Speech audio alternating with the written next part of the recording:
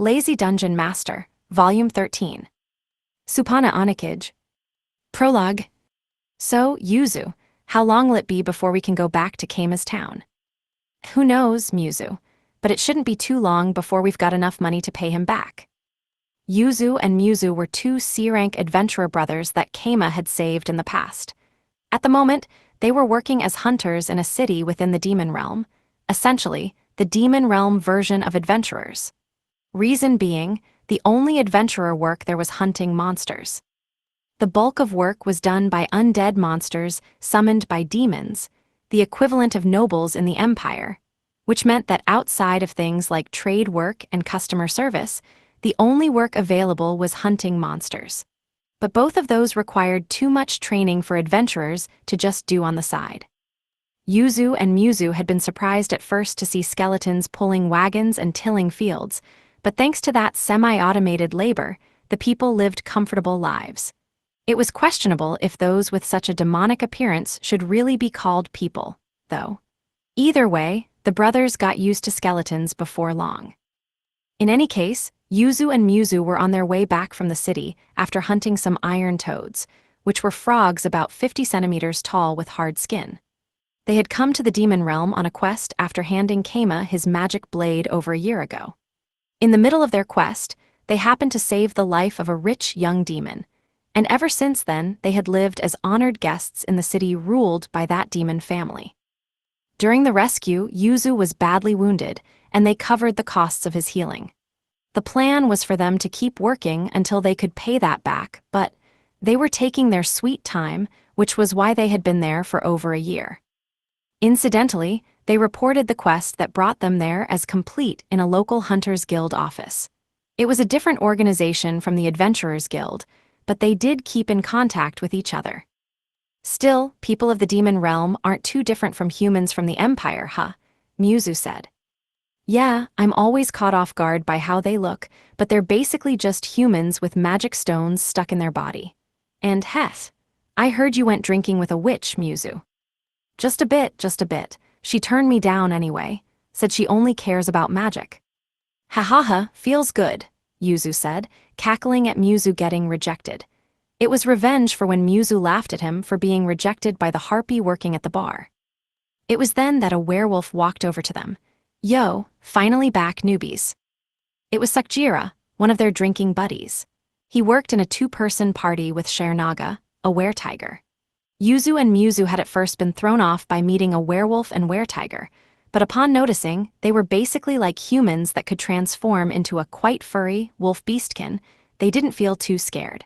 It helped that werewolves had magic stones in their hearts rather than somewhere visible. Hey, you listening, newbies. Sakjira sniffed with his wolf nose. We've been here for more than a year, you know. Isn't that right, Yuzu? Yeah, feels like it's about time he calls us by our names, Muzu. All right, good point. It's a bit much to keep calling you newbies forever. You're Yuzu and you're Muzu, right? Sakjira asked, rubbing his fluffy chin. Yup, and did you really have to ask? Shouldn't be too hard to figure out who's who. Am I right, Yuzu? Yeah, especially since we're always calling each other by name, Muzu. Hey, don't get the wrong idea. I'm just trying to appreciate different cultures here. Some people get ticked if you call them by their first name, he said, reminding Yuzu and Muzu that in the Empire, nobles all had long names, and they only allowed those close to them to use nicknames or first names. He was probably thinking of something like that. Makes sense, but don't worry. These are our real names, not even a single letter missing from them. Right, Yuzu? Huh, you forgot my name's actually Yuzordat. Ha, just kidding. Our names are just our names, Sakjira. Good then, come on, you two. Shernaga wants to talk. Yuzu and Muzu followed after him, wondering what was up. Shernaga probably just wanted to spar again. They passed through the well-built city, buildings as tall and finely crafted as the imperial capital, before reaching the training grounds where Shernaga was swinging a weighted wooden sword in the air. Ah, finally you're here.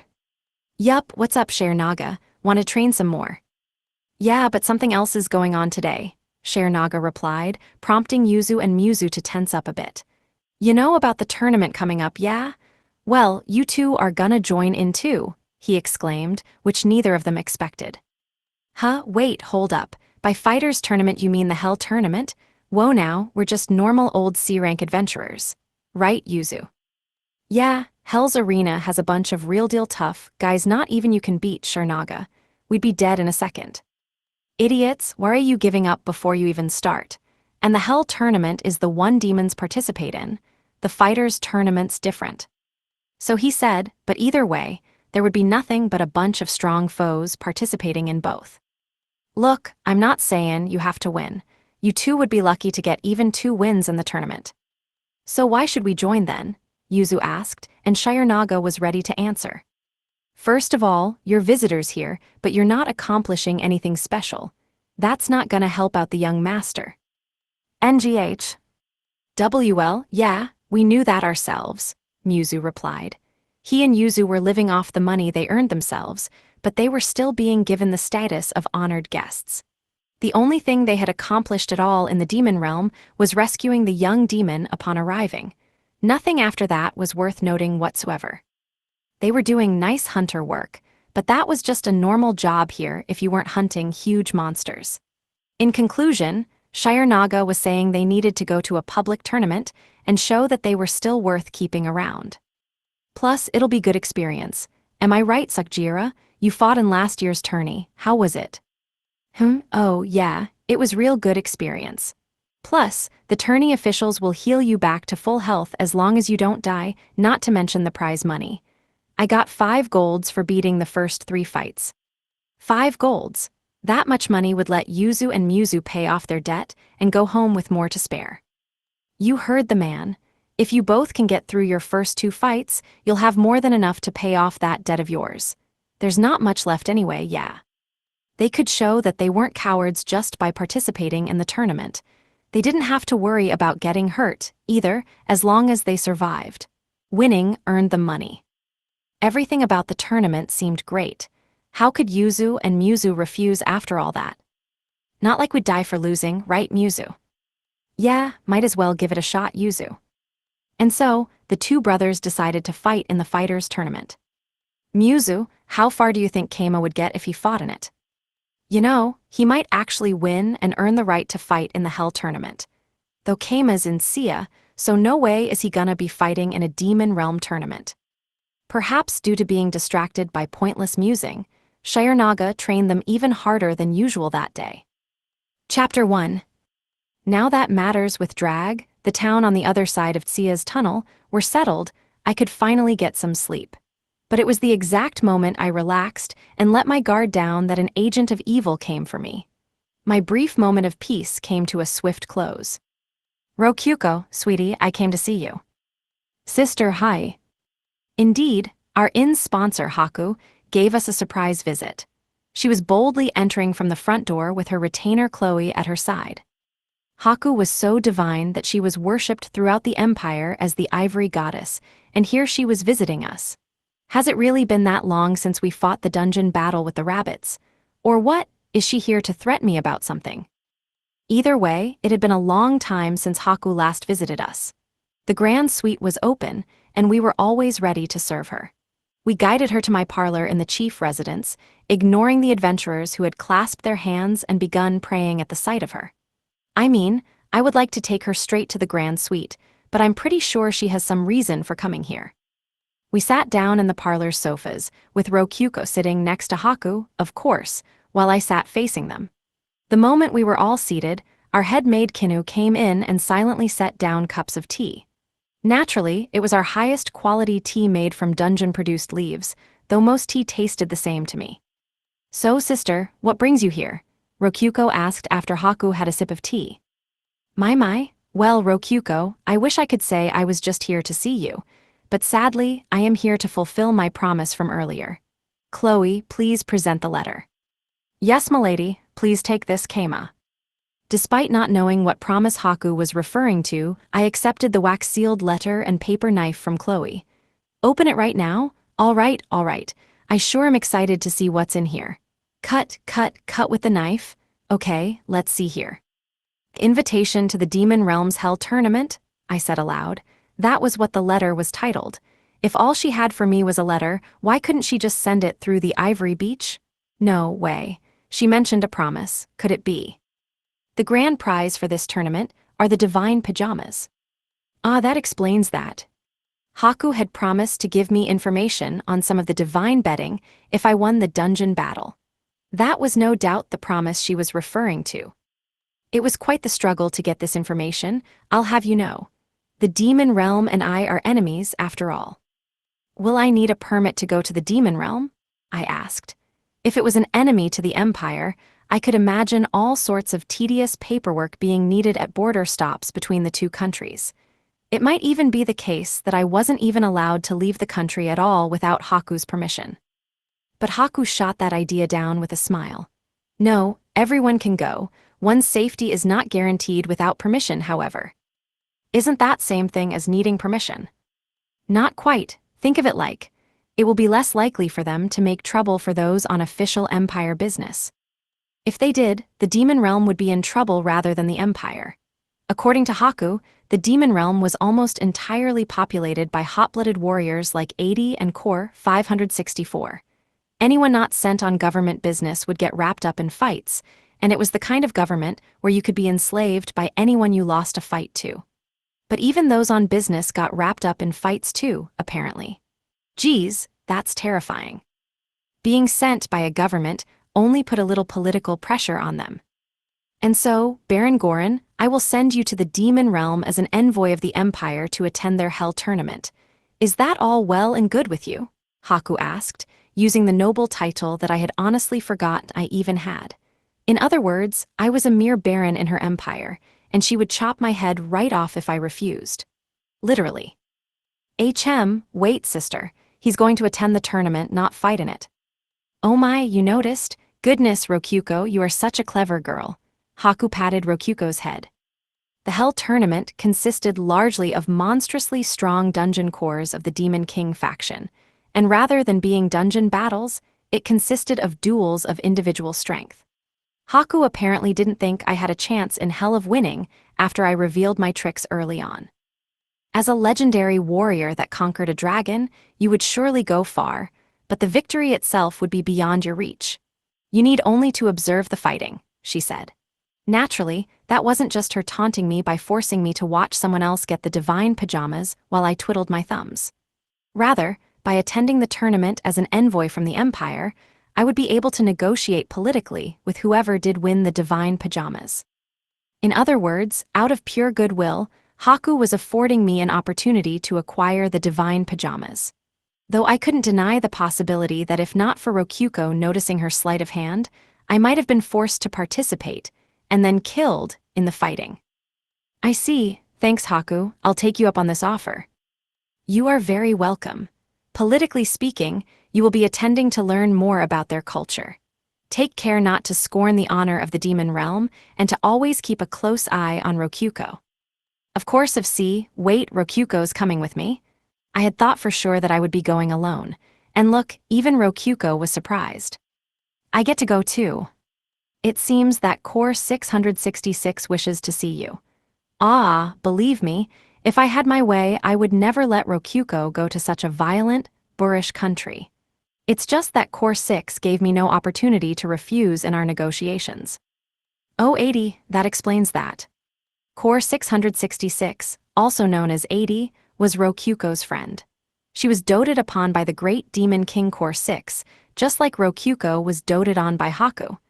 I had no idea what being doted on by that stern old man might entail, but apparently she was well trained in Demon King-style warfare. You can bet she was happy about that. You know, maybe the Empire and Demon Realm could end up as allies if Rokuko and 80 formed their own alliance. Okay, that's probably unrealistic. Rokuko, you, too, will be sent on cultural grounds. You may engage in as much cultural exchanging with Core 666 as you wish. Yay, thank you, Haku. Cultural exchange, huh? I guess drinking tea together could be considered a cultural exchange of sorts. Incidentally, I will send Misha to guard your dungeon while you are gone. Work her to the bone as you wish. You don't mind, Haku. She is the Imperial Capital's guildmaster, despite everything. It's quite all right, Rokuko. All she does is take naps anyway. That kind of reminds me of Keima, which makes me like her more. Funny, I was thinking the same thing. She and I get along just fine. Still, just what kind of place is the Demon Realm? 80s only told me a little about it, but she said they have dance parties every single day, Rokyuko said. Dance parties? Ah, if Core 666 said that, she was referring to duels and brawls. That is why, if you were to sum up the Demon Realm in a single word, it would be the country of barbarians. Yeah, barbaric is a good word for them, I agreed silently. Heima, I will be sending an agent of mine to protect Rokyuko. I do hope you understand. Of course. And so, it was decided that Rokyuko and I would be going to the Demon Realm. So Haku, when will this field trip begin? 2 weeks from now. It will last for 1 month. Oh, a whole month starting 2 weeks from now, huh? To that end, I ask that you come to the imperial capital by the end of next week. All right, I replied. We had plenty of time with half a month on our hands, but travel in this world was so slow that in normal terms she would have been informing us at the very last minute here. Not everyone can use teleport or dungeon functions to travel quickly. But well, Haku contacted us now knowing all that. We definitely have plenty of time here, since we can just go to the Ivory Beach, then go to the capital from there. Now with official business settled, Haku coughed and glanced Rokyuko's way. Rokyuko, you know what to do, I said.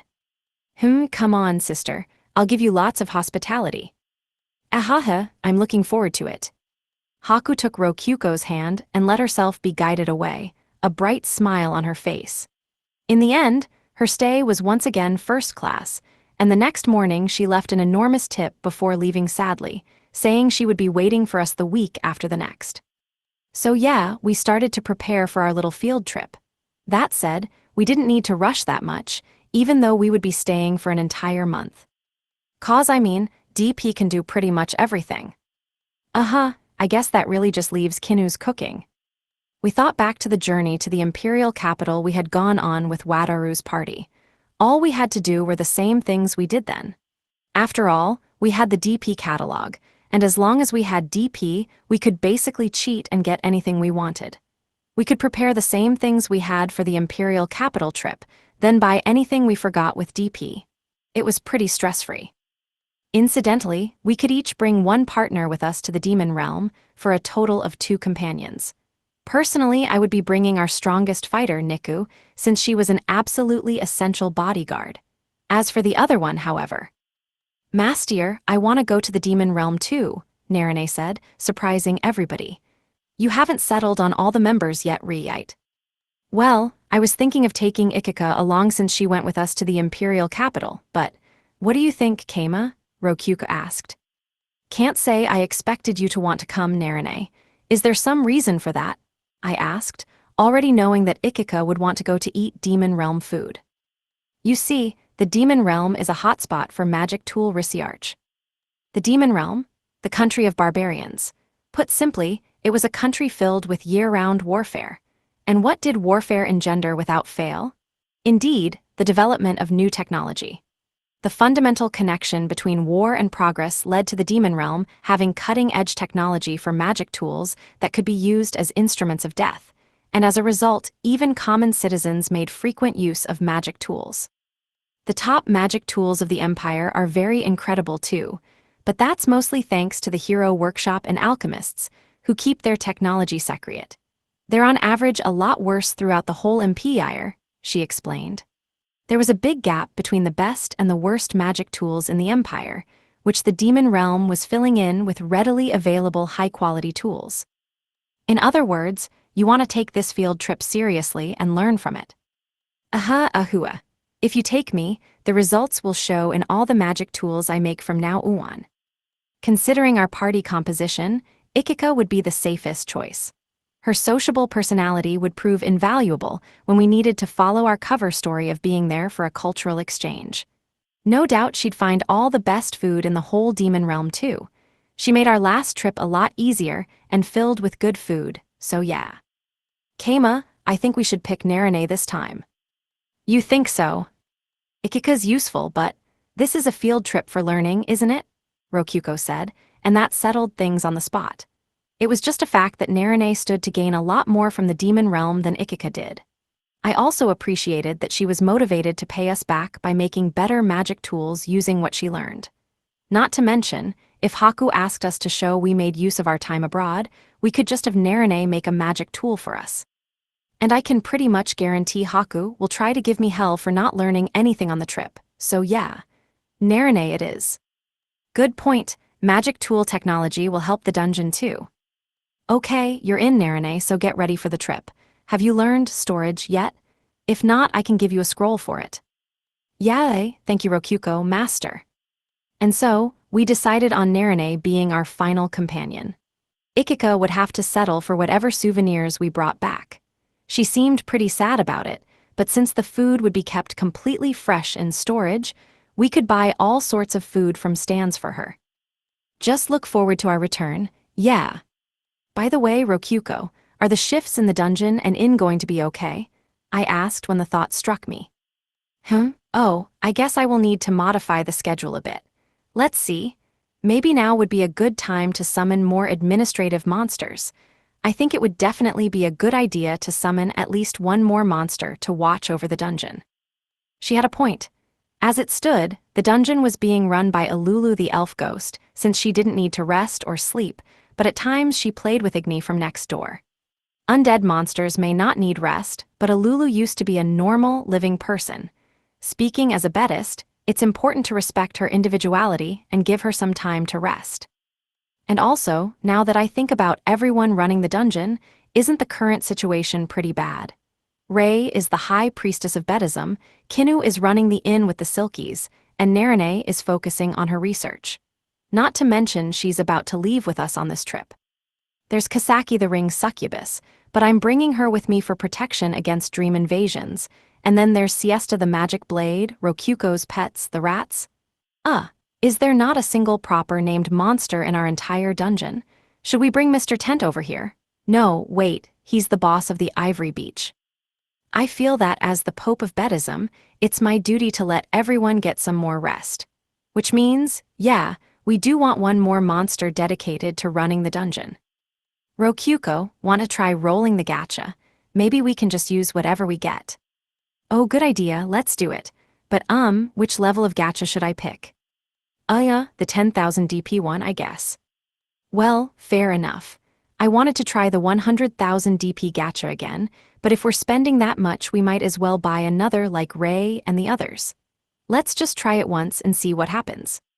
And so, we moved to the master room just to be safe. Any monster could be safely summoned here. Rokyuko quickly opened the menu and reached for the 10,000 DP gacha. Whoosh, a magic circle spread out.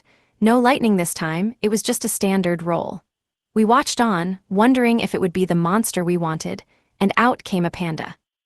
A black and white bear, Rokyuko said. Yep, it's a panda. A 1-meter-tall panda. Welp, guess this goes into the crowd of Rokyuko's pets, and I guess as a bear it'll be good in a fight, but why is it a panda?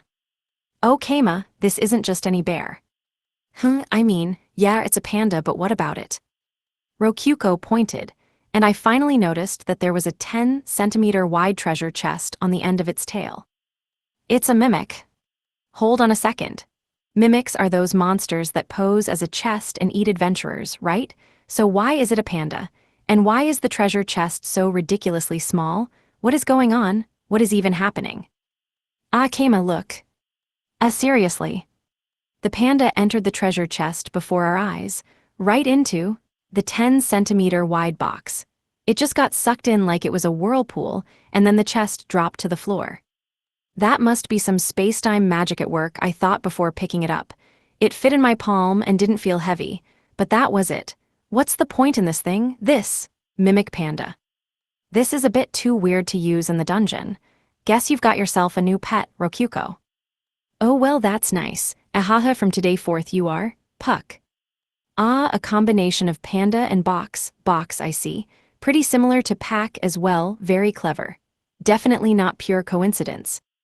And so, we failed to get a dungeon manager, but we did get a new pet for Rokyuko. Which means we need to get more manual with this. We opened the DP catalog to look for a dungeon monitoring monster. I looked through our options as Rokyuko clicked the tiny chest with a monster inside open and closed. Can you stop that, Rokyuko? You're probably annoying the panda, though I know it's funny to see it swoosh in and out of the box. I feel like I kind of want a monster that just dryly manages the dungeon without kicking up much of a fuss about it. An intelligent monster, but one without strong feelings. Maybe a ghost like a Lulu. I get the feeling that a lot of ghost monsters just aren't good at all. Getting a Lulu herself was like a jackpot, but the ghost in Core 564's dungeon was stupid enough to leave its own boss room. Anyway, since it will be managing the dungeon, the monster will be serving beneath Rei just like a Lulu, Rokyuko observed, closing the mimic panda and shoving it into her pocket before sitting next to me to peer at the catalog. So you think we should get something that would work well with a vampire? Her sudden approach hit me with a wave of her sweet scent. If we look through other blood-sucking monsters we've got. An ogre, maybe one with intelligence. I'm not so sure about that. I think a plain Oni would be better. This demon seems solid too. And of course, they're going to be intelligent. We would be in trouble if they weren't.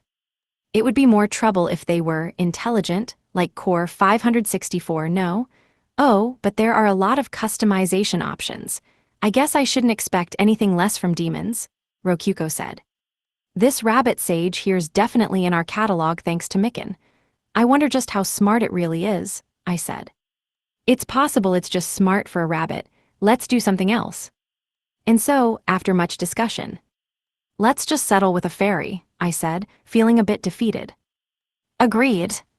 Size didn't matter when it came to running the dungeon.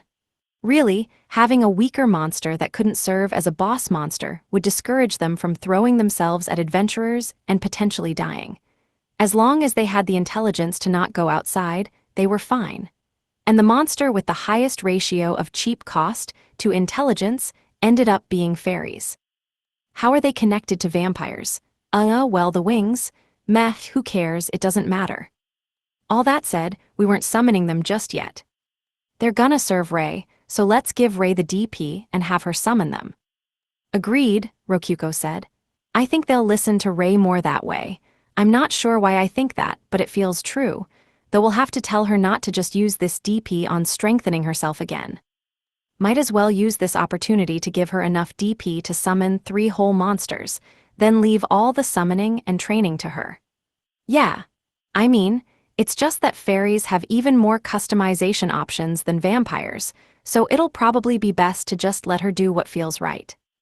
There were options for gender, height, existence of wings, and even expansion rate, whatever that meant. There were even elemental options on top of all that. The only thing I know for sure is I want them to have magic talent, since I want them to create golem and stuff. It's possible she gets so overwhelmed by the options that she doesn't summon anything before we leave for the trip, Rokyuko observed. We can just set a deadline, not to mention naming them. We'll have to give the monsters menu access after all. Oh right, that's important. They will be managing the dungeon, so we couldn't grant someone the right to grant others menu access, at the moment anyway. In other words, granting menu access was the only thing that only Rokyuko or I could do. The monster had to be named for it to work as well. We couldn't give admin access to a nameless mob monster. We summoned Rei over to the master room and went over the situation with her. Direct subordinates just for me, she exclaimed. Yep, we want them helping out with running the dungeon. Pick any fairy you like and summon them. Try to get it done before we leave for our trip. Yes, master, as you wish, Rei shouted, giving a sharp salute. Rokyuko gave her a handshake to give her the DP. Each fairy was about 15,000 DP, so we gave her 45,000 DP in total. I'll go ahead and give you enough for 3. Fairies have a lot of customization options, so just do what you can to make them fit for running the dungeon. Make sure they can be on good terms with a Lulu. Understood, this responsibility is heavy, but you may count on me, Rei exclaimed. She seemed to be bubbling with joy. Sure, consider yourself counted on. We've got to focus on our upcoming trip anyway. The next day, there were a ton of fairies flying around in the master room. Some were red, some were blue, some were green, some were yellow, and one was bigger than the rest. Obviously, there were a lot more than 3. Isn't this like 10? Seriously. Seems like there's a lot of these things. There definitely is a lot, Rokyuko agreed. Master Rokyuko, I have long awaited your return, Rei said, welcoming us with a smile. Care to explain yourself, Rei? Pretty sure I said to get 3. Oh, right. This big ferry functions as a control tower for all the smaller, subservient ferries. So what, the big ferry cost 15,000 DP, and the rest cost 30,000. Did you buy a 3 for 100,000 DP set? No, in fact, believe it or not, this is in truth all just one singular ferry. Oh. Apparently, the ferries had a body split option, and that allowed one base ferry to split into 10 different ferries. If you use a skill scroll on the singular ferry, all the ferries it splits into can use the skill. So in my opinion, it is very cost-effective. I see, not a bad idea. Good thinking, Rei. Yes, sir, your praise is my greatest joy, Rei said, her eyes shining with happiness over being praised. If she had a tail like Niku, no doubt it would be wagging incredibly hard right now. So, it all totaled up to 45,000 DP, huh? Actually, it cost 50,000 DP, but it's fine, I used my own savings to cover the difference, Rei reported with a smile. Whoa, whoa, whoa. But that was your pay, this is for the dungeon. Here, let me pay for it. No, no, no, no, I just did this on my own. Don't worry about it. I'd feel bad if I didn't set this straight. Plus, you saved us DP long-term with the scroll costs, so yeah, go ahead, Rokyuko. Aka-ai, Rokyuko replied, pinning Rei's arms behind her so she couldn't escape. Dungeon monsters couldn't defy the dungeon core, but Rei had 0 attack power, so she was even more helpless than usual. And since both of Rokyuko's hands were filled, she couldn't exchange the DP with a handshake like yesterday, so she bit Rei's earlobe to force the DP into her. Eep. This happened because you didn't just accept the DP, okay? Nom nom nom. Ah, eep, Rokyuko, Rei squeaked out, shutting her eyes tight and blushing red while trembling. Getting DP involves like a low-frequency massage, so it feels kind of like being jolted with electricity. Though it's not really a big deal when you get used to it. And normally it's on your hands, not your ears. Also, is it just me, or does Rokyuko really like biting ears for some reason? Maybe I should lend her some goblin ears in the future. Okay, there's your 5,000 DP. NMM, thank you very much. I overspent without permission, and yet you would still go so far for me. Like I said, we're actually saving money thanks to the scroll stuff. Heck, I'm even willing to give you a bonus. Is there anything you want? If it's not something too expensive, I'll get what I can for you. Ah, why you don't mind, Rei said with a beaming smile. Yeah, I think I'll go up to like 10,000 DP for her. In that case, I request the honor of being your Dakimakura as well, master.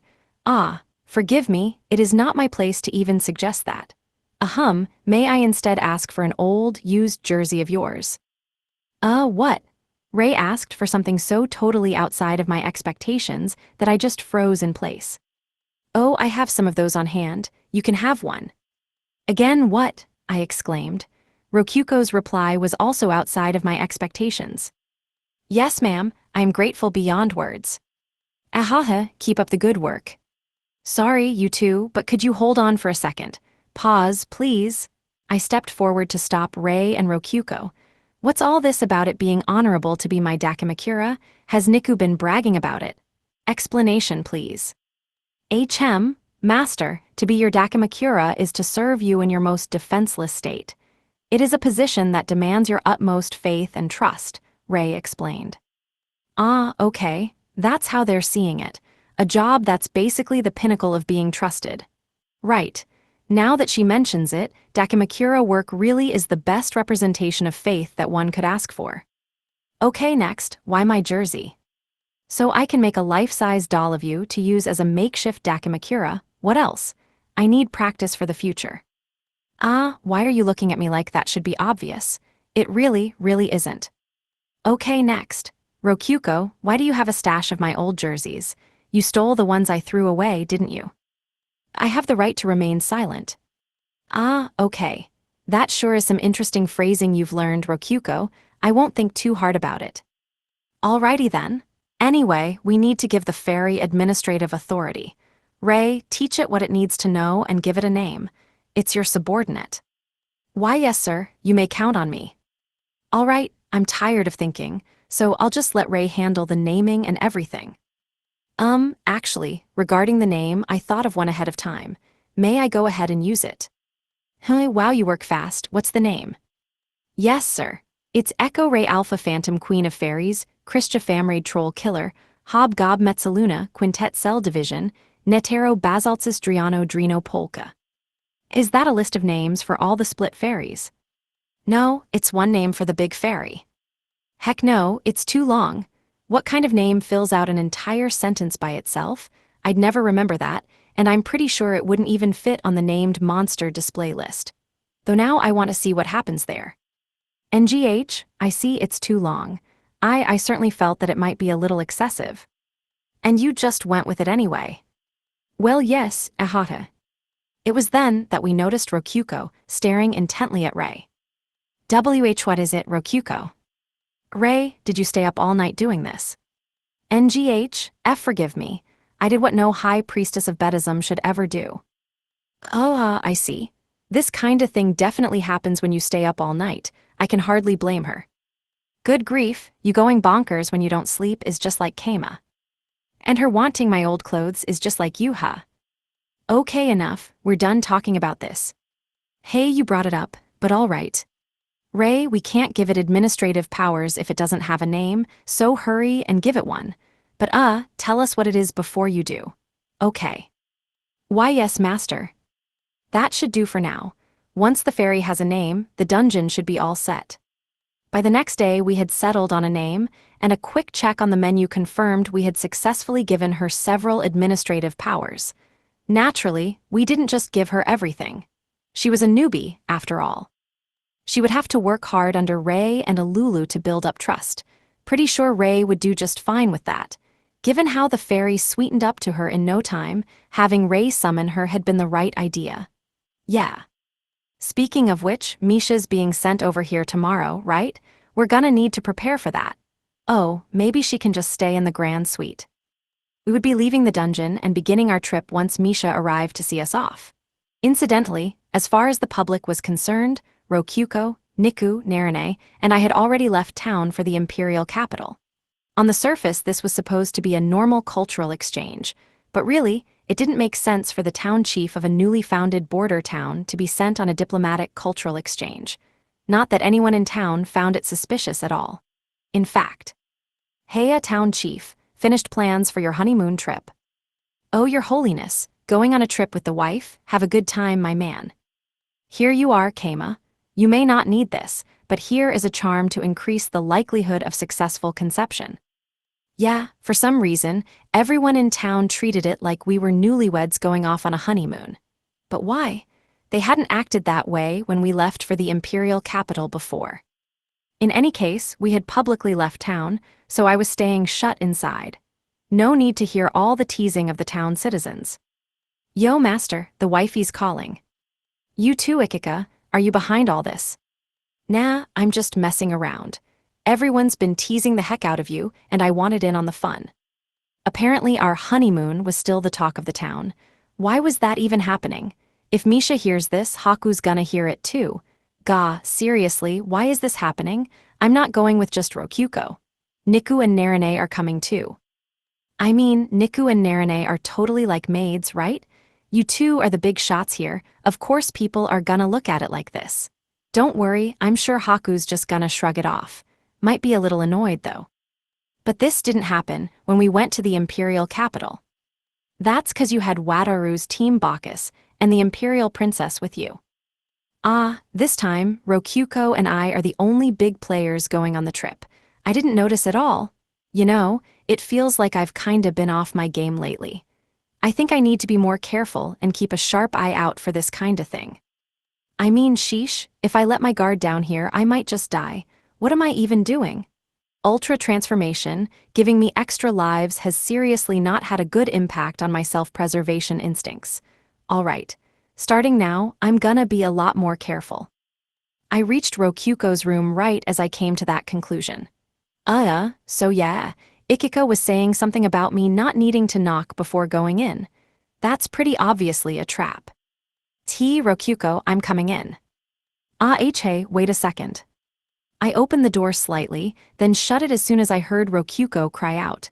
Hess, that would have been bad if I wasn't paying attention. Hello, why didn't you come inside? You said to wait, and so I did. What did you want me to go inside? I mean, no, but yes. Now you're just talking nonsense. Having some head problems, Rokyuko. In any case, I waited a bit, then went inside. Rokyuko was sitting in a chair that was turned to face the door. What are you planning? It doesn't have anything to do with you, so just don't worry about it. Seriously, what's she planning? I thought, at which point I noticed a manga volume lying on the floor. Wait. I'm pretty sure this is an Isekai series where the dude walks in on girls changing all the time. Alright, I get it. That's the trap she was aiming for. Wait, don't tell me. Is Rokyuko the one spreading the rumors of us being a married couple going on a honeymoon? Let me try to trick her into spilling the beans. Rokyuko. My head will roll if Haku hears these rumors about us being a couple. The heck are you thinking? Keima, Haku's a good person. She wouldn't do anything that serious. She may be nice to you, but she's not nice to me at all. Rokyuko puffed out her cheeks in a pout. I poked them, causing her to blow out air. Okay, she's not denying spreading the rumors. That basically confirms she's behind them.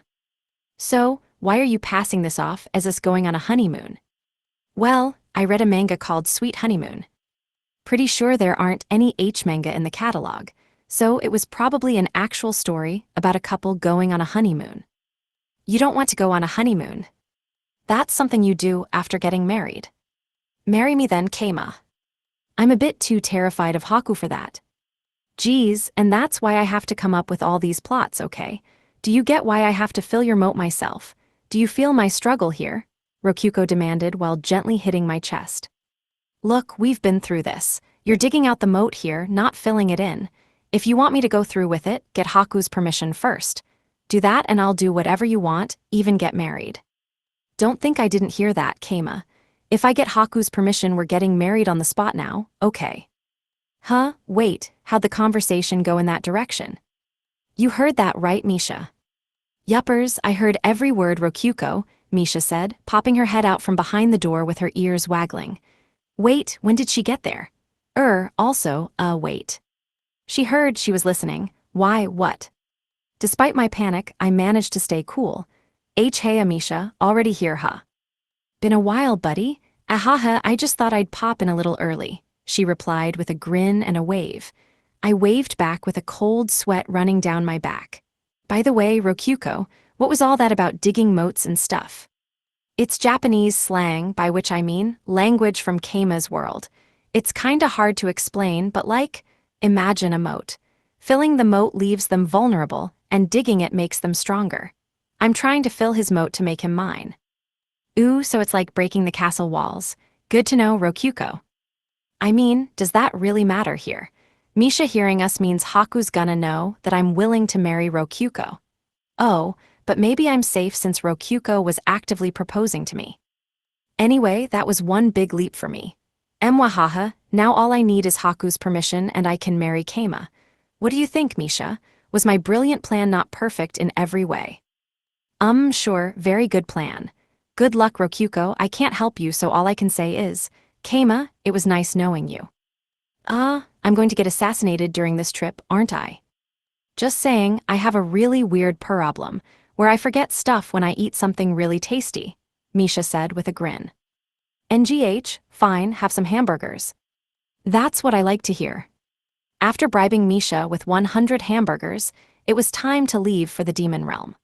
We would be leaving through the master room and taking Niku and Narine with us to the Ivory Beach, where a carriage prepared by Haku would take us to the imperial capital. It's nice that Niku can travel using dungeon functions too, Rokyuko observed. Yup, slaves are items after all. Don't ask, it's a long story. The fact that Haku didn't say anything about us traveling with Niku probably means it's a normal thing to do.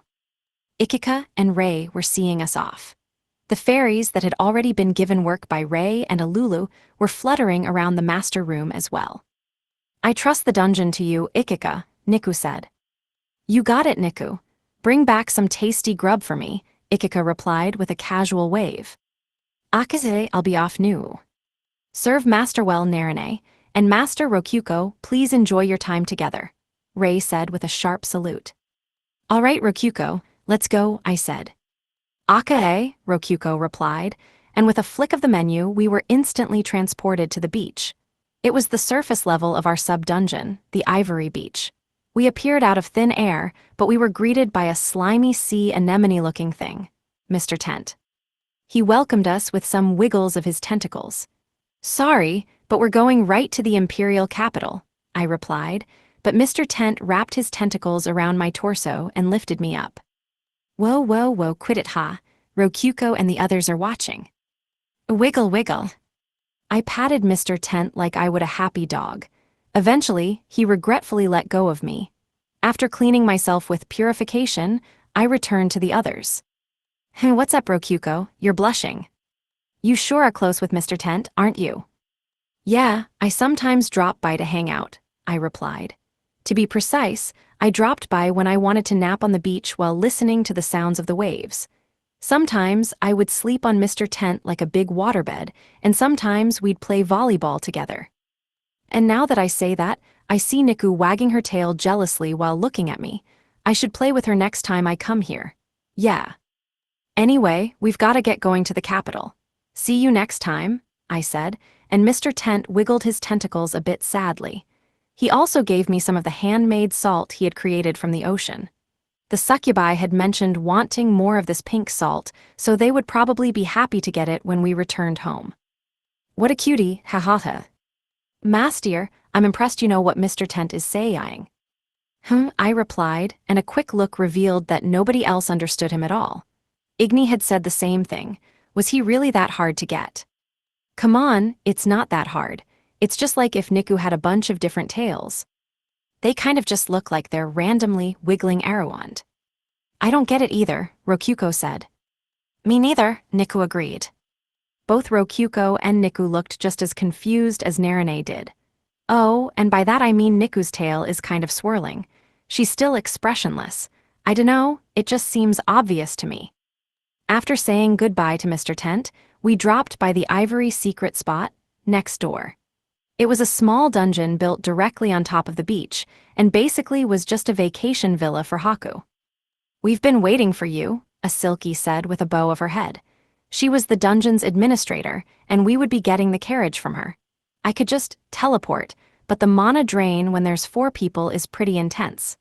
Haku could have welcomed us at the beach herself, but maybe she's so busy setting up the trip that she couldn't spare the time.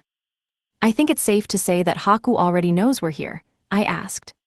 Yes, sadly, she is too busy with work to see you herself right now. Will you be departing at once? Yeah, I think so. The sooner we get there the better. And so, we got into the box carriage for nobles and headed to the imperial capital. Or, actually, is this one for the royal family? It's crazy comfortable. I could actually just lay down and sleep in it. There's the Silky driving it, after all.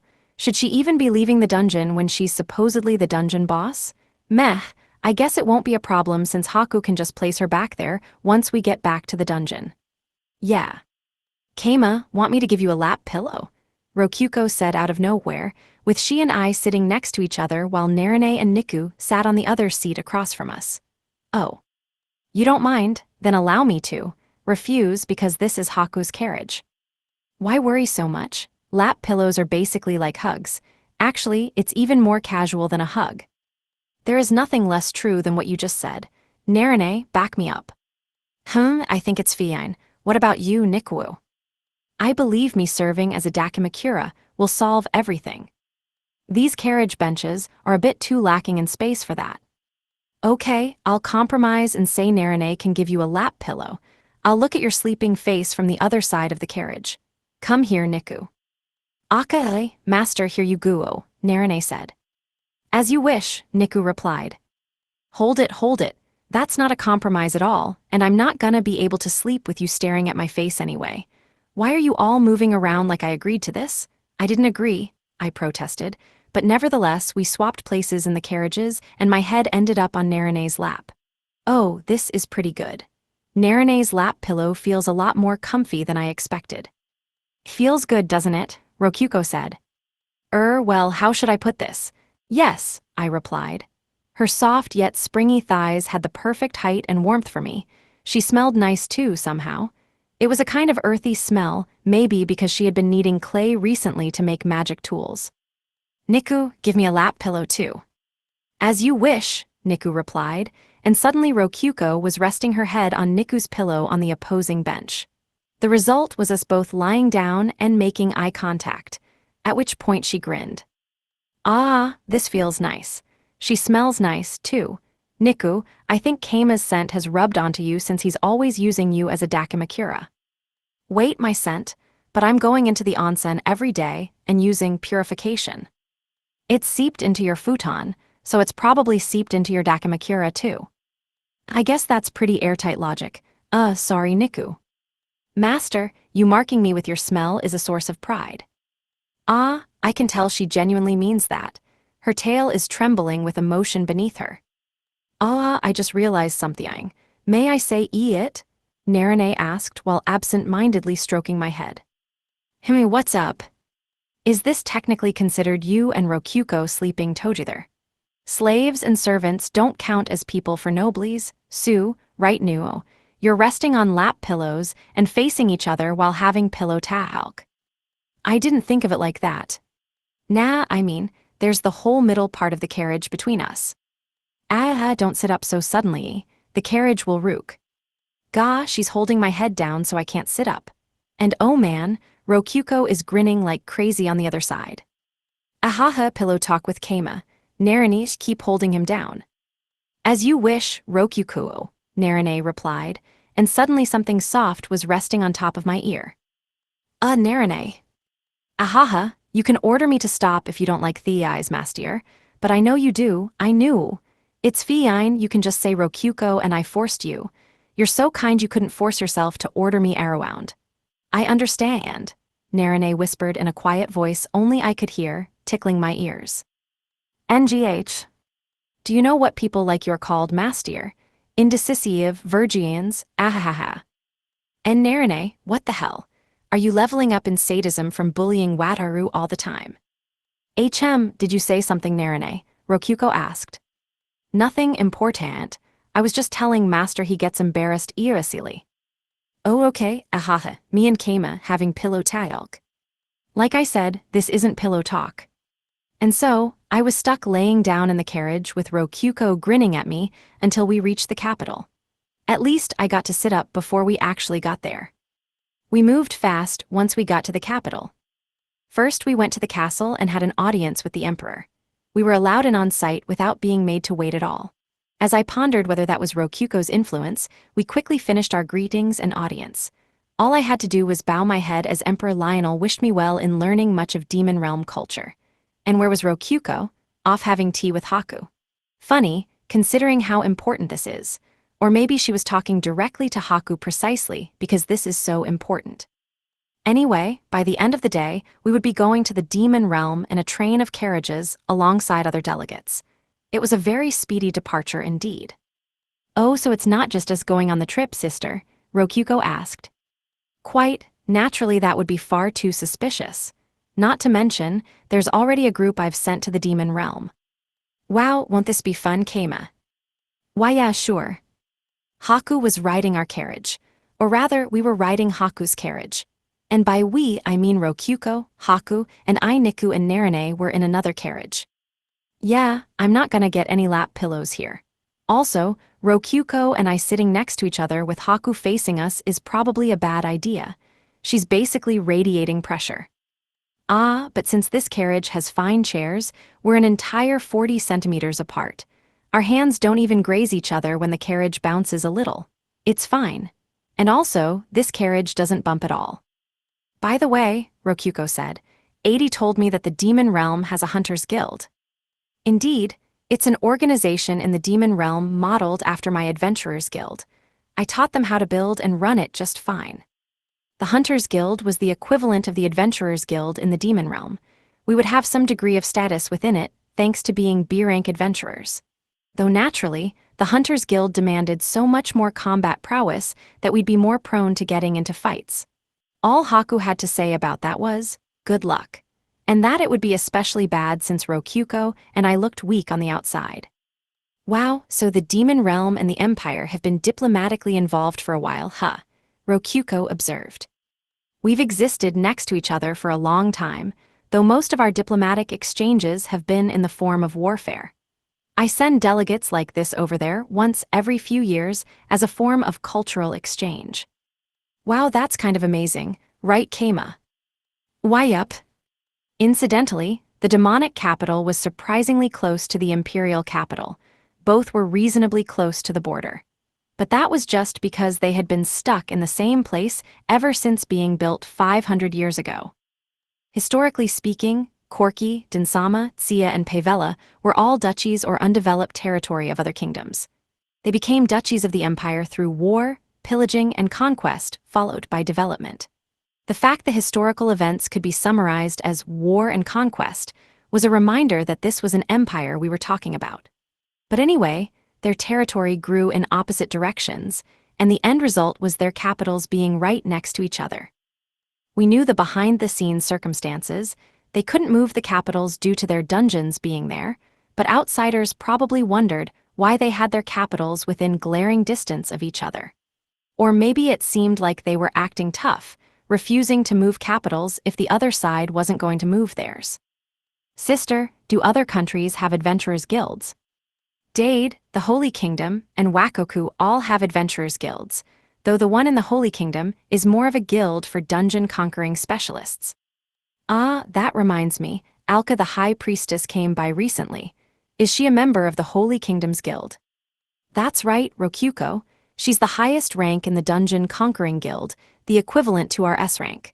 Though I had intended for her to never enter my empire again. Apparently Haku had remade the agreement such that the High Priestess couldn't enter even if she died, changed her name, and became an entirely new person. Yeah, to be fair, she really had illegally entered the empire. With that in mind, you may kill her on sight if you see her in the empire. That includes her servant. Okay, sister, if we can kill her we will. Right, Keima? Alright, this time for sure, I'm done with that insane High Priestess for good, hopefully. Though it wouldn't be odd at all for her to barge into the empire, prepared to die. That's terrifying. So, Rokyuko, it's a bit late for this, but are you truly ready to go to the demon realm? This is your last chance to turn back. I'm going, sister. My friend Adi wants to see me after all. Oh my, you look happy. Ahaha, my sweet little Rokyuko, finally making her first friend. But don't get too close to her, understand? The demon realm and the Lavirio Empire are often at war with each other, remember. Akae, you be careful too, Keima. Alright.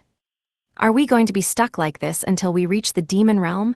I feel a bit out of place and would like to go to a different carriage. Oh, I can't. Oh. By the way, Haku, is it possible to sleep in this carriage? You'll have to lean back and sleep against the chair. Would you like a blanket? Or rather, I suppose you don't need one when you have the divine bedding. Actually, both the divine comforter and the divine quilt are Rokyuko's, so I'm kind of stuck. I'll borrow a normal one if you don't mind. Oh my, I see. I suppose the only one you own yourself is the divine alarm clock indeed, Haku replied before snapping her fingers. Chloe appeared out of nowhere with a blanket in hand, which I took while wondering where she had come from. A second later, she had vanished again. Is there just a hidden magic room for servants in the carriage? I guess that's Haku's carriage for you. So yeah, I'm gonna sleep. Have fun talking with Haku, Rokyuko. This'll probably be the last time you two get to see each other for a while, I said before leaning back against the chair and covering myself with the blanket. That's true. Sister, do you mind if I sit with you? Oh, but this chair only seats one. Unfortunately, Haku said, seeming as if she truly did regret that from the bottom of her heart. Rokyuko, however, kept up the attack. Can I sit on your lap then? Ah, why you don't mind, feel free. Okay, here I go. Whoa, is it just me, or has Rokyuko been way more aggressive lately? Either way, I decided to go to sleep while watching Rokyuko sit on Haku's lap. My plan had been to just fake sleeping since I was terrified of being so defenseless in Haku's presence, but with Chloe, the succubus around I would be found out instantly. I had no choice but to steel my resolve and just do it. I guess I can relax a little since Rokyuko would stake her life on protecting me from Haku. All right. I'm counting on you, Rokyuko. Now that I think about it, does Chloe protect Haku at night too? Kind of like me keeping my ring succubus around at all times. I'm kinda curious now, but I'm just gonna sleep until we reach a place to set up camp. Then I will continue to sleep. Oyasumanasai. For 1 week, I lived in a cycle of napping in carriages during the day and sleeping in tents at night, until eventually we reached a demon realm city. Hugh, finally I can sleep in an actual bed again, I said. Good work, Keima, but you could have slept inside the carriage with us at night, you know, Rokyuko said. Sorry, but I don't have the courage to full-on sleep while you and Haku are talking. Incidentally, there were no inn-towns along the road to the demon realm, since everyone who tried making one got wrapped up in their wars and died. But while Haku's carriage had bedding built into it, that was where Haku and Rokyuko slept. Men like me were just naturally forced outside. Oh, and some bandits attacked us on the road, but we were fine. The delegates Haku provided were all warriors as well. Apparently, you had to be pretty strong to be sent to the demon realm at all, since weak people would just be attacked and killed on the spot. Which brings me to the fact that demon realm bandits are pretty insane. They attacked a carriage train, obviously sent by a high-ranking Lavirio Empire figure. Hard to say whether they had big balls or small brains. By the way, it seemed to me that Niku was the most effective fighter out of all of them. It only took a few days for everyone to start calling her the decapitation puppy. Can you figure out why? I think you can. Sigh, there is nothing more depressing than the knowledge that my sweet little Rokyuko will soon be in the care of that miserable old man, Haku murmured as we reached the city. And by city, I meant the demonic capital itself. It was very lively, maybe due to the hell tournament that was being held.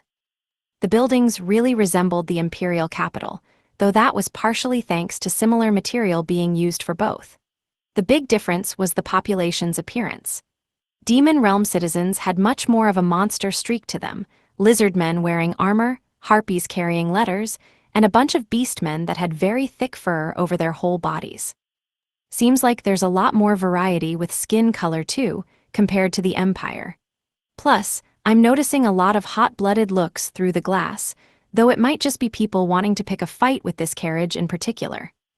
So this is the demon realm, huh? I muttered. Indeed, the one and only, Haku replied in a somewhat tired tone. I didn't have anything to say to that, so I just nodded. The carriage kept going, and eventually we reached a sizable mansion, which seemed to be our destination. We went through the gate, our carriage train coming to a stop in the garden within the center of the C-shape formed by the mansion. Within moments, we were surrounded by soldiers in full armor, which left only their tails, wings, and furry hands in view.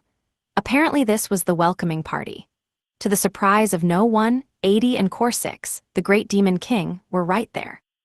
It only made sense that the leaders of the country would come to welcome an envoy containing the leader of another country, but personally speaking, it was pretty funny to meet the great demon king right after arriving at the demon realm. It was like leaving the starting village and immediately getting the last boss in a random encounter. We meet again at last, Rokyuko. I've been waiting for you, 80 said. 80, aha, I came here as soon as I could, Rokyuko replied. They then smiled and hugged. That was fine with me, but it was a little problematic that they ignored formal greetings and immediately engaged in a flagrant friendship hug. The delegates with us were glaring daggers at them. HMPH, I shall allow your dogs to study our culture here, Core 6 said. Just don't try to keep them here forever, Haku replied.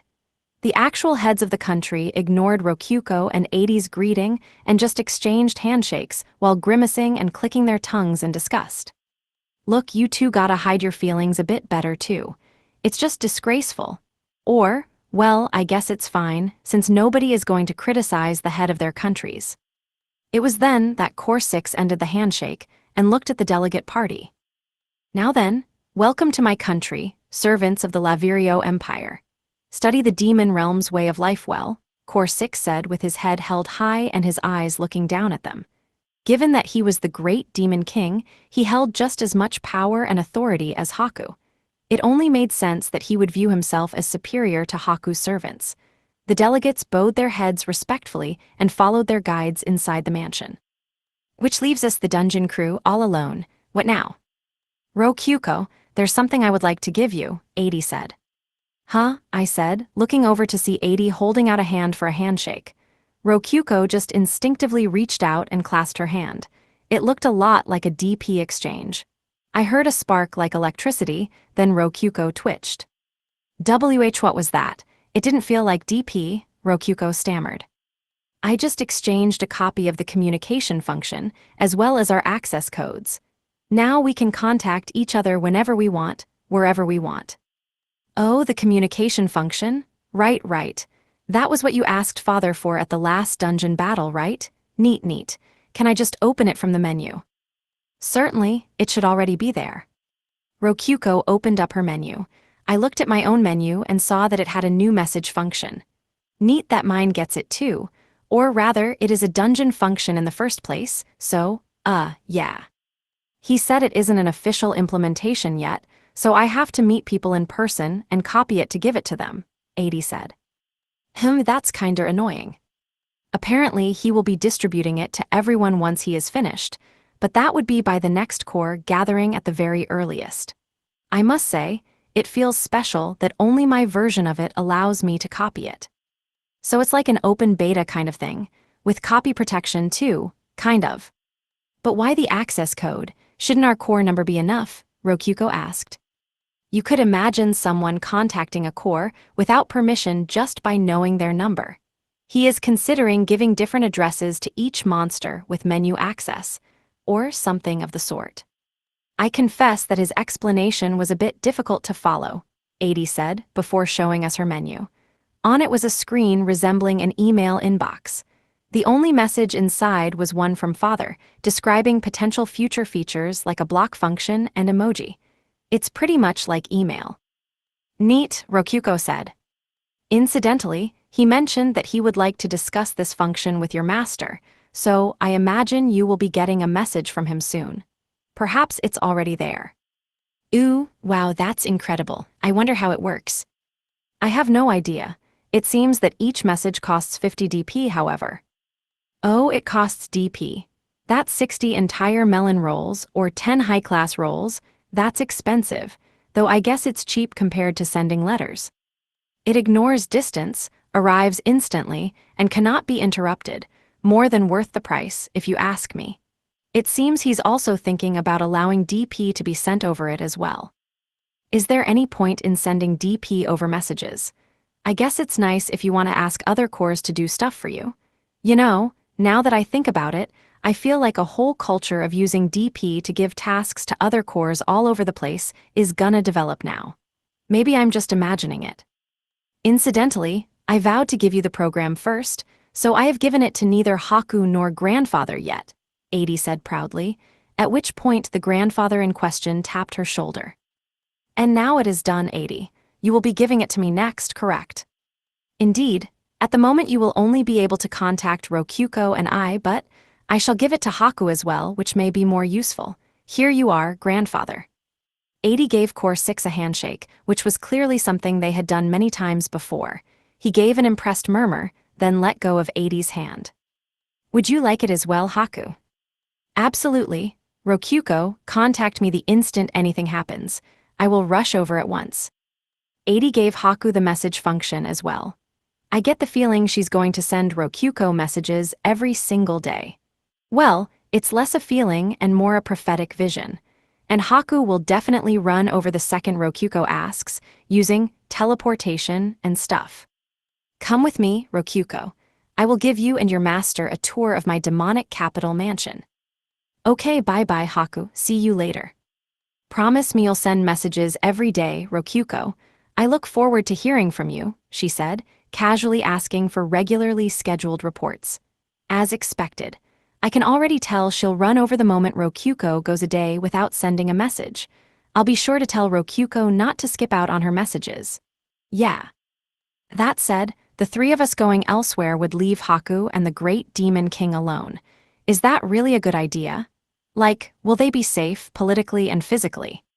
Fear not, Rokyuko's master. The two of them are quite close friends. have you noticed that this garden doubles as an arena? Rea. I glanced back and saw that Haku was pulling out a white spear while the great demon king was unsheathing a black sword. Yeah, okay, this is definitely out of our league. This is going to be, a meeting with the language of combat between the top dogs of both countries. Here in the demon realm, mansions had fighting arenas like empire mansions had swimming pools.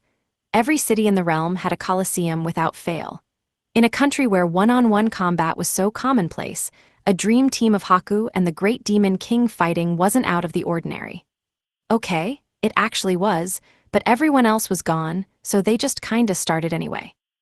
Oh shit, someone tried to watch and got blown away by the aftershock.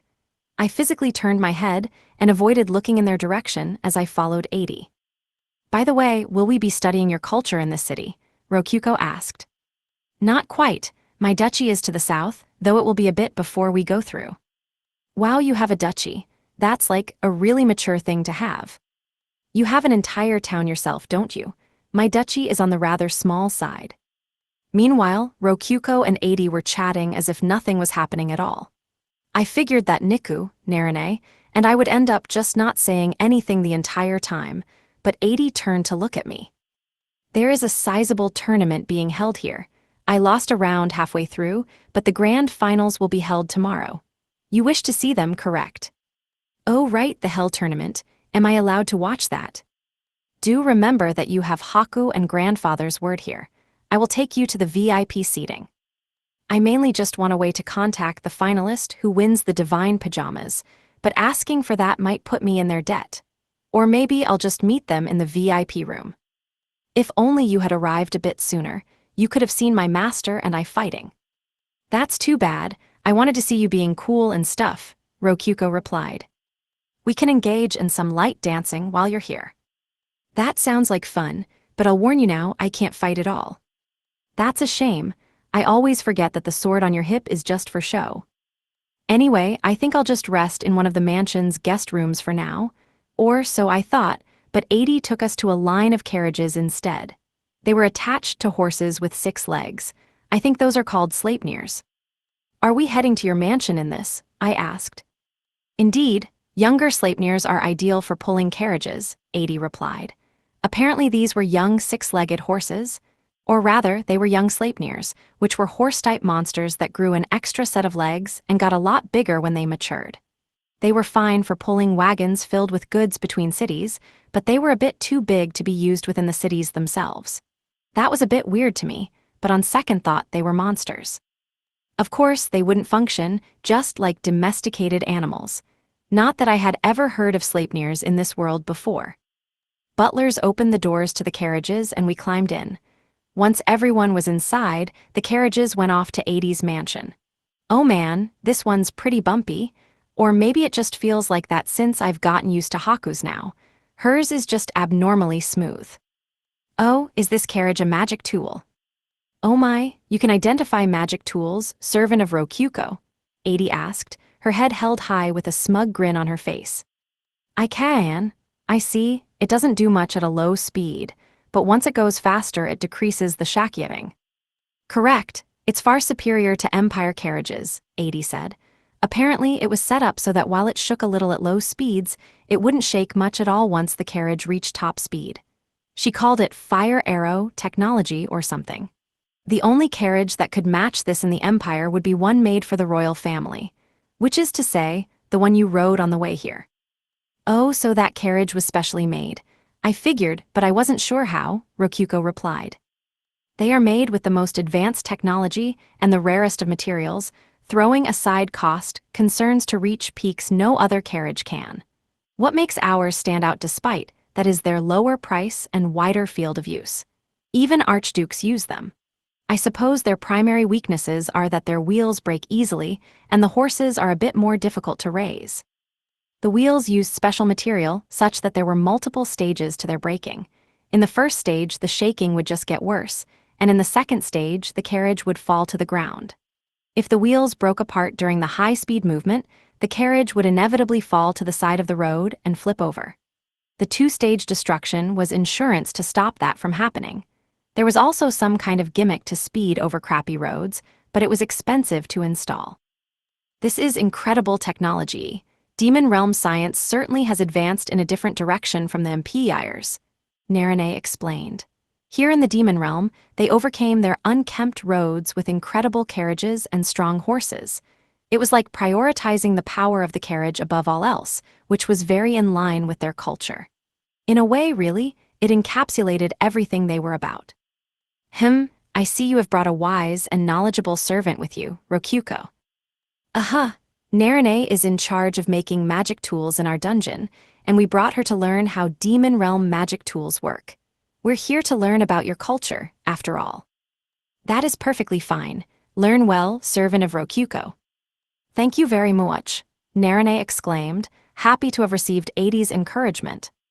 The truth is, grandfather is paying for your visitation here, since I cannot yet move that much money myself. The Sleipnirs are such big eaters they are quite expensive to maintain, though in return they can run at full speed for over half a day. Well, that's fine. We rode Haku's carriage to get here, after all.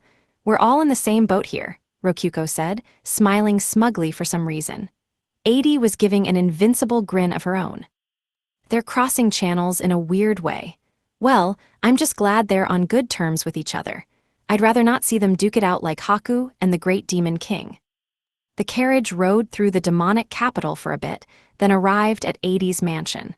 We got out of the carriage and saw that the building was made of stone. It was sturdily built, no doubt to be a fortress in the event of an invasion. We left our minimal luggage with the servants, then followed Adi inside. I suppose an early dinner should be in order. Or would you rather rest first?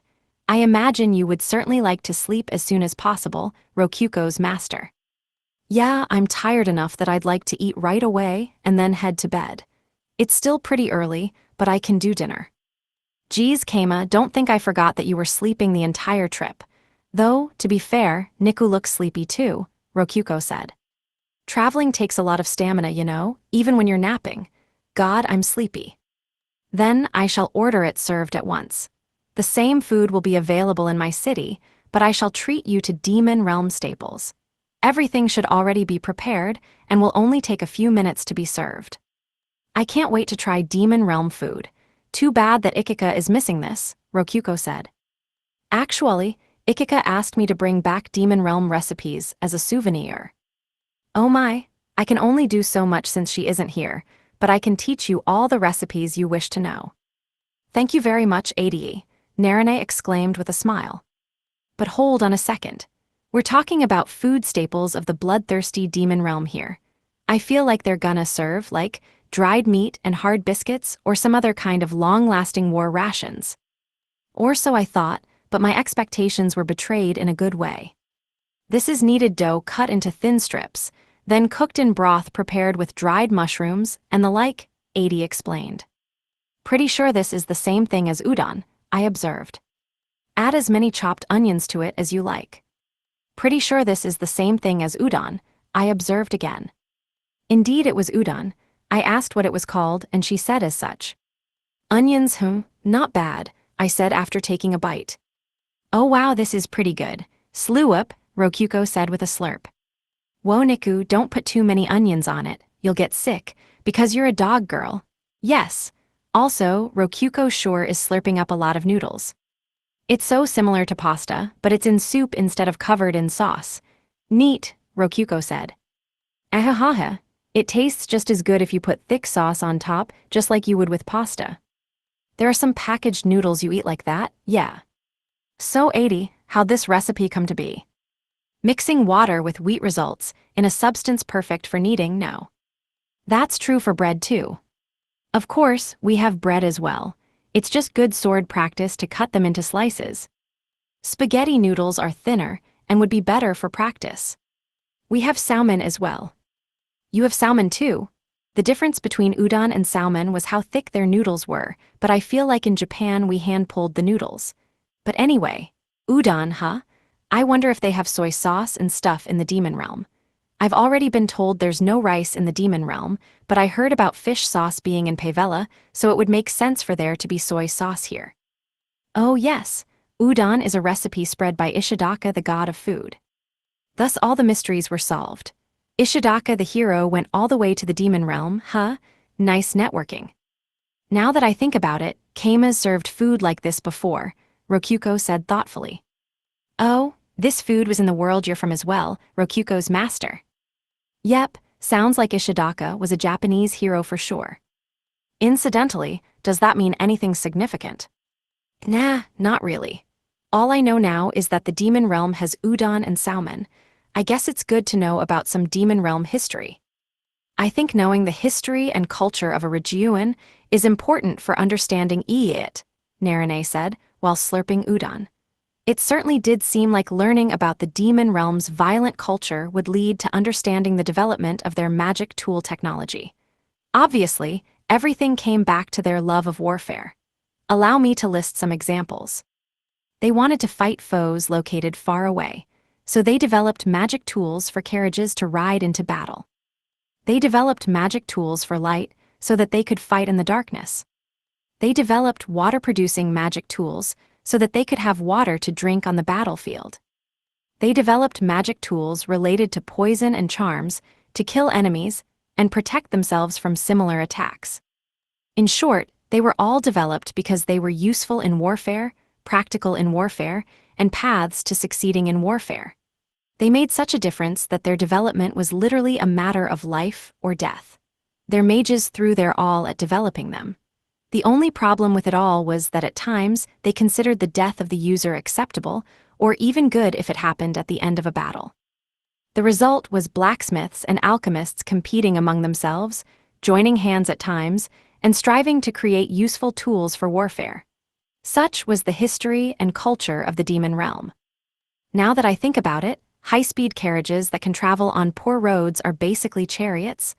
Of course, the demon realm would make them. Should be easier to shoot arrows and spells without much shaking, too. War is always the mother of invention, no matter where you go. Yeah, that was what I thought about while eating the udon. Good use of brain power. After eating udon, a staple of demon realm cuisine, we were guided to our rooms. They were made of stone, but had carpets spread across the ground. Oh, nice, and they've got real-deal beds. 2 per room, let's see how they feel. Ah, it's hard. Yet another board with blankets and a sheet spread over it. Guess the bedding's not too advanced here. I should spread a futon on top of the board, I guess. Oh, you intend to bring your bedding to the battlefield, Rokuko's master? Adi asked. Apparently the demon realm believed in being wary at all times, which meant sleeping in the same conditions on both the battlefield and at home. If you could rest on hard beds in peace, you could rest on hard beds at war. That's the demon realm for you. Keima always prioritizes bedding over food and equipment, Rokuko chimed in. Strange tastes, huh? Bedding hardly ever makes a difference in the end. Perhaps he just needs to train more. Actually, soft bedding really does help you recover faster, Rokuko said, which made Adi fall into thought. Apparently framing in the context of recovering from wounds and battles exhausted was more likely to convince Adi than just saying it felt better. Soft bedding, then? I suppose I will need to provide some to be a proper host, though the only soft bedding in the demon realm are meat blankets. Meat blankets, oh, are those like our niku? Look, we all know niku means meat slave, and we all know those meat blankets are exactly like niku. I think I'm just gonna firmly decline here. Rokuko would kill me if I tried using a meat blanket like that. Oh no, it is the practice of returning to magic blade form and sliding yourself into a prisoner or prey to sleep. There are many weapon-type cores in the demon realm. They aren't exactly like niku. Holy shit, that's gory. Interesting, I guess that's not an option for me then.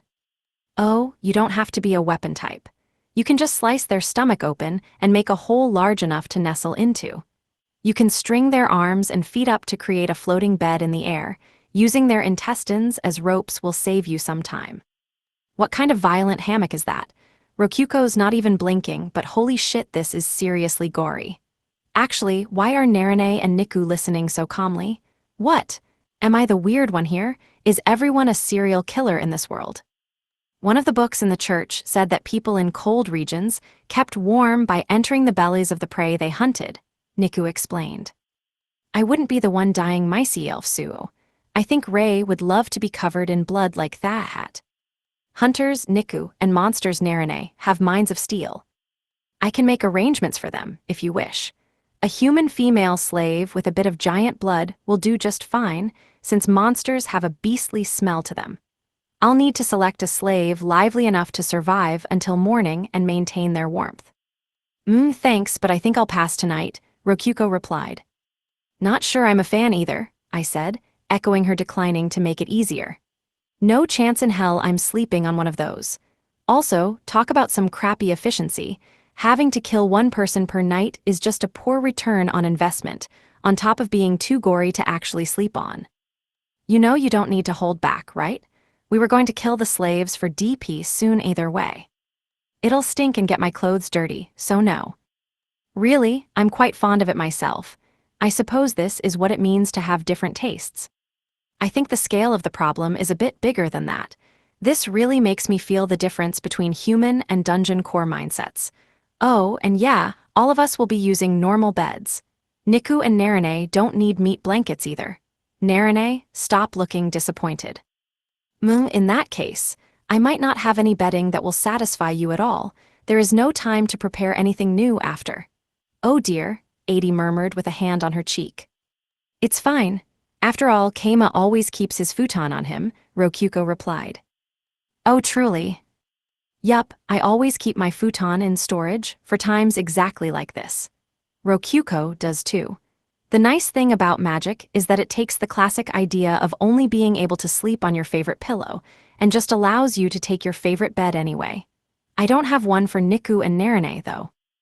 Assuming that Niku sleeps with Mastier, I suppose I won't have a Fudoin. You have DP, don't you? Buy one yourself, Rokuko replied. NGGGH? Narine groaned. I didn't fully understand the hesitation, since we did pay her DP as wages. We also paid her research funds for her magic tools. Oh, wait, is she so dedicated to her research she's struggling to decide between saving DP for it or sleeping better? I wouldn't have to think about that for a second.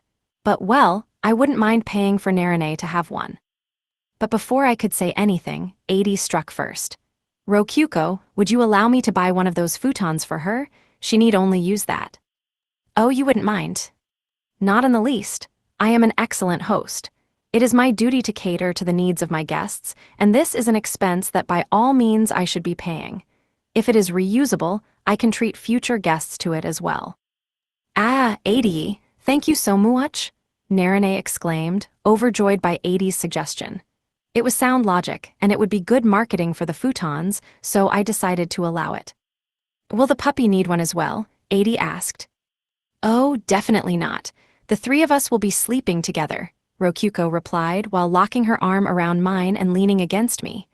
Wait, the three of us. Hold it, Rokuko. Won't we be in separate rooms? Why would we be? We're both visitors, so we'll be given the same room. Narine will be given a servant's room. Right, Adi? What the? I glanced at Adi, who smiled. Oh yes, Rokuko, you have my full support.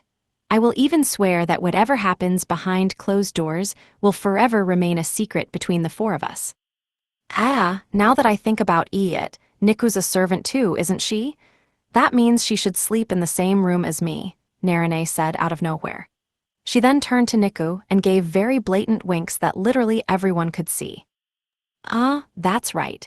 My Dakimakura services are unnecessary with Rokuko here. I suppose I'll leave Niku with Narine then, Rokuko said. By the time I recovered from my sheer disbelief of them thinking I didn't realize they were colluding, Niku had stepped over to stand beside Narine. Wait, Narine. If you take Niku away, I'll end up alone with Rokuko. I will go ahead and push the beds together, Adi said, kicking one of the beds so that it slid over and stuck to the other bed. Wait a second. I feel like all of my motes have been filled in, leaving me completely defenseless. Thanks, Adi, the extra room means a lot. Oh, don't worry about comforters, I brought my own. Wait. And so, Narine left with Niku, telling us to enjoy our night together. It might have been my imagination, but I felt laughter in her eyes, as if she was saying, let's see if you really are an indecisive Virgian. Ahahaha. And so, I ended up sleeping in bed with Rokuko.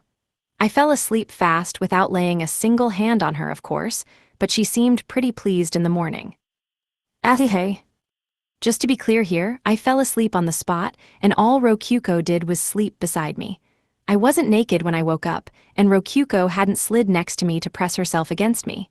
After all, we're all tired from traveling here. I was sore all over. Of course I fell asleep on the spot. I slept so soundly, I didn't even dream. The only weird thing was waking up to see Rokyuko staring at my face and grinning.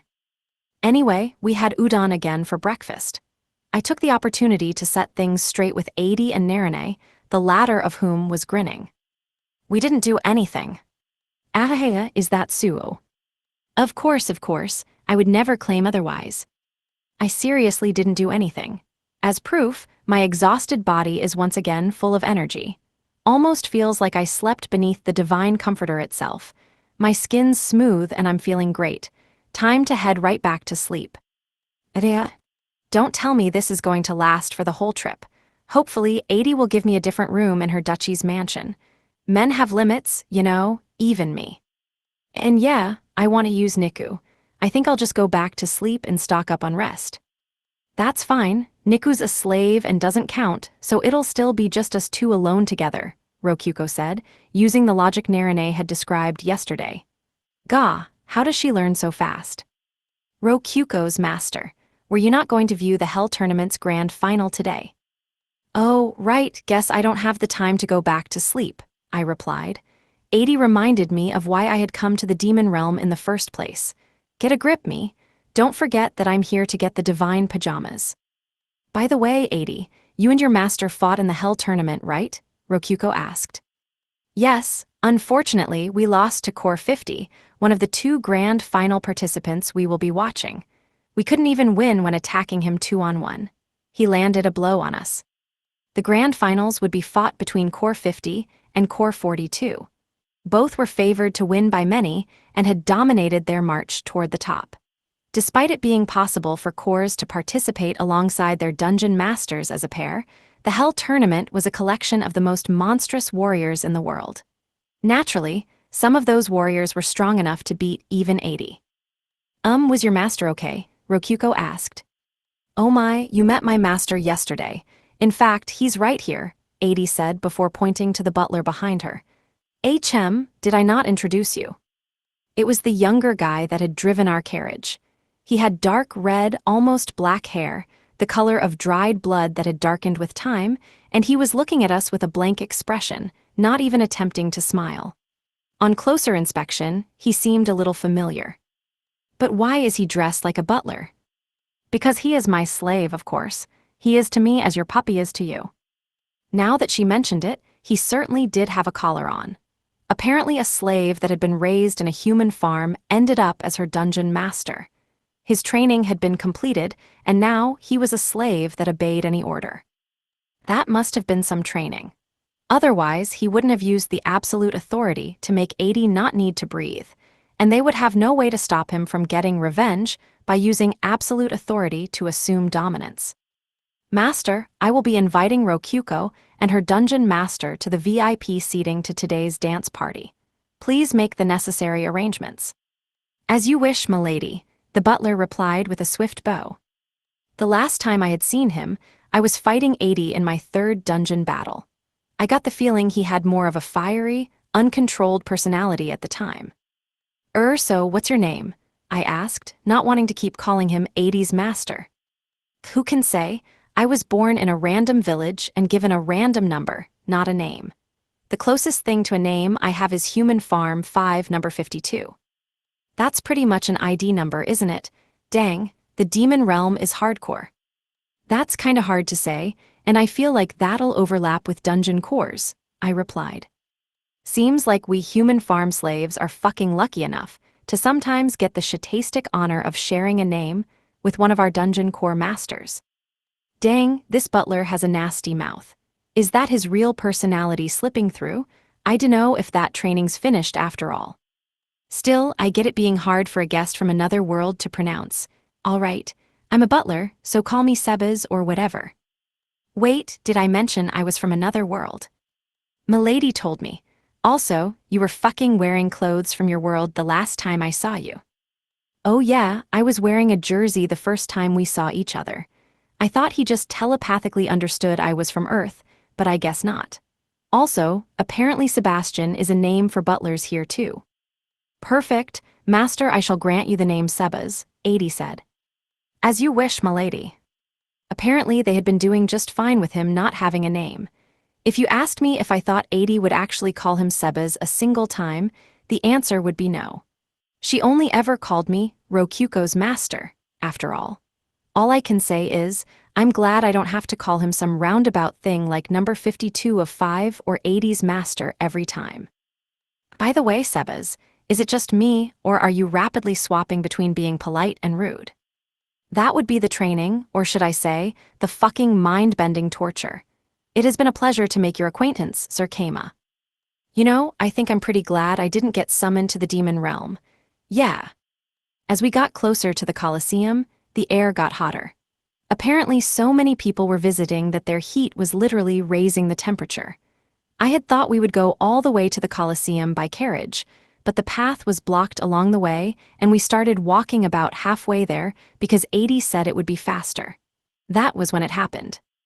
What, Keima, is that you, Keima? Came a voice. I said, turning around, and there was a hero I distinctly remembered, Wataru. He had a hat on, which was probably intended to be a disguise, but it really wasn't working. What brings you all the way here with Rokuko and the others? I mean, this is the demon realm, you know, Wataru said. Sorry, I think you have the wrong person. Nah. I know it's you, Wataru said, lifting up his hat to show me his face. I mean, okay, I knew I couldn't hide from him. I'm here with Rokuko, Niku, and Narine. Of course I couldn't pretend to be someone else. But still, I'm impressed he found us in this huge crowd. Oh, right, he has ultra good fortune. Yeah, I'm just kidding. Sup, Wataru, what brings you here? What do you think? I came here at Haku's request to participate in the Hell tournament. I got through the qualifier rounds and preserved the Empire's honor, though I didn't manage to win the main tournament itself. I said. The group Haku had sent on ahead included Wataru. By the way, try not to say my name too much if you can help it. I've fought in wars with this country before, so people don't really recognize me if I wear a hat since humans mostly look the same to them, but still, he said with a sad look in his eyes. Right, I replied. It had slipped my mind that the demon realm and the Lavirio Empire were at war with each other, but now that he mentioned it, he probably felt pretty uneasy about being here. Oh, so you're friends with Wataru, Rokuko? Fascinating, 80 said with a happy, or rather, a bloodthirsty look on her face as she buted into the conversation. Oh, you're one of the people who fought in the main tournament, I see. My name is 80. I was looking forward to crossing blades with a hero, but I unfortunately lost a round too soon, 80 said while gathering her skirt up slightly in a curtsy. It turned out that while all Wataru had said was that he didn't manage to win, he had actually won quite a few rounds before losing to the same person 80 did, Core 50. In fact, he had won in the round right after 80 and her master lost. If I had only won against Lord 50, we could have had a duel. Don't sweat it, Lord 50 was crazy strong. Oh, and Keima. That is his actual name, and believe it or not, he's a noble. Though nobles here are just called demons, monsters and demons are easy to mix up, but they're pretty different. A ton of demons here have numbers as names. The demon realm sure has some strange culture. Guess it just goes to show how much they prioritize practicality over everything. The names might sound strange to an imperial, but that's just how it works here. There's not much more depth to it than that, I said. Whoa, Keima, you sure are open-minded. Nah, I just know the truth. Plus, humans from human farms like Seba's having names like number 52 of 5 might be camouflage for the cores to just say their names outright. I would like to have a dance with you, Wataru. Are you free at the moment? 80 asked. Sorry, today's my day off. I feel like I'd miss the grand finals if we fought right now. I suppose I'm interested enough in the grand finals to agree. We can do it some other time then. Yep, if the opportunity arises, Wataru said. 80 held out a hand, and he gave her a firm handshake. Oh, want something to eat, Keima? I got some demon realm snacks at a stand earlier, Wataru said, handing out a cup to me. Inside was an orange-colored paste of some kind. Why the hell is it such a bright orange? It's kind of grainy too and sticky. I can feel the heat through the cup. Seriously, what is this? What is this food? Does it taste good? It's super sweet and good. Oh, Narine, you have some too, Wataru said. It was impossible to judge how it would taste from appearance alone. As for the smell, it's kind of sweet, but it's hard to say. Ooh, is that ground carrots mixed with wheat that's been boiled? Narine asked. Wow, you sure know a lot, Narine. It was one of the recipes they gave me, Narine replied. Oh, now that she mentions it, carrots are orange too, and it smells like carrot cake. Man, my impression of food sure changes a lot when I know what it's made of. Guess you can't be too careful when it comes to fantasy world food. Wow, it's all sticky, Rokuko said. It's known as hava. I believe it was one recipe introduced by Ishidaka, Adi replied, as both she and Rokuko took cups of hava from Wataru as well. Wait, this is from a hero. People ate this on Earth? Wow. Carrots and GH. I will leave this for Ikika, Niku said, putting her cup into storage without taking a bite. You've gotta learn to eat your vegetables, Niku. You don't seem too happy about the fact you're not getting any taller, but a lack of nutrients is probably to blame for that. So, just sticking around now that you've lost your match, Wataru? I asked. Yep, I'm just here for tourism now. What brings you here though, Keima? We're here on a cultural exchange, at Haku's request, of course. A cultural exchange, huh? I thought for sure you were here on a honeymoon, Wataru said, glancing at Rokuko. Rokuko gave him a meaningful smile and nod. No, don't even say that. Haku's still in the city and she'll come for my head. Oh, if you're here to learn about the culture, that explains why Narine's with you instead of Ikika, Wataru observed. Pretty much. The demon realm has some pretty advanced magic tool technology, after all. I guess I wasted my money buying all these magic tool textbooks I was going to give to her. I'll take them new, Narine said with a smile as she held out her hands. Wataru instantly handed the books right to her. Yay, thank you, Wataru. Anytime. Say, Narine, would you mind going on a date with me after all this? We can watch the grand finals in the participants' gallery together. Narine's working as our servant right now. If you really want to spend some time with her, I'm gonna charge you 5 golds per hour. Oof, that's expensive. Well, I don't want to get in the way of her work anyway, Wataru said as he gave up without much fuss. By the way, we already have plans to watch the grand finals in the VIP seats. Oh really, the VIP seats? Consider me jealous, or on second thought, I guess I'm not jealous at all. Wataru's statement there kind of threw me off, but we had somewhere to be, so I shoved it into the corner of my mind and walked to the Colosseum with Wataru. As soon as we got there, we parted ways. It seemed that the VIP seats 80 reserved for us were in an entirely different location from the participant seats.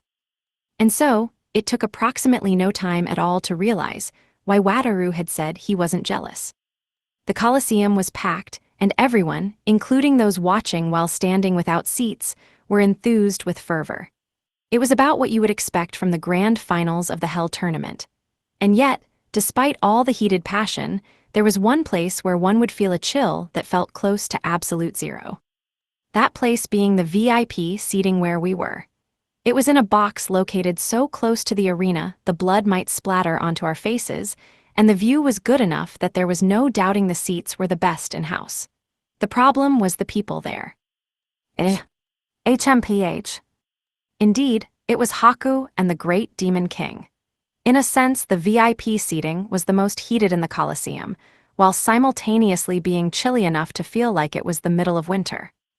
Who the hell gave these 2 seats in the same box? Father did the same thing earlier, but that was only fine because it was him hosting, all right. Sister, isn't this exciting? Grandfather, who do you expect to win, I wonder? Sitting there completely unfazed between them were Rokuko and Adi, and I was stuck sitting beside Rokuko. Do you understand what that means? Rokuko and Adi were sitting between Haku and Core 6, and I was sitting between Rokuko and Adi. Indeed. By some twist of fate, I was sitting in the middle seat of the whole box. Was this an attempt to assassinate me through stress? Niku, Narine, and Sebas were standing behind our seats as servants. That's where I wanted to be. But before I could slide back there, both Haku and Core 6 had directed me to sit with them. How could I refuse either of them? Rokyuko, I am hoping that Lord 50 wins, since he was the one to defeat me, 80 said. Oh, I think I'll cheer for him then. My Rokyuko, how sweet, ahaha. The two of them were like a spring breeze flowing through an icebox. It was so surreal I almost wanted to question whether they truly were invincible. Hey 80, mind if I ask why these two are in the box? Haku is a country leader, you know. Is it not obvious that she would sit with grandfather, a leader of equal status?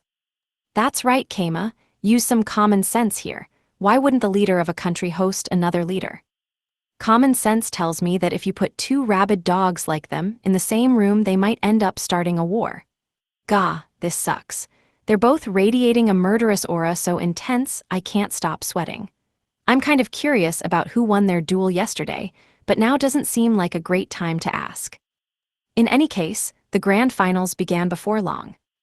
3 people stepped into the arena. First was Core 50, a black knight in full plate armor. His opponents were Core 42 and their master, neither of which were humans. The master was a triple-headed Cerberus, and Core 42 was a reaper with a scythe. Both teams were more than favored to win, and their arrival at the grand finals surprised nobody. The battle itself was intense as could be. Core 50 slammed his sword into the ground to send a wave of broken earth toward Core 42, whose master leapt into the air and roared with each of its 3 heads, each spitting out fire, water, and electricity, respectively, into a maelstrom of destruction. Every time I thought one of them landed a blow, it was actually an afterimage, and at some point Core 50 just flat-out split into 2, which led to Core 42 lifting up their scythe and bringing down a rain of icy blades. The once flat field of the arena ended up a broken mess covered in obstacles in the blink of an eye, which led to a high-level battle in which anything went, as they both exploited the obstacles to add dimensions to their attacks. All that said, I was so focused on the intense pressure of the 2 people around me that I could hardly focus on the fight. In the end, it was Core 50 who won. He and his clone had their swords pointed at the throats of Core 42 and their master, respectively. Now that the battle is over, it is fairly clear that Core 50 was in control from beginning to end, 80 observed. I couldn't really tell since everything was going so fast. Was he really? Rokyuko asked. His victory was so assured, he had the leeway to give Core 42 an opportunity to show off his strength and appear to be an equal fighter, 80 explained. I didn't actually understand how she came to that conclusion, but I did understand that Core 50 was overwhelmingly stronger than Core 42. Suddenly, Core 6 stood up and leaned out of the box. I shall prepare the field. Move, he said, and the 3 fighters retreated to the Colosseum's entrance. Grand pike, grand hammer, he said before swinging his pitch-black greatsword down. That was all he did.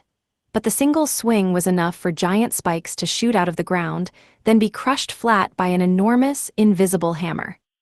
He had launched 2 area of effect attacks that covered the arena's entire field.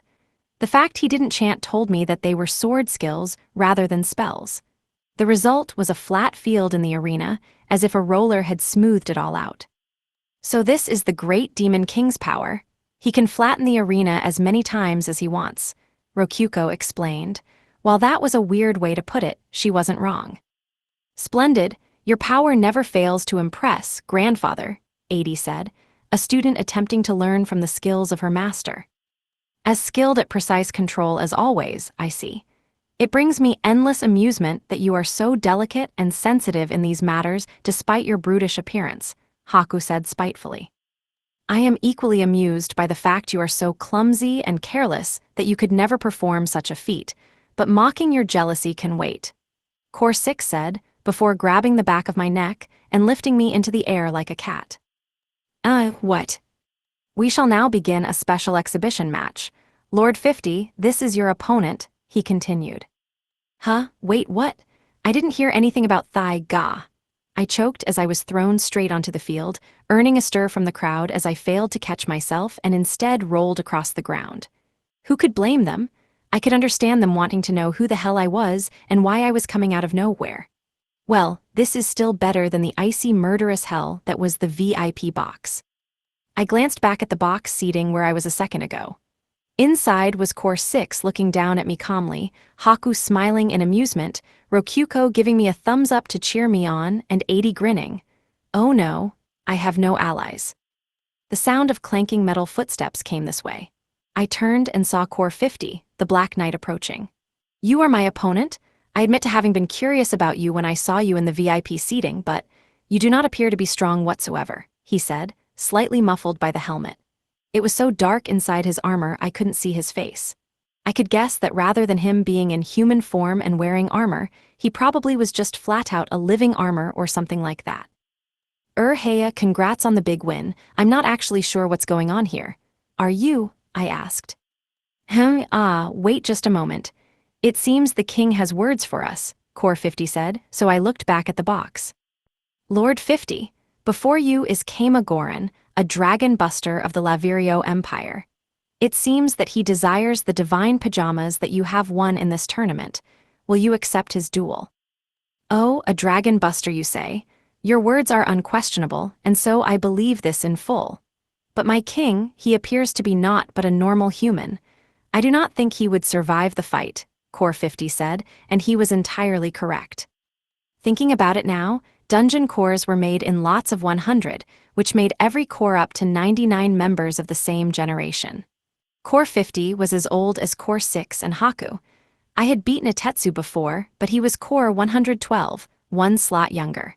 No way would Core 50 be weaker. A fair point. In that case, I forbid you from attacking him, and furthermore, if he lands a single blow, you will lose. The round will last for 10 minutes. Yes, my lord. Wait, so he can't attack me, and I win if I land a single blow? I might actually have a chance at winning then. This is a once-in-a-lifetime opportunity. So you'll give me the divine pajamas if I land a blow on you. Of course, as the king has ordered such, come at me with all you have. Well, okay. Here's to a good fight, I said, holding out my right hand for a handshake. Indeed, Core 50 replied, reaching out as well. We clasped hands and, done. Fireball. Ho there. I launched a fireball in a surprise attack, but Core 50 released my hand and evaded it in the blink of an eye. Gah. Biwahaha, what an excellent fighting spirit you have. I see you truly wish to win. He had dodged my initial surprise attack. Core 50 told me to come at him, and I said, here's to a good fight, which more or less signaled the start of it. My plan was to use that logic to call my surprise attack fair, but he had predicted that entirely. Guess it goes to show he's not the top dog of all the battle-crazed Demon Realm warriors for nothing. How about this then? Gate open, I summon thee, magic-wielding monster of stone. Serve me, summon gargoyle. Summon gargoyle, summon gargoyle, summon gargoyle. Go. These are small fries, but there are certainly a lot of them, Core 50 exclaimed.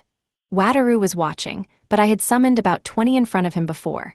I would try to attack with numbers, but with a max limit of 20 gargoyles. Cheers filled the arena. Whether they were cheering at me for summoning so many gargoyles at once, or cheering at Core 50 for dodging 20 magic attacks at once with ease, it was impossible to say. Biwahaha, not bad at all, Core 50 said, lightly sidestepping all the attacks so nimbly it was hard to believe he was in a full set of armor. He was so nimble it really was like he was dancing. It just went to show that his true body was the suit of armor after all. Fireball, ice bolt, I chanted, throwing out curving fireballs and straight-shot ice arrows. But Core 50 easily dodged and blocked those as well, not letting a single hit land on him. Rapid-fire attacks weren't accomplishing anything. At this rate, he would just block everything. I let the gargoyles do their own thing and focused on my own magic. Ideally, I could use an invisible area of effect attack that covered the whole field like what the great Demon King just did.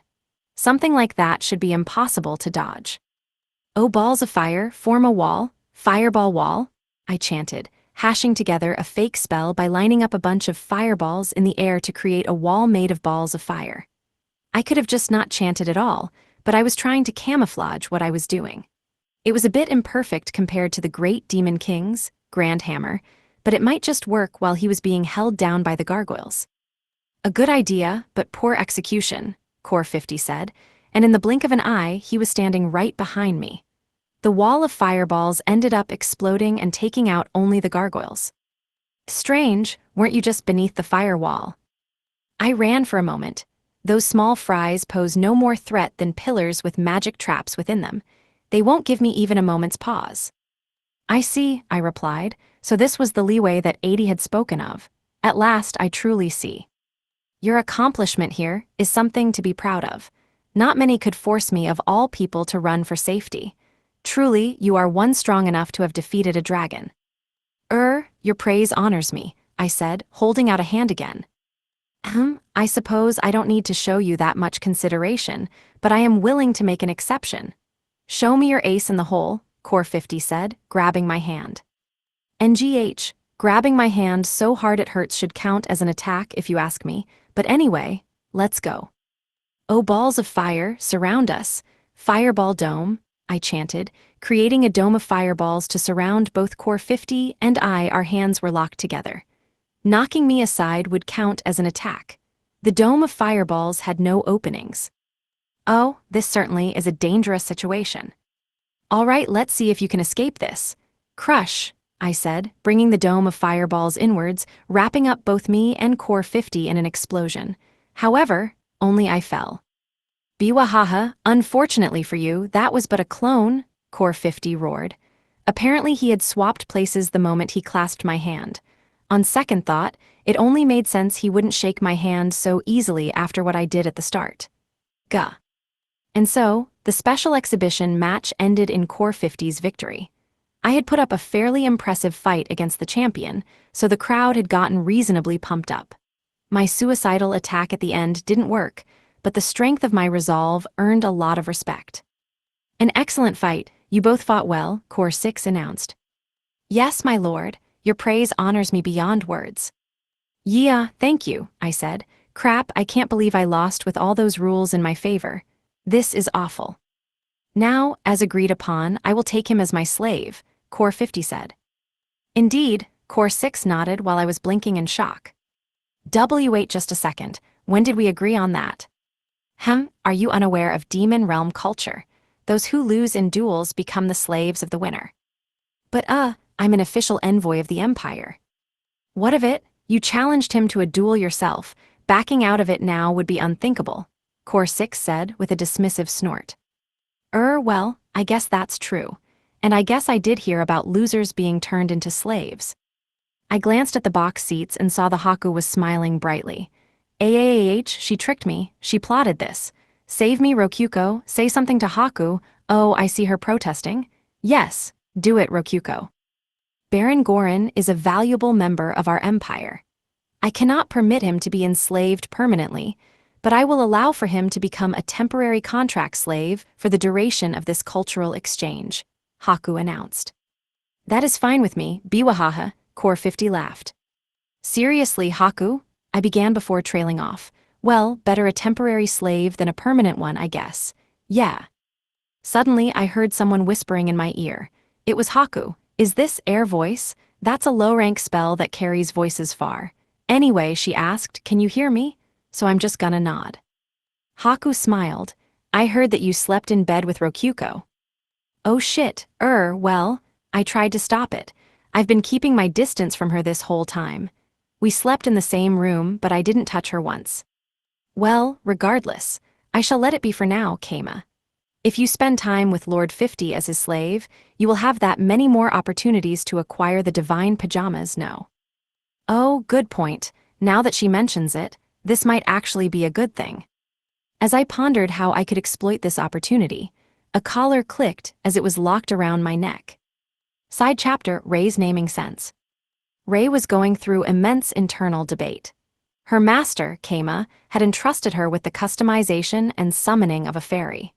With the DP he'd given her, filling her with motivation, Rei scrolled through the DP catalog's customization menu with an intense look, at which point she found the body split option. Body split. This power would allow a single fairy to split into multiple fairies, much like a slime. With each split, the fairy would weaken, but as long as they didn't split too many times, they would still listen to orders. Worst case scenario, they could reform into a single fairy, and if she dedicated all the DP they had given her to one monster, it would end up superior to most humans. On second thought, that will require me to buy skills only once rather than 3 times for each fairy. This is the kind of money-saving principle that Master loves so much. We will only need a single scroll per skill. I can't forget to give it the magic aptitude that Master mentioned. And then, body split. Ideally, it will have a large body to make splitting easier. Oh no, now it costs 50,000 DP. Is there anything I can remove? I don't think so. There was a mysterious elasticity column, but Ray knew it was best not to touch things one didn't understand. It would be a big problem if the fairy ended up not being of any use. After all, Ray herself was a living example of what could happen if one played it too loose with the customization bars. Her zero attack power was like a curse. Well, I suppose I can cover the extra 5,000 DP with some of my own savings, Ray said. All that meant was she would have to put off buying that scroll she wanted. Ray added 5,000 of her saved-up DP, then summoned the fairy. And there it is, Ray said aloud. Before her was a fairy bowing her head, and although she was only the size of a human child, that was fairly large for a fairy. She had purple hair and mysterious, iridescent eyes. From looks alone, it was clear she had an aptitude for magic. The fairy smiled at Ray. Are you my master? No, I am your commander, Ray. I summoned you at the orders of our shared master. If we may get straight to the point, please show me your body splitting. My commander, understood Ray. The fairy bowed, then split into 2 right in front of Ray. Is this acceptable? Both of the fairies asked. Your colors seem to be different, Ray observed. One had blue hair while the other had red hair. Both were a bit smaller than the original fairy. We also split our traits, they both replied simultaneously. I see, can you split more? And only one of you needs to talk at this point. Understood. And so the fairy continued splitting. She went from 2 to 4 to 8 and then to 16. At that point, some of them were just balls of light with wings, some were wingless little people, and so on. This is my limit. If I split any further, I might not be able to return to normal, said the representative fairy. I see, very good. You may return to 1, Ray said, and the fairies started sticking to each other again. In the blink of an eye, they had returned to being just 1 fairy. For now, you will assist in the management of the dungeon. There is 1 other dungeon manager at the moment, please work well with her. Lastly, I shall give you a name. It is only temporary, as Master will be performing the proper naming ceremony. Now then, what name should I give her? Ray pondered. There are so many options to choose from. The first name that came to mind was Echo. After all, Ray had given her body split to save DP. Alpha could also work. Ray was the leader of the monster administrators, and the team she led was of course known as the Alpha Team. Not that Master was aware of it, nor had approved that name. Oh, but overlap between the names might cause some conflict, so Ray added Ray from her own name to make it Ray Alpha. That said, she would be supporting the dungeon from the shadows, so Phantom could work too. And she was so big for a fairy that was, in a sense, a queen of fairies. But she was smaller than Kinu. Chris was a cute name, though. Ray didn't know what it meant, but she knew some humans had names like that, though the fairy was superior to humans, so maybe add Tia to it. Christia? Not quite. What about combining Fam for family with Raid for comrade to make Famraid? But maybe that was just too cool. Ideally, she would be strong enough to kill a troll, so maybe Troll Killer would be perfect. Though actually, a dungeon manager didn't actually need that much power. She just needed to be better than goblins, so maybe Hobgob, as a callback to hobgoblins being the superior goblins? Wait, were goblins a kind of fairy? Stuff like the moon and the night sky seemed to go with fairies. There was a knife shaped like a crescent moon called a mezzaluna.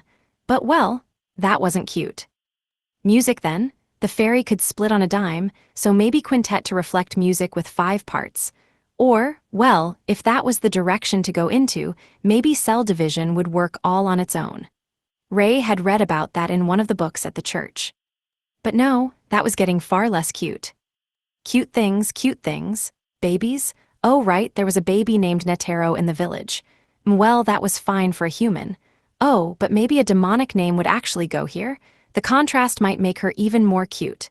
Basaltsis, Drino, Ray couldn't quite remember how the names went. Oh, maybe Polka, not that the name meant anything. Well, one of those names had to be good. The fairy herself could just pick which one she liked. It was a temporary name, after all. Ray turned to the fairy. I shall now state a list of names. Pick which you like. Understood.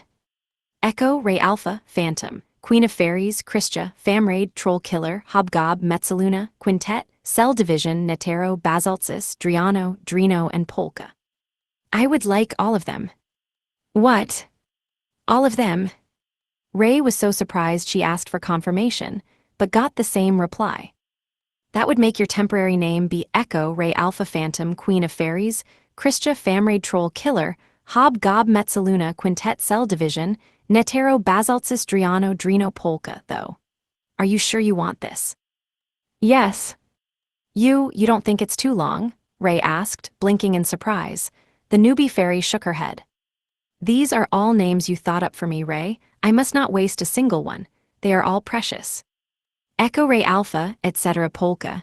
You are such a wonderful person. Thank you, Ray. From this day forth I am Echo, etc. Polka. Echo, etc. Polka. Yes, I am Echo, etc. Polka. Echo, etc. Ka. Yes, etc. Ka. I will never forget this, Ray. The two of them high-fived.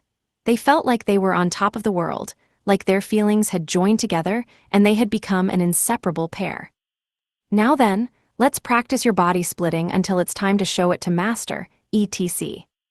Yes, Ray, I am your humble servant, etc. You may count on me. And so, etc. practiced her body splitting while going out of her way to say her name alongside Ray. But ultimately, Keima said the name was too long, and they had to settle on using the beginning and end of the name to form Elka. Chapter 2. And so the Hell Tournament's closing ceremony concluded, with me stuck as Core 50's slave. To be precise, I was a contract slave for a limited period of time. My safety was, technically guaranteed, but it was a bit fragile. Welcome to my service. Before we leave, you may say goodbye to your friends, Core 50 said. Right, I replied before capitalizing on his kindness to go talk to Rokyuko and the others, who were still in the box seat. Well, that's that, Rokyuko. See you when I see you. Why do you seem so ridiculously calm about this, Keima? Rokyuko asked, looking a bit exasperated. I'm pretty much terrified on the inside, but panicking won't help anything, so I've accepted my fate. Really? GRR, but I was looking forward to playing around in the demon realm with you, Rokyuko said, pursing her lips in dissatisfaction. Narine popped her head out from behind Rokyuko. Master, what should we do? Well, you should study like I brought you here to do. Also, you and Niku should listen to Rokyuko's orders in my stead. 80, sorry about this, but I'm leaving her to you. Understood, Narine said before backing off. Ahaha, you may certainly leave Rokyuko to me. I will take extremely good care of her, 80 said with a grin. I didn't think she was actually planning anything, but she kind of had a resting evil face that made me nervous about anything she said. Niku wasn't very assertive, and Narine would probably be too absorbed in her studies to stop anything, so? Is there anyone I can count on to keep Rokyuko safe? Keima, came a voice, and I turned to see Wataru rushing down from some nearby seats. Oh yeah, he's here. I guess the seats for the participants are second closest to the arena after the box seats. Hey Wataru, what's up? What do you mean, what's up? I can't believe you actually lost, Keima. Is it going to rain spears tomorrow? This may be the demon realm, but spears raining down from the sky is. Maybe not that unrealistic. What do you think I am, Wataru? Everybody loses sometimes, myself included. Not to mention that I was dealing with the champion of the Hell Tournament himself. Well, good point. Even I lost to him. Anyway, that magic of yours was pretty impressive. It wasn't an actual fire wall, right? Yeah, too bad it missed though. Well, all I can say is, Lord 50's something else. That would have hit most opponents. Even I would have had to use the Holy Blade Air to avoid it, Wataru said, while patting the Holy Blade on his hip. But that said, are you sure about leaving Rokyuko and the others on their own? This is the demon realm, you know. In reality, I was nervous, even with them being under 80's protection. The people here just casually cut others open to sleep inside them, after all. Who knows what would happen if I left her alone in this kind of culture? At which point, it hit me. Wouldn't it be good in more ways than one to have Wataru guard them? You know, Wataru, you're the one guy I can trust in this entire country. I sure would appreciate you guarding them. That's really kind of you to say. But sadly, I'm here on a limited visa that says I have to leave once the tournament's over. I might be able to stay with Haku's permission, but there's still work in the Empire I have to do, Wataru replied. He was a hero working pretty hard for the Empire in order to pay back his debt to me. She wouldn't give him permission to extend his vacation further that easily. I glanced her way.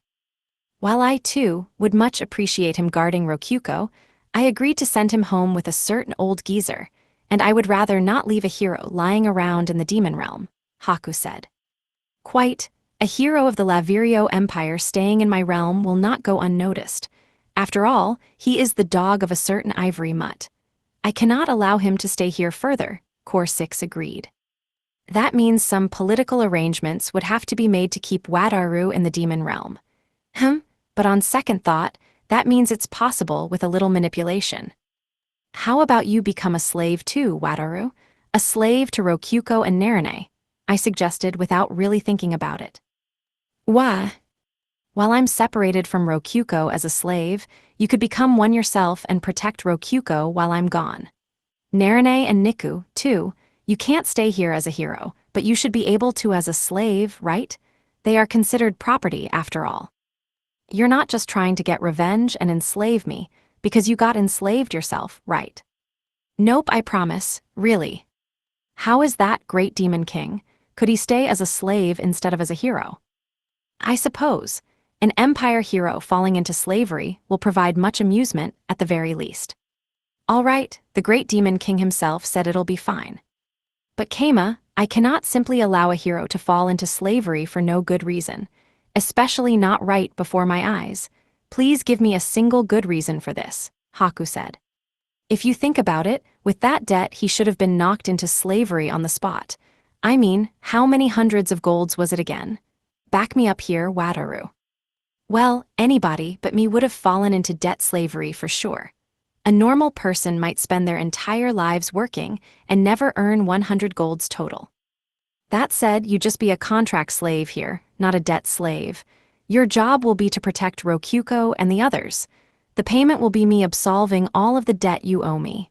Sound good? I asked. That is a quite exceptional deal, Haku observed. At the moment he was paying me back 100 golds a month, since that was how about much Haku was paying him for his work. I forgot exactly how much he still owes me, but this deal would be equivalent to paying off like a year or more of hard work's worth of debt. The best part was, it wouldn't even hurt my wallet at all. Of course it's a good deal.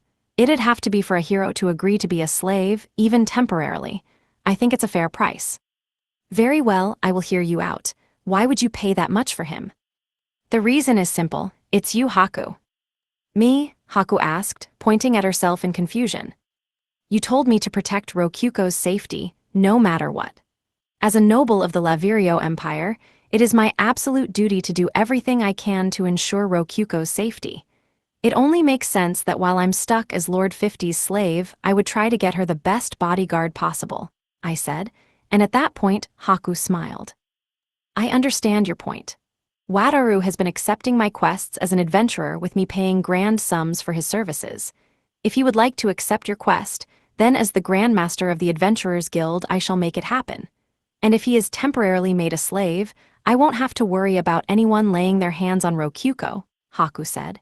She was acting reluctant about it, but she gave her permission with an extremely pleased smile.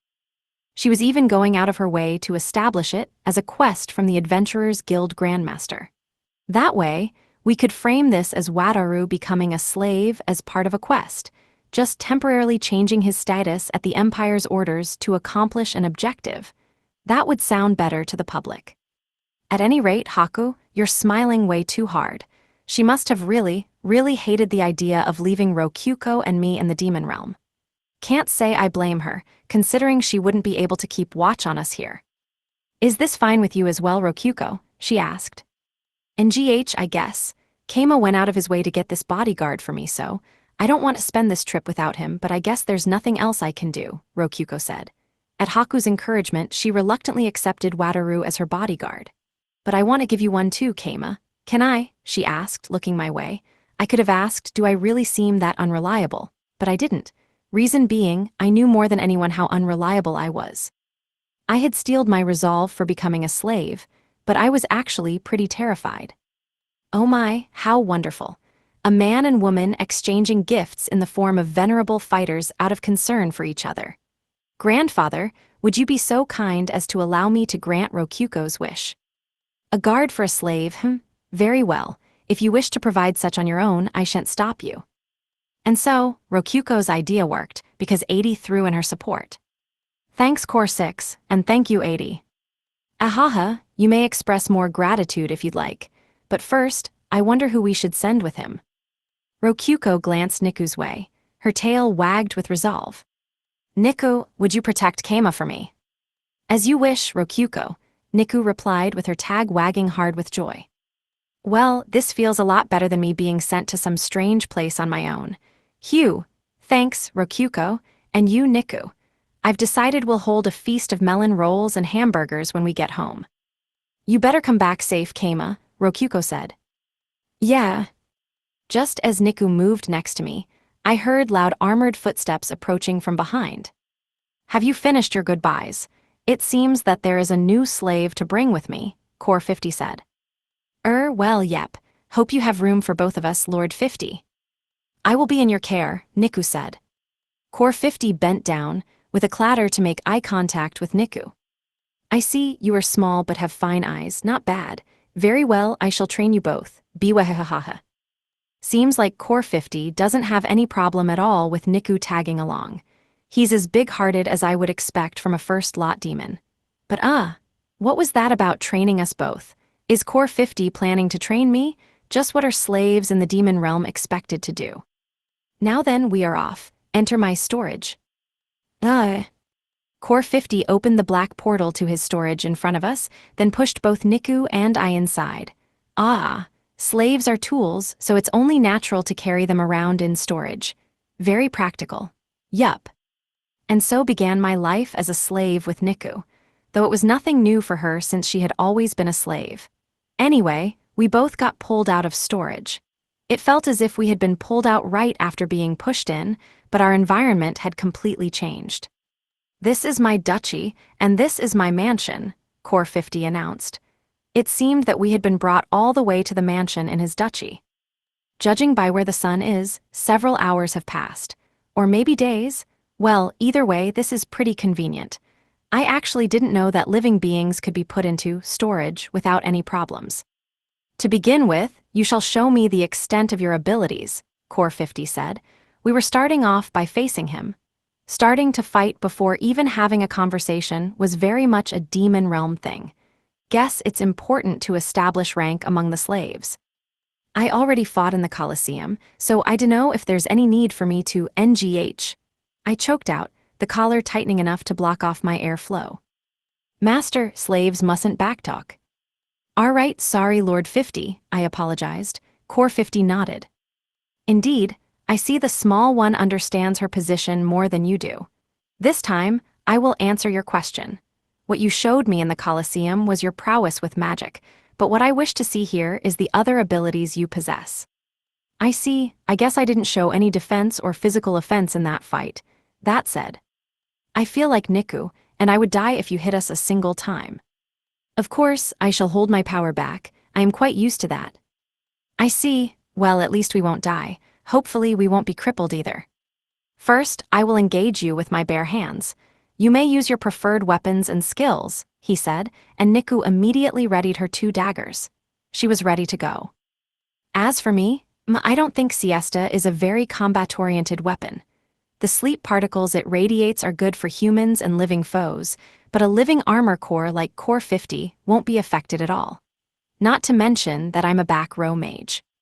Thus, I decided to just stand behind Niku. Is the magic blade on your hip ornamental? Yeah, pretty much. I am a mage, I replied, ready to shoot out magic whenever it was necessary. Maybe I would look cooler with a staff or something. Then you may begin, he said. Niku instantly leapt forward. Ho, ho, not bad at all. You show no fear even when facing one such as I, girl. Who wouldn't fight when someone tells them to? You are quite the specimen for an empire slave. You are on par with a thoroughbred demon realm combat slave. Core 50 said joyously, while knocking aside Niku's blows with his armored hands and arms. It felt a little cheap for him to use gauntlets despite saying bare hands earlier, but whatever. I didn't want the collar to choke me for making quips like that. If he actually was a living armor-type core, then his gauntlets were his bare hands. Maybe in the demon realm bare hands included gauntlets. Shoot forth, ice, and pierce mine enemies, ice bolt, I chanted, doing my job too. I was casting magic attacks while predicting Niku's movement from her tail wagging to avoid hitting her. All I could do was give her support. Biwahaha, not bad, you two. Time to turn things up a notch, Core 50 declared, so pleased by our attacks that he sped up his movements. NGH, ah, Niku gasped as the sound of clanging metal filled the air. Up until now Core 50 had been blocking her attacks, but now Niku was stuck blocking his fists with her blades. Guess I'll need to give more magic backup. Gate open, I summon thee, magic-wielding monster of stone. Serve me, summon gargoyle. I decided to surround him with summoned gargoyles. It was a spell I had shown him a second ago, from my perspective, so revealing this card posed no problem for me. Once he was surrounded, I had them attack him with fireballs. Naturally, it would be hard to make sure none of them were aimed in Niku's direction, but that had a relatively simple solution if you looked at it from another angle. Shoot forth ice and pierce mine enemies, ice bolt. NGH, ah, I see, you are blocking them yourself. Indeed, all I had to do was shoot magic and diffuse the fireballs before they hit her. That would also create openings in Core 50's defense that Niku could exploit with attacks. It was a strategy that balanced offense with defense. The only problem was that we couldn't land a finishing blow. I am going up another level, Core 50 roared, speeding up even further. Enga, Niku yelped. That was finally enough for him to catch her. He held her up in the air by the throat as she slashed his hands to get him to let her go. A painful screeching sound filled the air each time her golem blades ground against the metal of his armor, but they didn't leave a single scratch on him. At the very least, we could tell that iron blades wouldn't be enough to do any meaningful damage to him. Good, that will suffice for you. You may rest, he said, tossing Niku to the side. She flew several meters before landing on the floor of the arena and sliding to a slow stop. Nu, then it is your turn. Show me your strength. Be gentle, whoa. Oh, to think that you would be capable of dodging that. You must be well trained after all. I dodged his blows according to my instincts and got caught in no time. But that still must have been a job well done from Core 50's perspective, given that he grabbed my arm when he was going for my neck. Welp, I lost. I prepared myself to be thrown, but Core 50 just let go of my arm and slapped my back a few times. Gah, ow, your metal armor hurts. A splendid effort. Kama, was it? I shall call you by your proper name, Core 50 declared. Sure, thanks, though I'm a backliner, so I'm not too great at hand-to-hand combat. If you consider that performance poor, then you shall grow significantly with training. Now is the time for dedication, though I will also have you do normal slave work, Core 50 said with his armor shaking with laughter.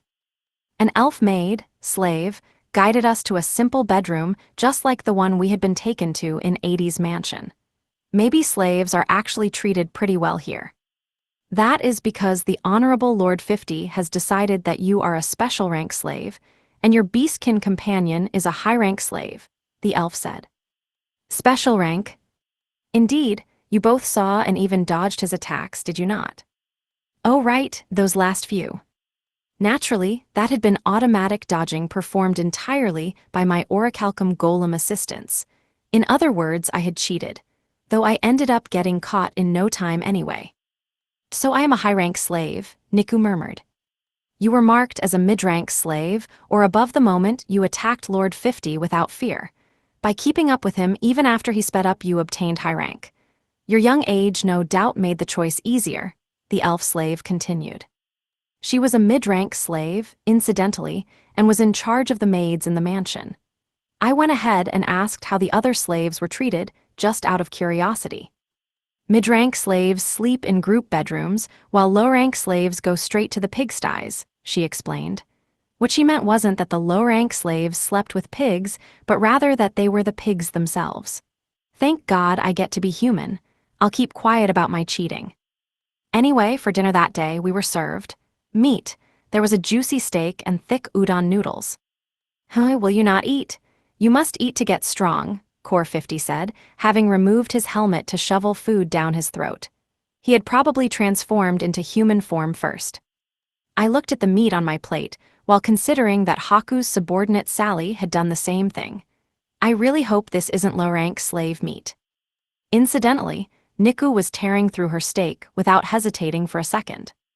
Lord 50, what kind of meat is this? Fear not, it isn't human meat. It's wild orc meat, Core 50 answered, seeing through me entirely. The livestock killed in human farms have even their corpses turned into DP, so rarely are they put on the dinner table. Ah, I see. But orcs are bipedal too, so I feel a little. Okay, nah, I don't feel bad at all. I went ahead and cut off a bite. It was pretty good. I shall teach you how to hunt orcs. You cut their head off in a single strike and scatter the blood to summon their allies. That will allow you to hunt even more. Only when no allies are attracted by the blood is the hunt over. The large quantity of meat will demand that you hang their corpses in high places such that it does not rot. I see. It's kind of violent, but they know how to drain the blood off meat and let it ferment in nature. Incidentally, as a demon, i.e. the demon realm equivalent of a noble, Core 50 would normally never eat with slaves, but he was treating me as a visitor due to my connection to the great demon king and my status as a special rank slave. Niku was a high-rank slave, but she was tagging along with me. Keima, I will have you work alongside the skilled slaves, though of course, I will be training you as well, Core 50 said. This would also be a good time for us to iron out what I would be doing here. That makes sense to me, but what exactly do you want me to do? I shall answer that with a question of my own. What are you capable of doing? He asked, and that was a good question. I was just a town chief for show, fighting prowess was commonplace in the demon realm, and Bedism didn't seem like it would be welcome here. Does that just leave magic? Keima, Core 89 informed me that you came to the demon realm to learn. What exactly were you researching? The culture, I guess, I replied. I had actually come here in search of the divine pajamas and didn't intend to learn anything at all. Very well. In general, I allow special rank slaves to do the work of their own choosing, since it is most efficient for them to do what they are most skilled at. In which case, I shall have you do a wide variety of work. Finding what you are capable of is an important step toward growing stronger. I see. Guess I can claim I'm not good at any of the work and just slack off without getting caught. If you show no results whatsoever, I will demote you into a low-rank slave. I shall pour my heart and soul into finding my true calling, Lord 50. Core 50 gave me a warning that made it seem like he had read my mind. His insight is so clean and accurate, so this is the power of a 2-digit core. Excellent, Core 50 said, and after finishing off his steak udon, he wiped his mouth, put his helmet back on, and stood in satisfaction. Incidentally, Keima, the king has informed me that you are a hero from another world as well. I am looking forward to your wealth of otherworldly knowledge. You may tell me everything without restraint, he continued before leaving the dining hall. Core 6, could you not just tell everyone my secrets like that? Anyway, after a night's sleep it was time for the next day. Niku woke me up when morning came. She seemed a bit pained to do so considering she normally only woke me up in dire circumstances, including needing to use the bathroom but being locked in my arms, but being enslaved in the demon realm counted as dire circumstances, so she had to get over it. It would be a much bigger problem if I overslept here. After eating a breakfast of udon in our rooms, the elf maid guided us to a training ground. It was a different place from the arena where we had dueled Core 50 yesterday. Given that he was strong enough to win the demon tournament, he was a member of the Old Guard for Demons, a powerful noble that had left an enormous mark in history. It only made sense that he would have multiple arenas and training grounds at his personal estate. It was like a rich person on Earth having multiple pools and tennis courts. There were multiple men and women working their bodies in the training ground. Naturally, I didn't mean that in a lewd sense. They were training and holding mock duels. There were all sorts of people. A guy with wings, a leopard beastkin woman, an elf, a human-sized locust, a guy with 6 arms, a person way bigger than anyone else, and so on. There was nothing connecting them whatsoever. If there was ever a melting pot of monster kind, this was it. And they all had bloodthirsty looks on their faces. A newbie, said one of the men, sliding out of their midst to come this way. He had a snake tail for legs, which made him a lamia. He sheathed his 2 daggers and spread out his arms wide, giving me a broad grin. Welcome, brother, I'm Ossel, a high-rank slave. This place is heaven.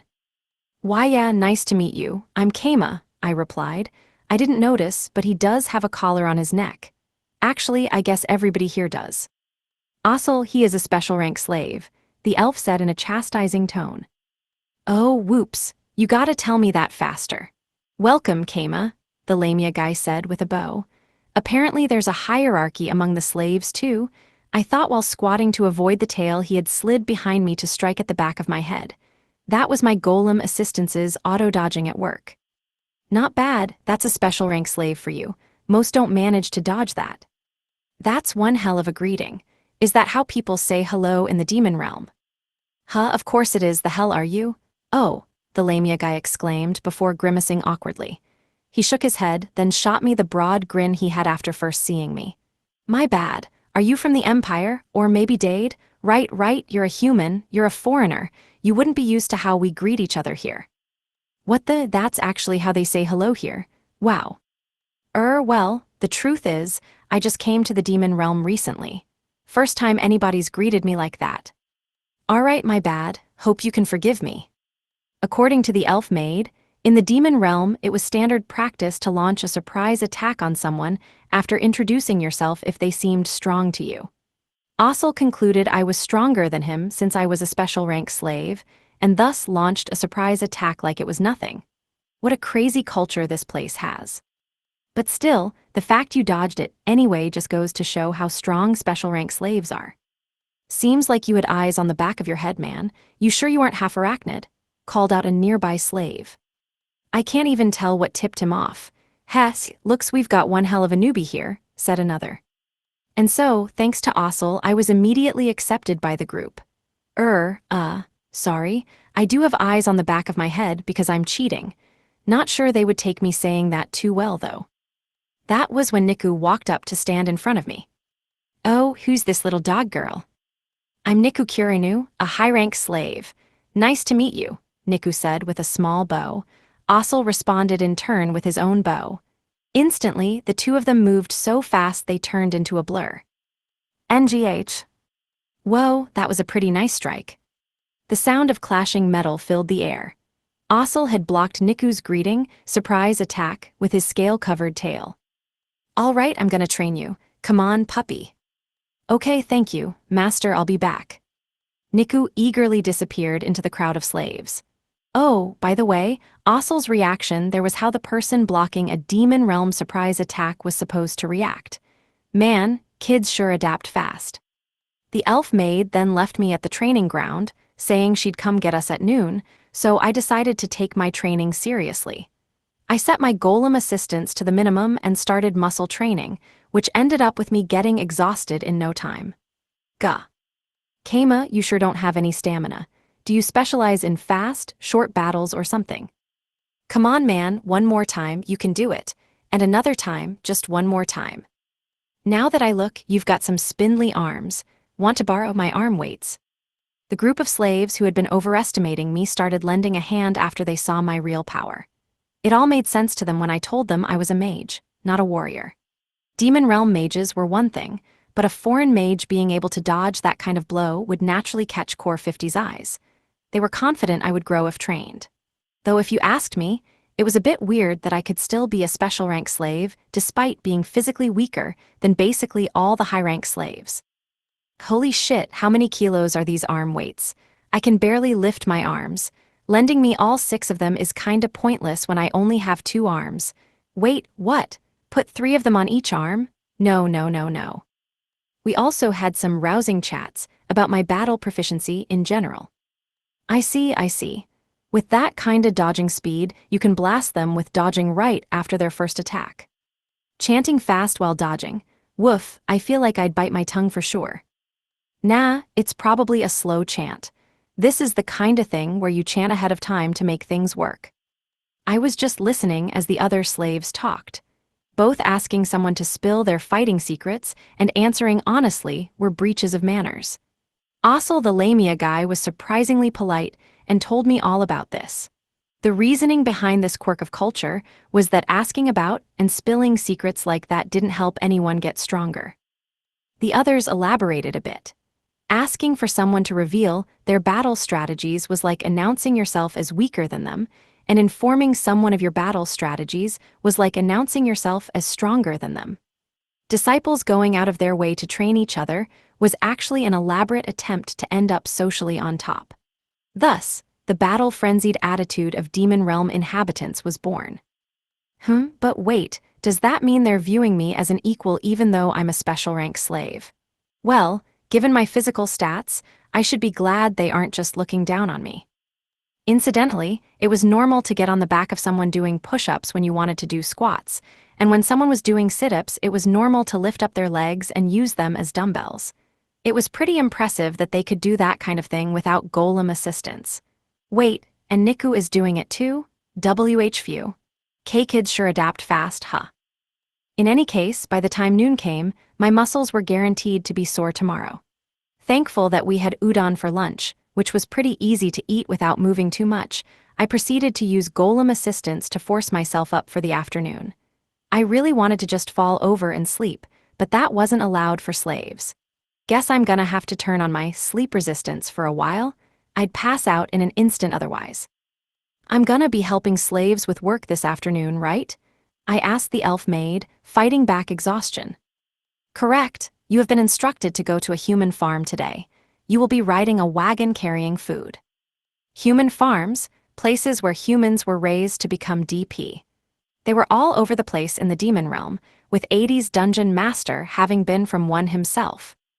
But what do they expect me to do there? The phrase, human farm, really does not paint a good picture of the place.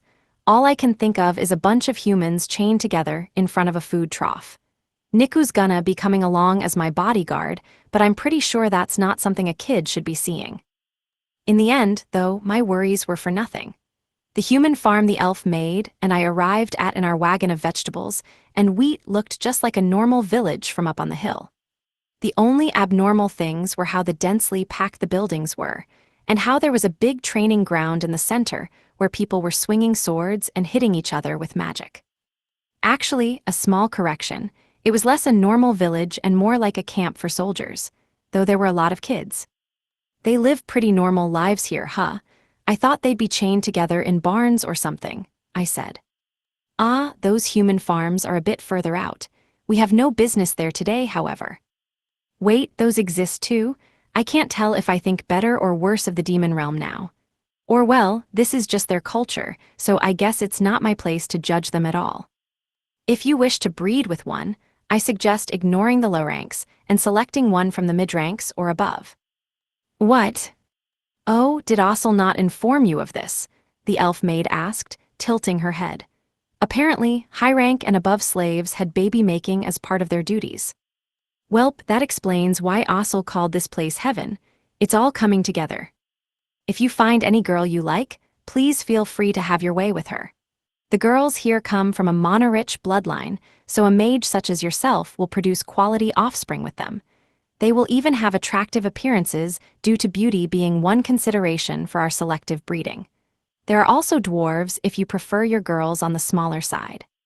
Sorry, but my heart's already set on someone, I replied. The elf maid glanced at Niku, said I see, and entered the town without another word. The guard who welcomed us had as handsome a face as the elf maid implied, but putting that aside, we followed after her into the town. Once inside, my job was to teach the slaves magic. Or to be more specific, I was to teach them magic spells through training, rather than through using scrolls. My work would thus be to say the chant and cast the spell over and over. The slaves would listen carefully and memorize the chant bit by bit until they could cast the magic as well. As annoying as it was, that meant I couldn't just cast the spell without chanting. And I couldn't change the chant either. After all, I knew from my experimentation with Narine that changing even something as small as the number of fireballs in the chant would make the entire thing turn out differently. It was a huge pain. "Shoot forth, ice, and pierce mine enemies, ice bolt," I chanted. The ice bolt shot through the air and hit a target with nothing else happening. "Shoot forth, ice, and pierce mine enemies, ice bolt," I chanted. The ice bolt shot through the air and hit a target with nothing else happening once again. "Shoot forth, ice, and pierce mine enemies, ice bolt," I chanted. The ice bolt shot through the air and hit a target with nothing else happening once again. And so on. I repeated it over and over and over. The target was made of black steel, so it didn't break apart from mere ice bolts no matter how many I sent its way. The result was all of the bolts breaking apart and forming a mountain beneath the target. Gah, I'm so tired from this morning I just want to pass out. I can just speak on autopilot since I'm not changing the incantation, but my throat's tired and dry. I put a hand over my mouth and cast Water, the survival spell. Water appeared, which I proceeded to gulp down. Doing it this way didn't need a cup, which was a strat I had been taught earlier in the morning at the training grounds. Pretty convenient stuff. Incidentally, Niku had so little to do that she started training with the slaves skilled with swords, even though she had spent all morning training already. Where does all that energy come from? Yaon. "You seem tired, Kama," a dark-skinned half-elf girl said. "Almost out of mana? You've already shot 100 of those," a red-haired guy said. They were both farm slaves that had come over after hearing me yawn. "Nah, it's just so boring that. Actually, yeah. I'm so low on mana I'm feeling pretty sleepy." "Kama, Lord 50 has ordered you to continue casting spells for as long as possible. Please continue until you run out of mana and pass out," the elf maid said, appearing out of nowhere as if she had sensed that I was about to skip out on work. Crap, I'll never friggin' run out of mana if all I'm doing is casting low-level spells like this. "Please continue." Yeah, shoot forth, ice, and pierce mine enemies, ice bolt," I chanted. The ice bolt shot through the air and hit a target with nothing else happening. Well, the good thing about spell chants is that my mouth just moves on its own once I decide to use it. Isn't the ice going to get in the way soon? We will be using it for our ice freezer room. Well, that's practical. "Shoot forth, ice, and pierce mine enemies, ice bolt," I chanted. At this point, I'm just using golem assistance to keep my arm lifted up as I stand in place. Still, this is exhausting. And so, I kept shooting out ice bolts until the sun was close to setting and it was time for us to go home. I wasn't allowed a single break, and I kept casting the same spell over and over while drinking water until the elf maid said I could stop. The moment she did, cheers erupted in the vein of "Holy shit!" And the madman actually did it. From the surrounding crowd, I guess that means I was pretty successful here. Incidentally, midway through the afternoon, they placed a slanted board beneath the target so the ice would slide into a pot and be easier to collect, so I didn't know how many bolts I had actually fired. All I knew was that they would have more than enough ice for a while. Either way, I forced my thoroughly exhausted body back into the wagon and enjoyed the shaking ride back to Core 50's estate. After somehow getting some steak udon into my stomach for dinner, I returned to my room and instantly turned off sleep resistance. I fell asleep before I even had time to blink. Oyasumanasai. ZZZ. Farm slaves perspective. When the slaves of a human farm heard that a special rank slave was visiting them, they were all eager for his arrival. After all, special rank slaves were those that the owner of the farm and Archduke of the Duchy Core 50 had identified as being someone quite powerful. They were all hopeful that he would have desirable seed for strong children. And so, nobody could blame them for being deeply disappointed when Kama arrived, looking slender and weak. In the demon realm, even mages were muscular to the point of being buff, and the only ones without muscles were young children. Really, the dog Loli he brought with him seemed a lot stronger and well-trained. He's not muscular at all. Well, they said he's a magic specialist, so maybe he has a lot of mana. It's hard to tell. At the very least, he has to have some mana to be a special rank slave. I hope.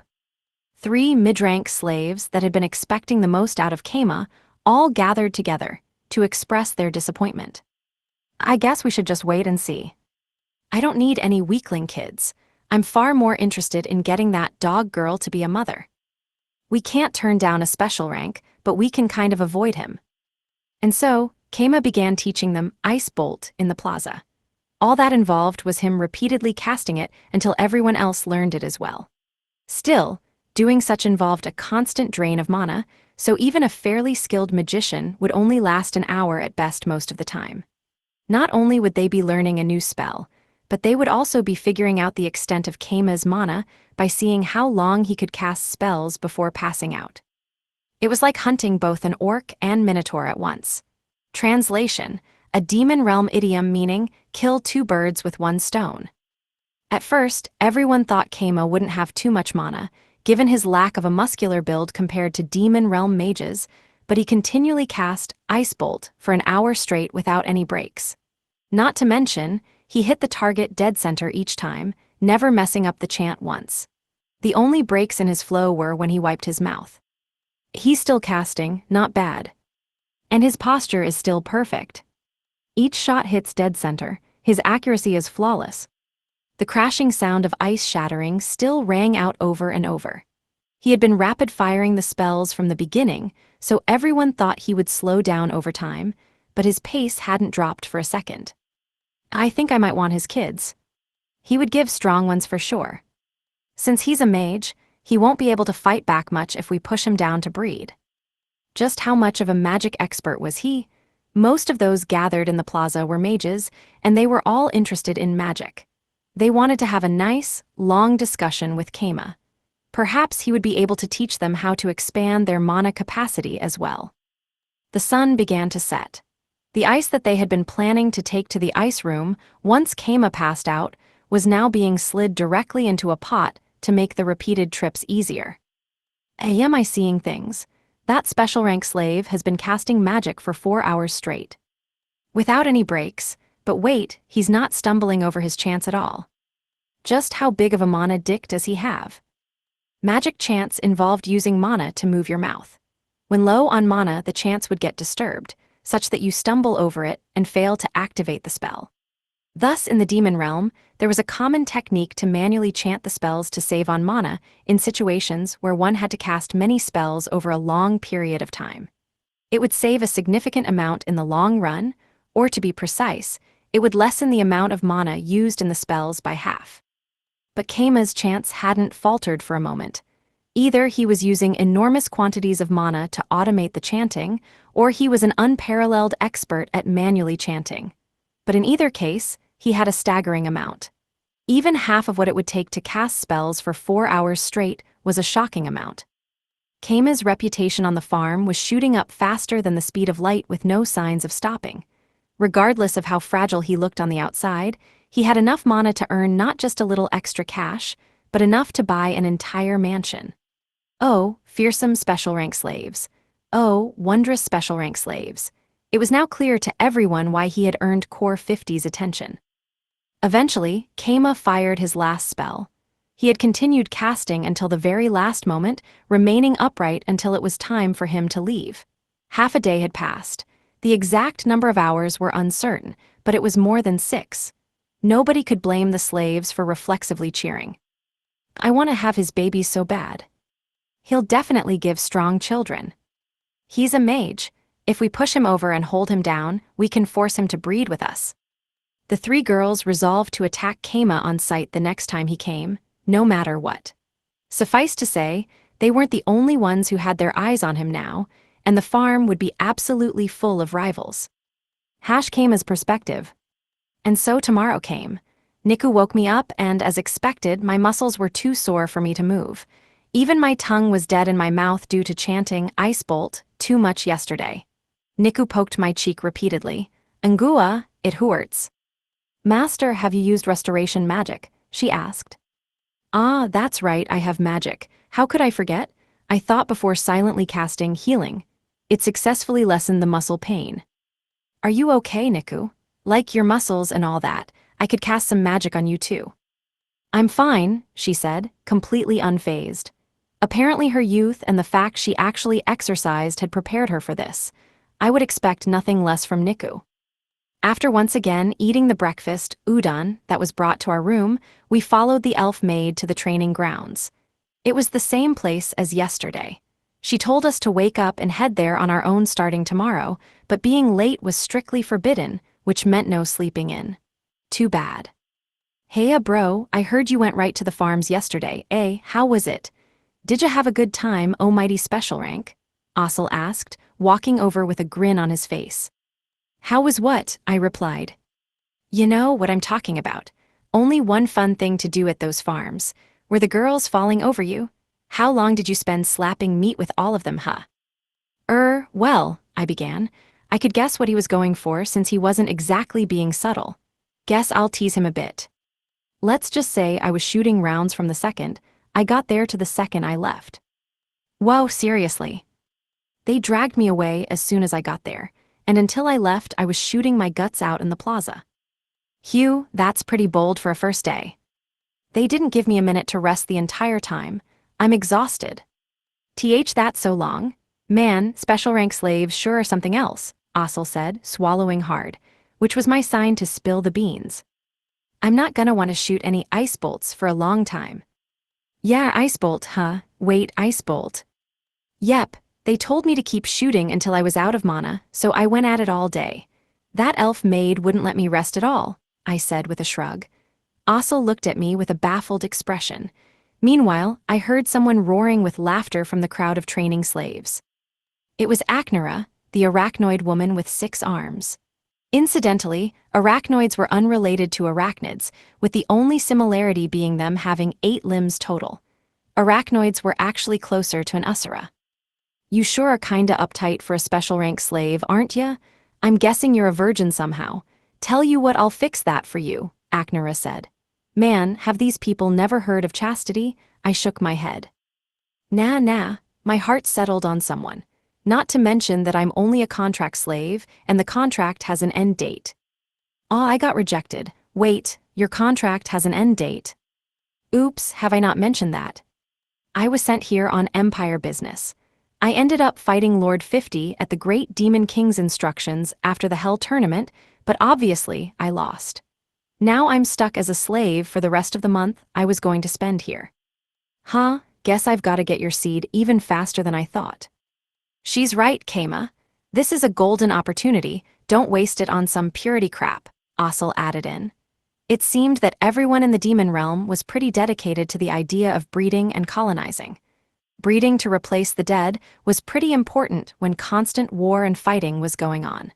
Not to mention that more strong people meant more DP income. Well, in any case, we cut the chit-chat there and got straight to training all morning. Nice to have a fast learner like you on the field, pup. Makes it all feel worth it.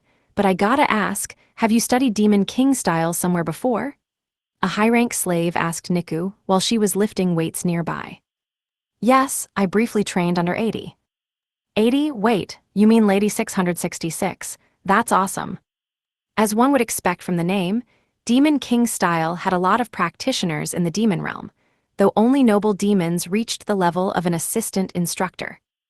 I wonder if lifting weights like this will actually make me any stronger, I thought while keeping at it, and before long it was time for afternoon work. Am I gonna be shooting magic on the farm all day again? I asked. We will have you work elsewhere today, the elf maid replied, and told me that I would be helping to make magic tools in a lower city area in Core 50's duchy. Apparently, me casting magic for so long in the human farm yesterday had really boosted my reputation, and if I had so much mana, they wanted to see what I could do with making magic tools. We headed to the magic tool workshop, which was filled with kobolds, ant people, and so on working as craftsmen carving the magic circles. It was hard for me to distinguish the kobolds from the heavily furry dog beastkin, but the elf assured me they were kobolds. Hey, who's this then? Kama, a special rank slave. Please see what he can do. All right then, recognize this, Kama? A kobold craftsman asked, handing me a copper board. It had a magic circle carved into it. Not too hard to read. Water creation. The source of energy is here. All right. Looks like a water-creating magic circle to me. Seems like you've got the basics down at least. What about the pup? I'm Niku Kirinu, master's slave. I don't know anything about magic tools, Niku said flatly. Huh, why's a slave got a slave? The craftsman said, confused. He seemed pretty thrown off by Niku calling me master instead of core 50. There's some complicated circumstances here, I promise. Anyway, what can you do then? He asked, recovering. I can fight. You can go and fight with golems we made out of magic tools then. Golems made out of magic tools, huh? I wonder how they're different from golems made from magic, I thought, and Niku went right off to the arena attached to the workshop, which was also known as the hands-on arena laboratory. What a place. I ended up stuck in no time. They asked me to carve the word for water in the magic circle, and I couldn't. Whoops. Sorry, I can read but I can't write. Useless, how can you read but not write? Are your hands too shaky? The real answer was that my auto-translator let me read things in Japanese, but it actually blocked me from seeing the actual shapes of the letters and stuff. It was pretty strange, since supposedly I was looking at concrete matter. Fine, go organize the storeroom then. The paperwork's a mess and the youngins keep putting things in the wrong places. You got it. And so, I ended up managing paperwork in the storeroom. Man, I'm glad I just admitted that I couldn't write. Managing paperwork? Sure, I'll manage the hell out of this paperwork. Kobold Craftsman's perspective. A weird special rank slave came to my magic tool workshop. In the end, though, I had to send him to organize the storeroom. But to think he could read but not write. I guess some people just do be like that, I mused. You could learn to read a circle just by looking at a single example over and over, but you needed tools to practice writing, and the metal boards on which you carved magic circles cost money. It wasn't implausible for someone to know how to read but not write. That said, most people like that would try to write at any opportunity they were given, but that guy just turned it right down. Anyway, I left him at the storeroom. If he could read magic circles that fast, he could probably organize paperwork without any problems. He was a special rank slave, so I didn't need to leave any helpers, but... This fucker's asleep in the storeroom. Wake up, hey. He skipped work and took a nap. What a bold guy. I smacked the special rank slave awake, and he sat up with a grumble. NGH, what you do that for? I finished organizing it already. Like hell you did, I shot back before looking around the storeroom. In reality, everything was out of order. The documents were grouped by element, but the titles weren't ordered in any discernible way. What the hell, it's even worse than before.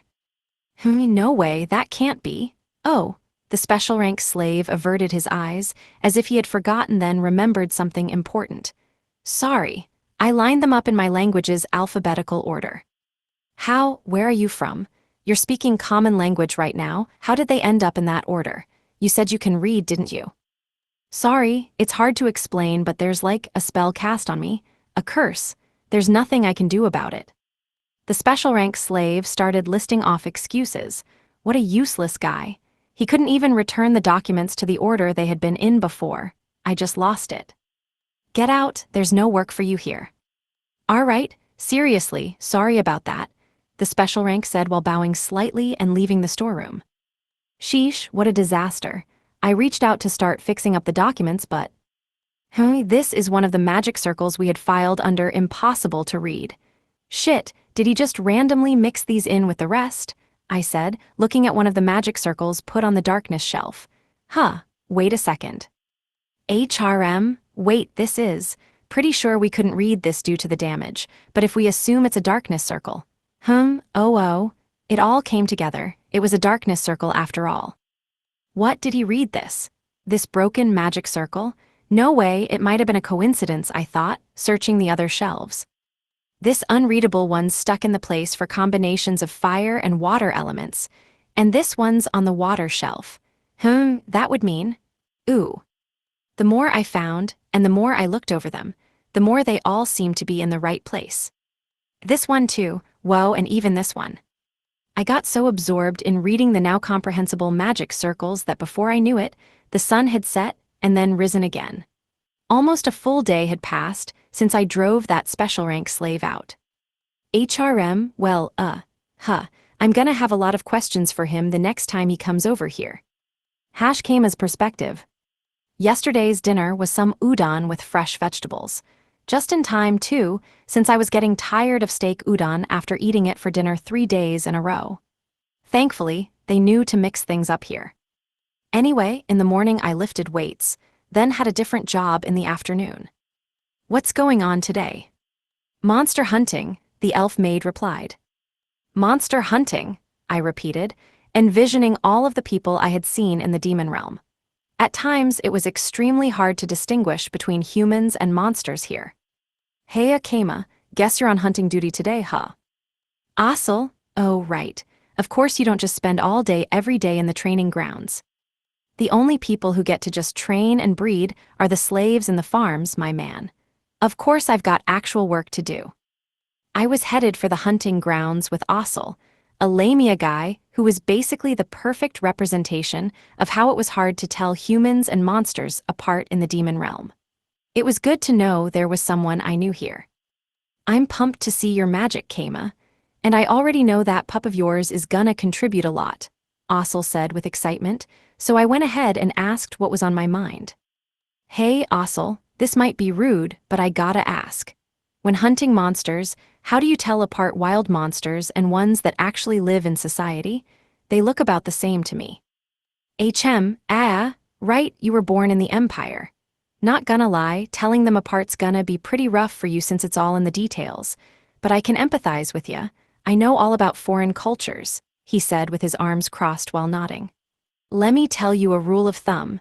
Anyone fluent in speech is a person, and anything that doesn't speak is a monster you can hunt. Are there not species in the demon realm that can't talk? Well, it's more a matter of conscious communication than the actual speech. You can have conversations with hand motions and the like.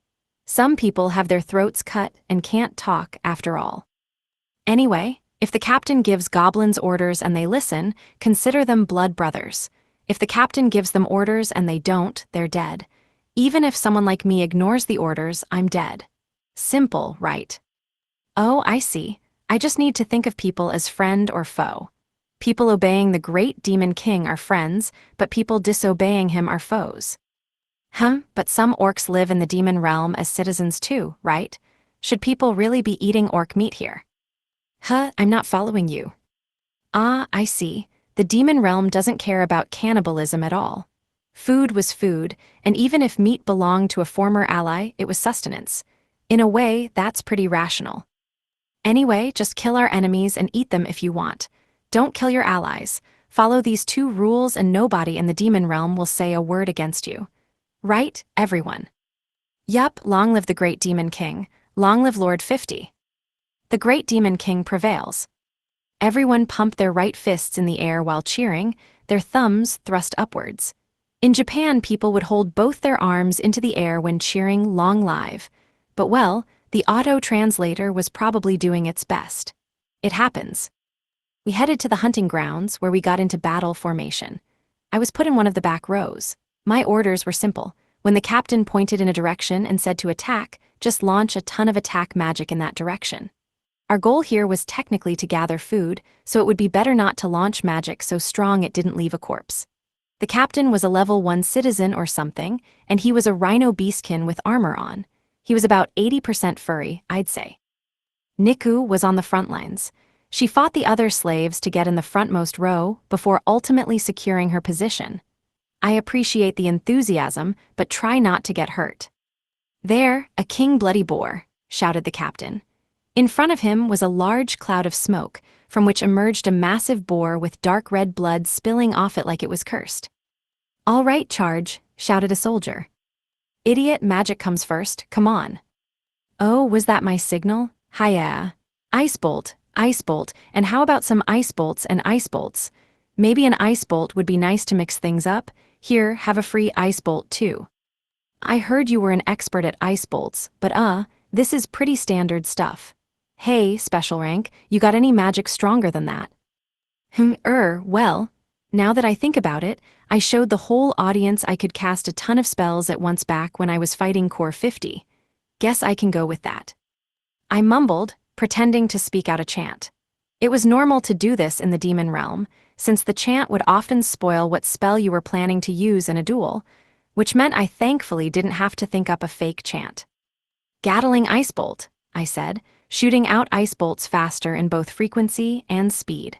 What had been one swooshing bolt after another was now a rapid-fire spray of multiple bolts at once. The bolts stayed reasonably close together, and if I focused on a single spot, they would pierce right through the target. My ice bolts flew toward the King Bloody Boar's nose. They were sucked into its nose, but I shot more, and then more, until eventually. The King Bloody Boar fell to its side, the inertia from its charge causing dust to fly into the air as it scraped across the ground. Blood dripped from its ice-backed nose, and it convulsed while frothing out of the mouth. I stopped my magic. Whoa, you what? The hell was that? The King Bloody Boar had collapsed before making contact with the group. Apparently the ice stakes had reached its brain through its nose, doing enough damage up there to kill it. Don't blame me, blame the boar for having king-sized nostrils. I was looking forward to this. Gah, why do you get to have all the fun? My prestige. Fuck you, what's the big idea, killing it with just magic? Come on. The slaves roared with disapproval. I glanced toward the rhino captain, since he was the one in charge. I request that you give the others an opportunity to fight, honorable special rank slave, sir, he forced out. Apparently what I had done was impressive enough for the captain to get all polite with me. I'm just glad I can be lazy with fighting the next one. I have his permission, after all. For dinner that night we went ahead and had boiled boar udon made with the King Bloody Boar, but so much meat was stacked onto my bowl that I could barely even see over it. I split it with Niku, and by split, I mean I gave her most of it. Hash Rokuko's perspective. Keima was taken away by Core 50 as a slave, and in his place, Wataru was assigned to guard Rokuko as her slave. She borrowed a collar from Haku and signed the contract right where Keima had been put into Core 50's storage. And then, regretful beyond words, her responsibilities practically pulling her by the hair, Haku got in her royal carriage and returned to the Lavirio Empire, leaving Rokuko in the demon realm. Akae, and that's that. Serve us well, Wataru, Narine said with her lazy tone of voice. Right, you can count on me, Narine, Wataru replied, disguising himself with a bear hat. He seemed pretty happy to be with the girl he had a crush on. Sigh, and I was really looking forward to spending time with Keima, too, Rokuko thought. Rokuko, don't feel so down, shall we have a dance? 80 offered. 80, well, I charged up on my Keima energy last night, so I think I'll be fine. Last night, after Keima fell asleep, Rokuko stealthily slipped into bed with him and put on the divine comforter. Her one regret was that she had restrained herself, thinking that she had many days with him ahead of her. If she had known what would happen, she would have had a feast. After all, he would think all of it was just a dream. In any case, I suggest we go to my duchy, 80 said. And indeed they did, riding a magic tool carriage pulled by Sleipnirs. The carriage shook a bit at low speeds, but once it reached the super-fast max speed, it stopped shaking at all. A road that would have normally taken 3 days for a normal carriage to travel was blasted over in half a day. In other words, by the time they reached 80's duchy the sun had set, and it was deep into the night. I wonder if Keima is looking at the same moon right now, Rokuko wondered aloud wistfully. I imagine he is still within Lord 50's storage, 80 replied, utterly shattering her friend's dreams. You know, 80, Wataru began, I'm surprised your duchy only has a fence marking the borders instead of any walls. I thought you were being pampered, so your whole duchy would have a ton of funding dumped into it. Oh my, what a strange thing to say, Wataru the hero. Or should I say, Wataru the slave now? What do you mean by strange? Well, if there were sturdy walls, no wild monsters would attack. Huh, isn't that exactly why you want walls? Ah, I'm afraid there is a vast cultural divide separating us, 80 replied, forcibly ending the conversation. Wataru shrugged, and Rokuko tilted her head. Come on, explain, I'm curious now. Why don't you have any walls if you know you're going to get attacked? Rokuko asked. How should I put this? 80 began, unable to refuse a request from her friend. Think about it like this. In the demon realm, monster attacks are enjoyed as both entertainment and as work. According to 80, the battle-hungry residents of the demon realm would gleefully rise to fight off monster attacks and bathe in the entrails of their victims. Not only that, but buildings destroyed in the attack would provide work for construction workers, and destroyed fields could be compensated for with monster meat. And if anything was missing, the cores could just stealthily use DP to smooth things over. A lot of demon realm citizens were from carnivorous species, so you only needed enough vegetables and grains to make udon. Really, a lot of citizens considered farms as just bait for the monsters. Not to mention that the farming itself was done cheaply with free, undead labor. There was no problem at all with them being attacked and the harvest taken away.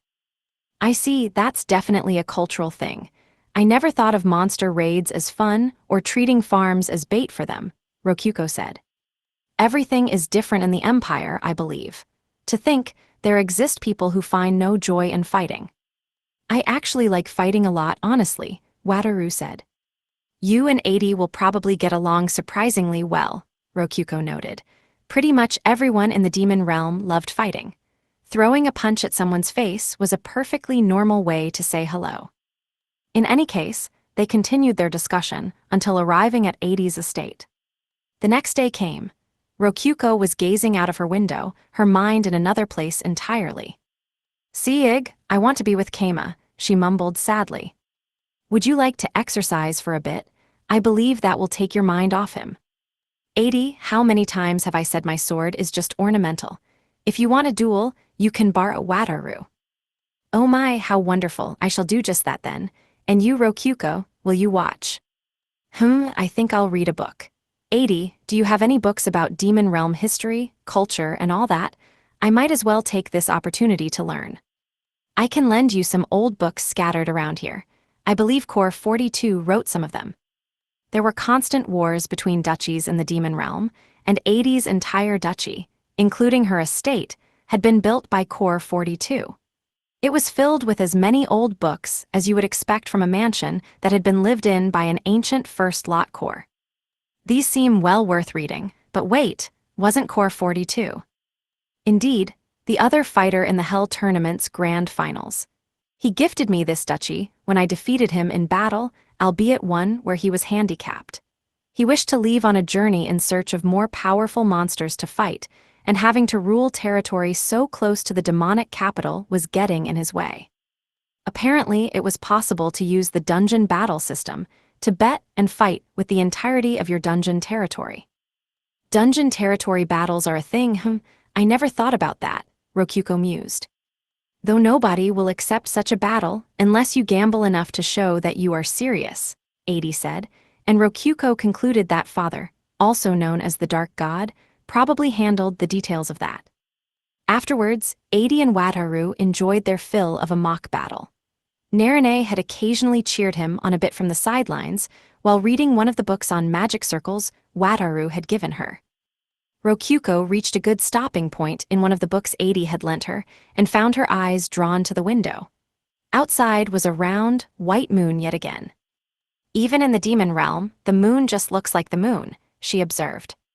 I would imagine that today your master was taken out of storage and began his life as a slave, came a voice. Rokuko turned and saw 80 standing in the doorway, grinning with satisfaction. So he might be looking at the same moon then. You are attached to the strangest ideas, aren't you? What's so fun about looking at the moon? It's not the moon that's fun, it's the thought that Keima might be looking at the same thing as me. Don't you ever want to look at the same scenery with the person you love? Rokuko asked. Do you know, I think I might understand the feeling, 80 replied. Oh, now that's surprising. Come now, really? I can be an emotional girl myself sometimes, you know. I would like the one I love to stand by my side in the field of battle. Oh, okay. We're definitely on the same page then, Rokuko replied, looking at the moon again. Battlefields were certainly bloody, but in the end, 80 was a girl with romantic dreams too. Rokuko, if you would like to see him that much, might I suggest going to Lord 50's duchy? I can do that, Rokuko exclaimed, eyes wide with surprise. Of course. That apprentice witch of yours wishes to study magic tools, no? It will be simple then. I can just ask Lord 50 to allow her to study in one of his workshops. Thank you, 80. It's no trouble at all, Rokuko. You will be able to meet your master even if he refuses to allow the witch to study. I strongly doubt he would die there, after all. But in return, I ask that you lend Wataru to me again, Adi said, and the deal was made entirely behind Wataru's back. It didn't even need to be said that Rokyuko agreed instantly. Oh, but it can wait for a few days. I want to finish reading these books first. My, really? I thought for sure that you wished to meet him at once, Adi said, looking at Rokyuko with surprise. I've read in a book that love grows stronger with a little absence. In other words, I'm planning to wait a few days, so Keima will be just dying to see me by the time I get there. My, a soldier of love, aren't we? Just think, how will he feel when, at his most desperate moment, I appear out of nowhere to see him? I see, that would certainly land a critical blow on him, Adi replied, her heart dancing at her friend's battle strategy. Love was war. And in war, it was both natural and expected to form plots in the name of securing victory. I can meet him whenever I want to, and that gives me an advantage, Rokyuko said. You have secured a superior position and are using it to manipulate the battlefield. Spectacular, Rokyuko. In a way, they were just like any other pair of two young girls, eagerly discussing love and romance at a sleepover. In any case, some stuff happened, and it ultimately came to pass that Rokyuko's group left for Core 50's duchy a week later. Naturally, that group included Narine as a maid and Wataru as a guard. With Adi's master Sebas driving the carriage, there were 5 of them in total. I wonder if Keima's doing all right, Wataru wondered aloud. I'm sure he's fine, Narine replied. It felt like the two of them had been spending more time together ever since they arrived at the demon realm. Or well, they factually had been spending a ton more time together. While Rokyuko was reading books in Adi's estate, Narine was cheering Wataru on a bit in the arena, going out of her way to bring the study tools and alchemy-related books Wataru had paid to rent for her. So, Narine, you seem to be pretty close with Wataru lately. You two sure are together a lot. That's true, I'm trying to spend time with him where I can, Narine said casually. But your MY maid, Rokyuko thought, but she ultimately decided to let Narine keep doing as she liked since she could use their time spent together as study material to learn from. It helped that with all the servants in Adi's estate, Rokyuko didn't exactly need another maid looking after her. Incidentally, Wataru the slave. How has the sole servant room I had the time to prepare for you both been? I imagine there have been no problems. Well, I've been managing thanks to the collar, he replied. On top of everything, Narine and Wataru had been sleeping in the same room, despite the fact that Rokyuko, their master, was sleeping alone, albeit after chatting with Adi up until the very last minute.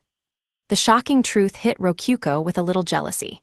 If only things hadn't gone so wrong, she and Keima would be sleeping in the same room every night. Oh, don't get the wrong idea, Rokyuko. I would never force myself on Narine, Wataru declared. Is that true? It's true. Don't forget his slave Kala-ar, Narine said with a smile. Naturally, as a slave, I sleep on the floor. Though I do lay out a futon first, Wataru said. Why did he think it was natural for a slave to sleep on the floor? It seemed he had some uncomfortable prejudice that would need to be questioned. By the way, Rokyuko, I was a bit surprised to learn that Wataru has a futon in his storage as well. Do all Imperials carry futons around with them? I think that's just bedists. They chatted in the carriage that Sebas was driving, and if everything went well, they would be arriving at Core 50's duchy by tomorrow morning. Keima's perspective. After a week of living a slave, I had gotten pretty used to their way of life, if I did say so myself. I probably had good enough grasp on the systems to start hunting for a way to get the divine pajamas. And that was when Core 50 popped up during morning practice. Very good, training your hearts out, I see, he said. First Ossel, then all the other slaves stopped training to bow their heads. Lift your heads and continue, he continued before walking my way. Keima, you shall be dueling me this afternoon. Keep your training to a minimum so that you have enough energy when the time comes. Oh, good timing, understood. I shall see how much you have grown as a special rank slave, he said, and with that he left at once. Instantly, a bunch of slaves surrounded me. Grats Keima, you get to fight Lord 50 himself, exclaimed a slave. "Gah, I want to fight him too. You special rank slaves sure are lucky," yelled another. "Oh, but we haven't had kids yet. Wanna fuck? I'm ready to right here right now," said Aknara. "Hold it, what was with that last line? Don't make it sound like I'm not going to come back alive. And also, no, we're not going to have kids. It's gonna be a hard fight, but it's Core 50 I'm dealing with. He's not gonna kill me." Or so I thought, but apparently plenty of slaves had been summoned by Core 50 only to never be seen again. Welp. Either way, I'm still not gonna have kids with you. All right, you're gonna need to be in tip-top shape. Let's start with some light exercise, Ossel yelled out enthusiastically. Hold it, hold it, hold it. I'm just gonna be preserving my energy here. You all know how little stamina I have, right? Oh right, we'll go for a lighter course then. Come on, Aknara, help us out. Leave him to me. I'll warm him up so well he'll give even Lord 50 a good fight. Aknara, the six-armed arachnoid, said before grabbing all four of my limbs and forcibly loosening up their muscles. Engu. And so, after spending my morning being swung around like a child's stuffed animal, it was time for my afternoon duel. I was facing Core 50 in one of his mansion arenas. Niku was brimming with motivation for the rematch. Now then, Keima, your work this week has received high praise from all those involved, Core 50 began. Great, does that get me a reward or something? I replied. Now that I think about it, you came to the demon realm to acquire the divine pajamas. I have found little use for them, as I do not sleep in bed clothing. Core 50 mused aloud with a hand on his chin. Very well. If you land a solid blow on my person, I shall award you the divine pajamas. Whoa, really? To that end, you may attack me with all you have. Such is the role that special rank slaves are meant to fulfill in the first place. There was no audience watching us in this arena, and Core 50 knew everything that Core 6 told him. In other words, he knew that I was a dungeon master and a hero, and here he was saying I didn't need to hold back on using the special talents those two positions afforded me. Now then, come at me, Core 50 declared. Hiya, I roared. Here I go, Niku said. And so we lost, both of us, horribly. Seriously, I even used Ultra Transformation this time. He dodged Element Burst on his first try, and held back on his attacks so they only sent me flying as he hit me over and over. He avoided Niku's critical neck slice while knocking away spells launched from his blind spots. I transformed into a slime the instant he grabbed me, but he just casually pulled my arm and interrupted the transformation. All this even though Ultra Transformation is my ultimate move, and I can only use it 5 times a day. Gah. Naturally, we didn't land a single blow on Core 50, and we had basically been dancing on his palm. The pup is marginally stronger, but you, Keima, have in fact grown weaker since we last fought. Your power clearly surpasses your skill for wielding it. You would be wise to hone your technique. Or rather, I suppose this is the result of you honing your techniques to a half-baked level? I might need to rethink your entire education plan. I thought that you would grow stronger if your weak points were ironed out, but instead you became weaker. Will you just not get stronger at all under my methods? Perhaps I need to entrust you to someone else, Core 50, clinking his helmet a bit as if letting out a sigh. Curse you, Core 50. It's your fault for dodging my attacks like you can read my mind or something. You always make impossible dodges like you know exactly what I'm about to do. Quite, you are not far from the truth, Keima. I can read minds as you are imagining. Wait, what? Seriously? Wait, no way. Why would he tell me that now? You had all that you needed to deduce this except confidence in your belief, and a fourth of your enslavement has passed without that changing. Good grief. Am I not known all throughout the Lavirio Empire? I was once called the Knight of the Mines, though I suppose I haven't fought in the front lines for an entire decade. I cannot blame you humans for forgetting me already, considering your short attention spans. That was my first time hearing that. It certainly explained a lot about his past behavior and actions. Niku stood up, covered in wounds and bruises. I see, that explains several moves you made, she said. Yes, indeed. You truly are a fast learner in the midst of battle, pup, Core 50 replied. I wasn't exactly sure what they were talking about, but I could guess it was stuff like Core 50 dodging attacks from what should have been unreadable blind spots. Now then, that will be enough for today. I will not ask for payment for your loss out of consideration for your achievements over the past week. Ah, right. In the demon realm, you always have to duel while betting something on your end. I'm not exactly sure what achievements he's referring to here, but well, I'll take this as him saying that a week of work is worth one attempt at beating him in a duel. Pup, I have arranged for an instructor suited to your talents to arrive soon. You may henceforth train under them. Dedicate yourself to learning Demon King-style detachment, Core 50 ordered, and Niku nodded with a frustrated look. She wasn't frustrated at his orders, but rather at the simple fact that she hadn't been able to win. Niku was always hungering to get stronger, and she hadn't been hesitant to embrace Asl and the others' teachings at all. Demon Realm citizens weren't fond of stealing the techniques of others, since it didn't feel so much like growing stronger on your own terms, but Niku had no such misgivings. Incidentally, Keima, can you read minds as well? Core 50 asked. No, not at all. Very well, if you insist. And so, my afternoon work came to an end, or it would have, if I didn't have more work to do after it. Core 50 cast restoration magic on me and directed me to a parlor for my next job. Wait, Keima, why are you so beaten up? Oh, it's just your clothes, explain yourself. Rokyuko, why are you here? There in the parlor I found Rokyuko. She was with Adi, Sebas, Wataru, and Narine. Why are you all here, actually? What do you mean, why? Obviously I came to see you because I was worried, Rokyuko said with her chest puffed out smugly. All right then, thanks, but I was called here to do some kind of job, I replied. And that is exactly correct, Baron Keima, Adi said. She was calling me Baron Keima here since Wataru was with us, though if you asked me, it didn't feel like it fit me at all. Barons felt more like cartoon villains than a noble low on the political hierarchy, but anyway. Your job is to entertain us as guests. Entertain you, huh? Not exactly sure what I need to do then. I have already discussed matters with Lord 50. I will be staying here to see just how far that pup of yours can be trained. You may focus on serving Rokyuko, Baron Keima, she continued. Sebas would serve as 80, while Wataru and Narine were stuck with Rokyuko. That makes this a double date, Keima? Wataru exclaimed, seeming excited about all this for some reason. On paper he was a slave here just like me, so maybe he had gotten used to demon realm culture like I had. Sure, but I don't know much about this place at all. I may have spent a week here already, but slaves don't get much free time to do what they want. Let's go on a walk then. We'll be fine with Wataru nearby, Rokyuko said. That was fair.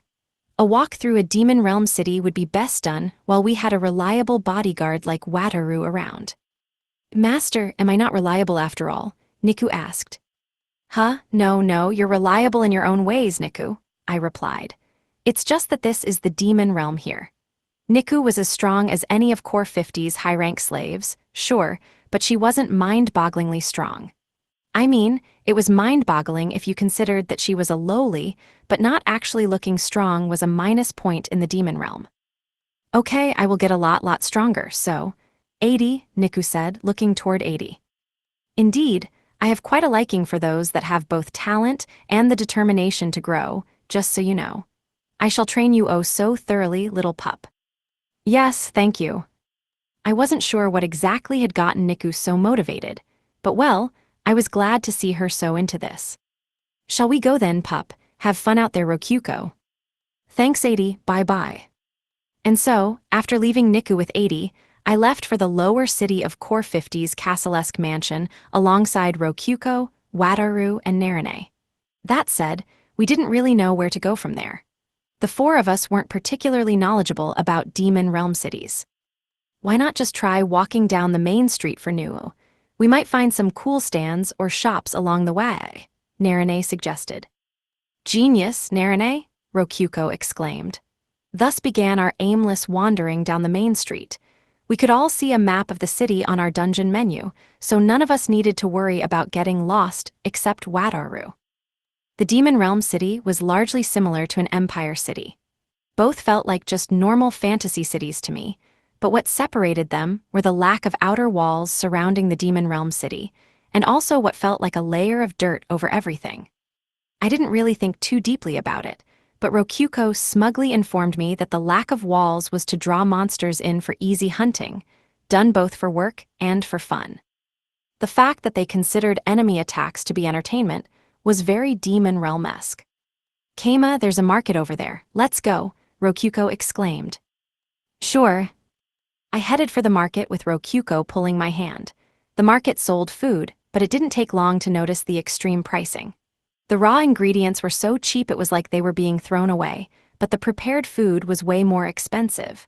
Not to mention, weapons, armor, and magic scrolls were casually being sold right next to the vegetables.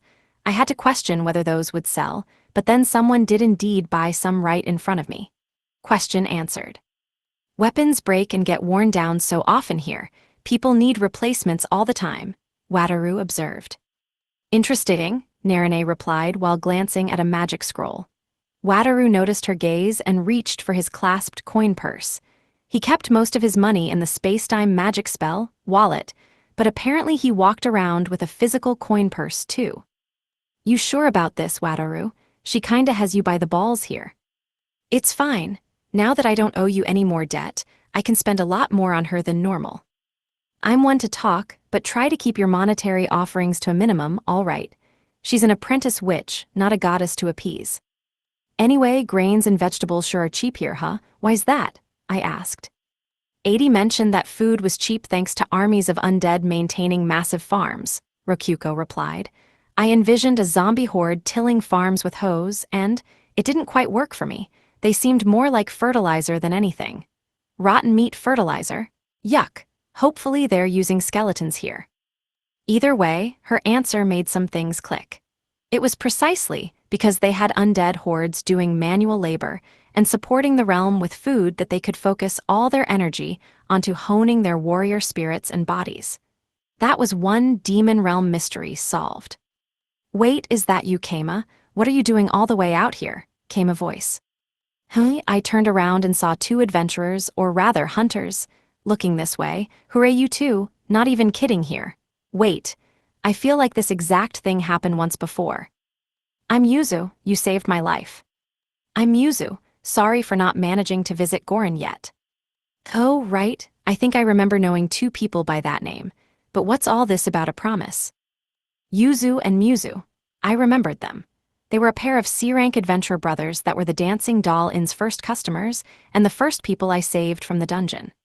They had gotten stuck in the magic blade testing room in an unexpected way, earning us a ton of DP.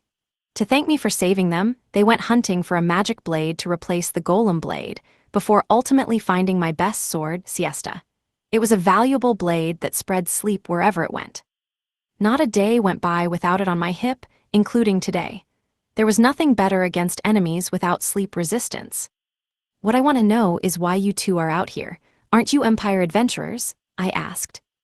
"Well, we kinda got stuck here due to a mishap during a quest. We saved a noble demon's life, but got hurt in the process, and we've been doing quests to try and pay them back for the medical fees." At the moment, they were visitors at the noble demon's estate, working to pay back the medical fees. They had participated in the preliminaries of the Fighters Tournament, which itself was a preliminary for the Hell Tournament, but lost quickly. They watched one of their hunter friends participate in the tournament proper, then stopped by this city for sightseeing purposes on their way home. "You guys sure have it rough, huh?" Rokyuko commented, sounding a bit sincere. "Well, it's not as bad as being enslaved like me, so I can't really comment on it." "Keima, are these friends of yours? Come on, introduce me," Wataru said while butting in. "Whoa, Wataru the hero, what are you doing here?" "The Wataru the hero, the Wataru that won in the Fighters Tournament." "Shut it, you two, you're being loud," I thought. But by that point word that Wataru the hero was here had already spread.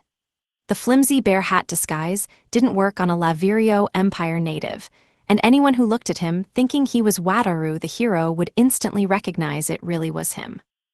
Wataru the hero, the human from the Empire, also known as the Smiling Genocider, the Jester of Death. "The Grinning Nightmare is here. I challenge you to a duel." "Hold it, I'm the one who's gonna duel Wataru the Funneman Berserker." A crowd gathered instantly. The already crowded market got even more packed, but more than half were demi-human demon realm residents, so about 70% of the crowd were indistinguishable from monsters. In the center of the crowd were me, Rokyuko, Narine, Wataru, Yuzu, and Muzu. The crowd stretched out 2 solid meters in every direction, and most of them had on bloodthirsty grins with weapons in their hands. Welp, sorry, everybody. I knew that I was hated in the demon realm, but this is more than I expected. Some guard I am. I've gotten us all into trouble. SSS sorry, Wataru. We didn't think this through. Muzu and Yuzu dropped to the floor in apology as Wataru reached for his sword, a melancholic and distant look in his eyes. The nearby demon realm residents exuded killing intent, hyped up as if an entertaining party was about to begin. Yeah, I feel like I need to stop this before shit gets bad. I looked around and saw within the crowd, the owner of the stand that had been selling the magic scrolls Narine had been eyeing. Perfect timing. Hey Wataru, you want to show off in front of Narine, right? Just leave it to me. Whoa, Keima, you have some plan to get through this dangerous pinch unscathed. Dangerous? What are you talking about, Wataru? I guess Empire folks just really don't get what life is like here. I casually turned to the store owner, who was wielding a knife. Hey you. How's me? Wataru's working as our guard right now, but if you'll bet all the magic scrolls at your stand, I'll let you duel him. All right, sounds good. The stand owner replied before rushing over and bringing back all the magic scrolls from the stand. There you have it, Wataru. Take him out one by one. Anyone else who wants to duel Wataru, go bring something to bet. The arena will be that plaza over there, I announced, and the crowd dispersed, hunting for stuff to bet so they could duel too. Huh, what the heck is going on? Wataru said, blinking in surprise. Well, I can hardly blame someone unfamiliar with demon realm culture for being surprised. A week ago, I would be reacting in the same way. From Wataru's perspective, an angry mob just dispersed in the blink of an eye. They all had so much bloodlust too. What in the world happened? All of them just wanted to duel you, Wataru. That's all. Now, let's go so we don't get in the way of these stand owners trying to do business. Wat. I pulled the confused Wataru toward the plaza. Demon realm cities had plenty of open, arena-shaped plazas to accommodate the many duels that broke out at all times. Asel and the others had told me all about them. It didn't take long for a line to form, full of people waiting to fight Wataru. Graya, take this, smiling genocider, roared a challenger. Hiya, Wataru shouted as he sent challenger after challenger flying without even using his sword. Cheers erupted from the crowd each time, and the next person in line raced forward eagerly to fight. They all wore broad smiles filled with bloodlust. The defeated challengers cursed their defeat and left the arena without a fuss, talking about how they would win next time. Their smiles were broad as well, but lacking the bloodlust. Akae, all challengers please sign here. This is very nice scroll, Narine exclaimed. She was working as a receptionist, taking payment from all the challengers. Rokyuko and I, plus Yuzu and Muzu, watched all this go on while eating some sugar cane that had been gambled. They were sweet and pleasant. Keima, what's going on here? Explain, Wataru yelled while punching a challenger in the face and sending another flying. Actually, Keima, I don't understand either. What is going on here? Rokyuko asked, tilting her head in a cute way. I was ignoring Wataru's questions, but if Rokyuko wanted to know too, I might as well answer. After all, my job was to entertain her as a guest. The important thing here is to know that demon realm citizens think about things fundamentally different from us, I began. To them, duels were an expression of love. It was a thought process Imperials could hardly understand, but demon realm citizens generally wanted to have duels to the death with the people they loved. It went like so. This person is my friend and I like them. To I wonder how strong they are. To I'll fight them, this is fun. To I'm even closer to them and I like them even more. To I wonder how strong they are when they're taking the fight completely seriously. To I'll fight them to the death, this is incredibly fun. And that was that.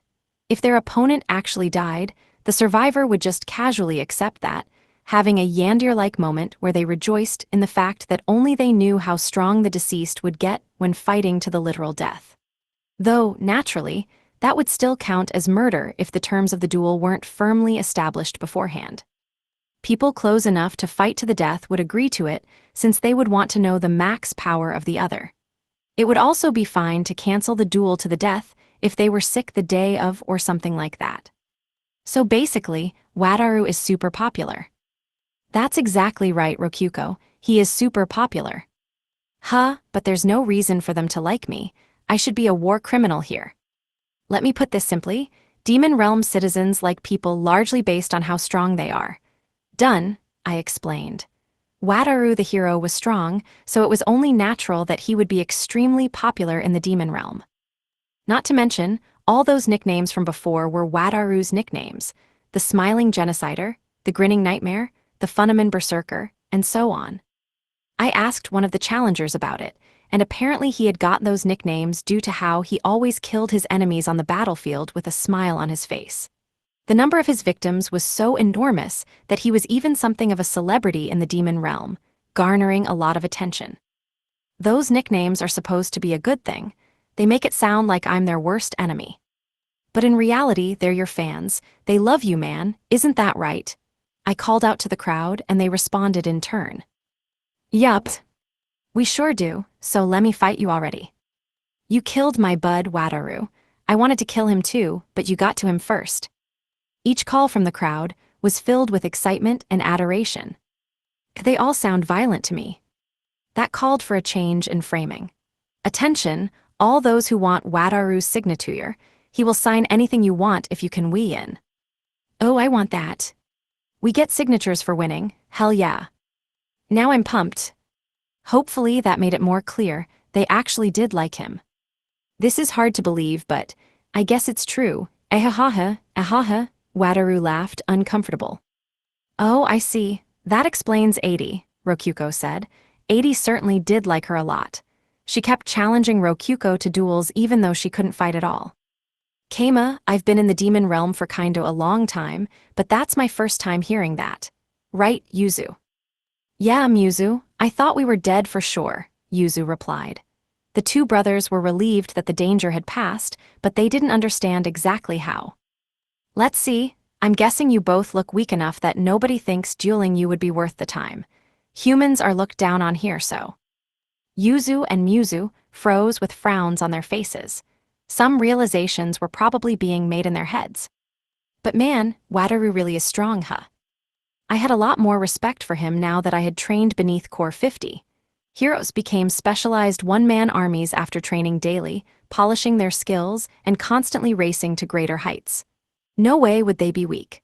I hadn't considered Wataru to be weak before now, but I guess I had developed a better sense for who was strong and who wasn't. I had been cultured, something like that. In any case, my thoughts were interrupted by Yuzu pointing at my hip. Hey, Keima, I've been wondering for a while now, but is that sword on your hip, you know? Yuzu, what are you? Oh, no way is that what I think it is. Muzu also looked at my hip, or rather my sheath with siesta in it. I lifted it up a bit so they could see it better. Yup, it's the magic blade you two gave me. Siesta, the blade of afternoon naps, I can't believe you're still using it. Right, Muzu? Yuzu, I don't think I've ever been as happy as I am right now. These two sure like to exaggerate, I thought just as they took out their golem blades. They were one-handed knives. I remembered giving them as gifts in return for siesta. We've been using the magic blades you gave us too. Yeah, they're our treasure, though they stopped working lately since we used them too hard. Let me see them, I said, taking the two magic blades from them. Ah, these golems are dead. Using them as swords inevitably means hitting things, and while they're shaped like blades, they're still golems. The physical hits will make them lose their HP or whatever. They weren't living creatures, so they didn't regen HP naturally. In short, they'll eventually die and stop moving. And the golems of these two magic blades had died. I had designed them with some counterbalances for this, but the blades had been used so much there was no avoiding their death. Kinda feels nice to know something I've made has been getting this much use. Revitalize. I stealthily cast Create Golem on the blades to revive them. While I was at it, I fixed the chipped parts of the blades, pretending to cast Revitalize, which was a survival spell that brought life back to Earth. I had seen Kantara do this back in Goron. All right, fixed. You two are lucky you saw me, I said, handing the golem blades back after using mana to double-check that they were working again. What? H hold on a second, Kama. What do you do? W is that the survival spell, revitalize, just now. Yuzu and Muzu were shocked. Well, can't blame them for being surprised that their broken magic blades were fixed with just a wave of my hands. Yeah, a blacksmith back in my town told me about this, but think about it. Swords are metal, right? And metal comes from the earth. It's basically earth itself. So sometimes, casting revitalize on swords will pep them up. It's lucky that your blades were still just barely alive. Incidentally, I had already confirmed through experimentation that the spell actually did heal golems a bit. In other words, it actually would lengthen the lifespan of golem blades, though it wouldn't do anything if they were dead. Keep this to yourself though, since it's kind of a trade secret. Alright, thanks. I'll start casting Revitalize on it every day from now on. How much do we need to pay? Nothing. Siesta's been doing a lot of work for me. Consider this a gift, I replied. Seriously, Siesta is a pretty crazy blade, so much so it's been embraced as Bedism's holy blade. Which reminds me, we've been talking for a while, but I'm gonna guess you have somewhere to be today, no? Alright, come on, Muzu. I forgot all about that. Shernaga's gonna be pissed. Let's go, Yuzu. The moment I pointed out the time, they promised to pay me back later and raced off. Sure was nice of you to fix their swords for free, Rokuko said, scooting closer to me. What can I say? I owe them for finding me Siesta. Oh, Wataru just took another one of them down. He sure is strong. By the way, Kama, do you think you'll be able to get the divine pajamas? I trailed off, looking upwards. That alone was enough for Rokuko to know things hadn't gone as planned. He did end up agreeing to give them to me if I can get a clean hit in during practice, but I didn't quite manage it. I updated Rokuko on the situation, including telling her about how I was training every day. That's Lord 50 for you. Normal strategies won't work on him. Turns out he can read minds too. He definitely can. Wait, you already knew that, Rokuko. 80's duchy used to be ruled by Core 42, and he had notes on his battles with Lord 50 inside. He wrote that Demon King-style detachment was good for fighting him. Interesting, pretty sure Lord 50 told Niku to learn that. I can guess that 80 and Sebas are teaching her detachment right now. Pretty sure detachment refers to, like, freeing your mind of all thoughts and emotions to fight on pure instinct. Not really sure how it works in practice, though. The sun had started to set, so I put an end to the bout of duels. Alright, that's it, everyone. Go home, I announced while clapping my hands. The challengers all looked up, only then realizing what time it was. You're too strong, Wataru. See you next time. Man, that was fun. I'll come at you with my full power next time. Don't die until then. Your life is mine. Man, Wataru was something else. That was just what I'd expect from the smiling genocider and his deadly blade. Wait, he didn't use his sword on any of us. The challengers all left in a good mood. Wataru, seeming a bit tired, saw them off with his usual smile. Ahaha, this is some country, huh? I think I might have misjudged the demon realm. It's like the entire country is as nonsensical as Gorin. You're making it sound like my town is crazy or something, Wataru. Good, because that's what I meant. But my town is super normal, strange. Wataru, this is incredibly. There's so many magic scrolls, thank you. Hey, I'm just glad you're happy, Narine. Wataru melted like a puppy before Narine's smile. Don't be fooled, brother. You earned all that loot, and she's just gonna take it for herself. Though I wouldn't be so rude as to actually say that. Wataru had fought all of them with giving the loot to Narine in mind, so it was fine. Anyway, let's go home, I said.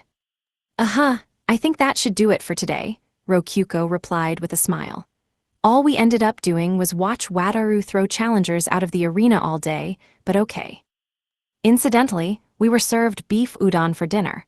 But due to eating with Rokuko earlier, I decided to stash it in storage for Ikika to eat later. Core 50 mentioned changing my training style or something of the sort, and so starting the next day I was brought outside of the estate for morning training. The elf maid guided me to the destination, a secret training spot by the rocky cliffs outside of the city, where not many dangerous monsters wandered, with Rokyuko and the others tagging along for some reason. Niku was absent, since she had her own training with 80. "Su, can I just make some tia? I think I should make tia," Narine suggested as soon as the elf maid got us where we needed to be and left to go do work elsewhere. "Oh, good idea. I'll make sure there are no monsters around," Wataru replied, following her. "Aren't you two supposed to be Rokyuko's guard and maid or something?" I told Narine to take Wataru and leave once we got here, so it's fine. We can actually do whatever we want here since it's technically outside of Lord 50's territory, Rokyuko replied. She had been asked by Core 50 to make me stronger, and she was invested in getting that job done. Apparently, he had settled on entrusting my training to Rokyuko, my partner, and she instantly agreed since it would mean spending more time with me. "Anyway, Keima, let's start by exploiting your specialties as much as possible." "My specialties?" "You have 3 main skills: dexterous fingers, otherworldly ideas, and bluffing. It would be pretty pointless for you to just train your physical strength under Lord 50, though having more stamina and such is definitely not a bad thing," Rokyuko explained. I couldn't tell if she was complimenting me or insulting me. "So what's the plan?" "Oh, I have an idea. I'll roll the DP gacha and decide based on what comes out." "You're really just gonna leave it all to luck?" "Well, maybe that's actually a good idea, considering how insane her luck is. Maybe some of Wataru's ultra good fortune will rub off on us since he's so close, too." And so, partially to get a glimpse into the future of my training, Rokyuko rolled the gacha once. "Go forth, 1000 DP gacha, give me some magic scrolls or something," she exclaimed while rolling, and soon a magic circle spread out in front of us. And a scroll plopped onto the ground. She had predicted exactly what would come out. A smug grin spread across her face. "Well, I'm impressed you predicted what would happen. Good going, Rokyuko." I was in a scroll mood today. "So Keima, what kind of scroll is it?" "Well, let's see here." We could see the names of scrolls in the catalog, but no such names were attached to physical scrolls. Since you needed to pour mana into scrolls to use them, you could look at the magic circles on them to predict what spell they contained, which would allow you to tell if you already knew the spell or not. The scrolls sold in markets had all been identified by someone who knew the spell already. I opened up the scroll and used the auto-translator to read the text on the magic circle, and, all right, this is a new spell. Create, Whole, and Earth. Interesting. Seems like a harmless spell, so I'll try using it. I poured mana into the magic circle and was instantly blessed with knowledge of the skill, plus how to use it. It was Pitfall, a spell that, made pitfalls. Making pitfalls is a good match for dungeon masters, but it's kinda useless in a lot of cases thanks to the dungeon functions. While we were at it, Rokyuko took out a stone pyre scroll to work with the pitfalls. It was one of the scrolls that Narine had wrung out of Wataru yesterday. Apparently, she had gotten 2 of them. "You can use this to drop a stone stake into a pitfall after someone falls in," she said. "That's pretty brutal. Good idea, though." Thus I learned stone pyre after pitfall. "Okay, give it a shot, Keima. Behold the might of the pitfall I got for you." Yeah, I'll start with the chant. "O Earth, form a hole, pitfall." I pressed a hand to the ground and activated the skill. A hole about 1 meter deep opened up right in front of me. "Wow, that hole sure opened up fast," Rokyuko observed. "Yeah, felt more like space distorting than the ground getting dug up." The skill, in practice, was like driving a thin stake of mana into the ground, then creating a cylindrical pillar of spacetime. Why is this Earth magic? I feel like it should be spacetime magic. So, you can modify it just like you can modify, create golem.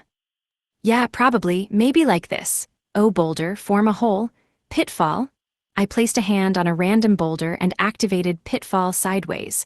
A hole opened up in the side of the boulder, going all the way through it. "Wow, you can make a tunnel in 1 second with this."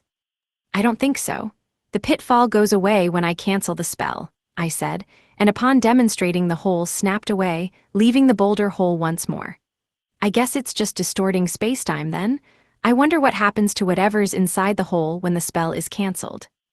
Naturally, I got right to experimenting. I tossed a rock into a pitfall, cancelled the spell, and the rock plopped right out. I guess you can't launch rocks from it or close things in, Rokyuko observed. You think so? I'd say it's too early to make that call. I cast Pitfall, then I cast another Pitfall on the bottom of the first one. The two holes formed something like a very steep two-step staircase. I tossed a rock inside and cancelled only the first pitfall. The result was a rock completely locked inside the second one. And done. You can close it in like so. I see. You definitely can enclose things then. Yup. So, what happens to the rock if you cancel the lower hole? I gave it a shot, but whatever happened occurred underground, so I couldn't say much for sure. All we knew was that the rock didn't pop back onto the surface. I guess it's buried, I said uncertain. Try using a golem this time. That should let you see what happens. Good point.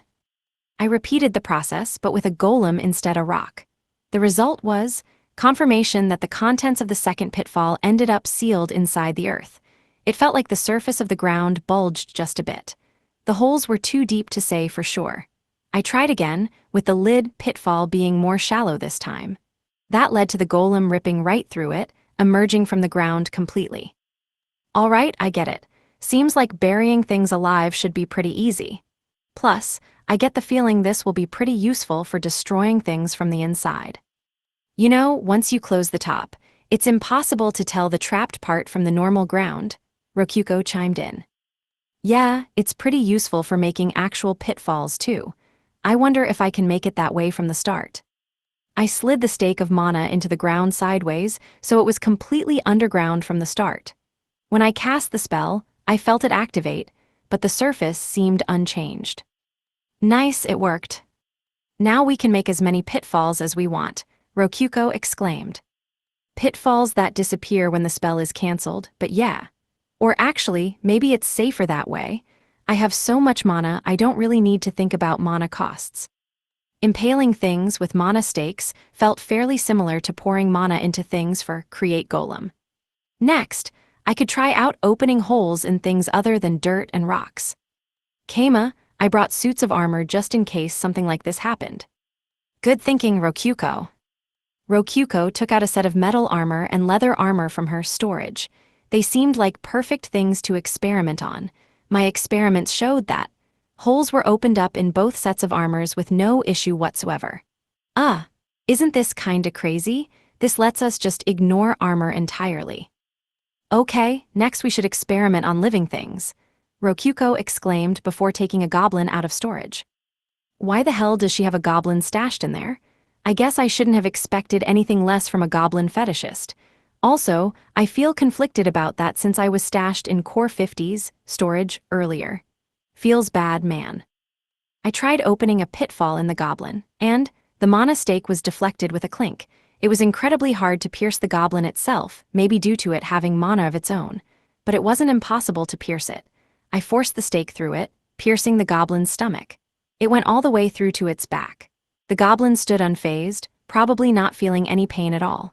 This probably is gonna be pretty useless if it took this much work just to pierce a goblin of all things. Anyway, I activated the spell, and it opened up a big hole in the goblin's stomach. Whoa. What's even happening? Despite a hole being opened in its stomach, the goblin remained unfazed. No blood or gore was falling to the ground. It was like a wall of mana had been stuck on top of him and nothing more.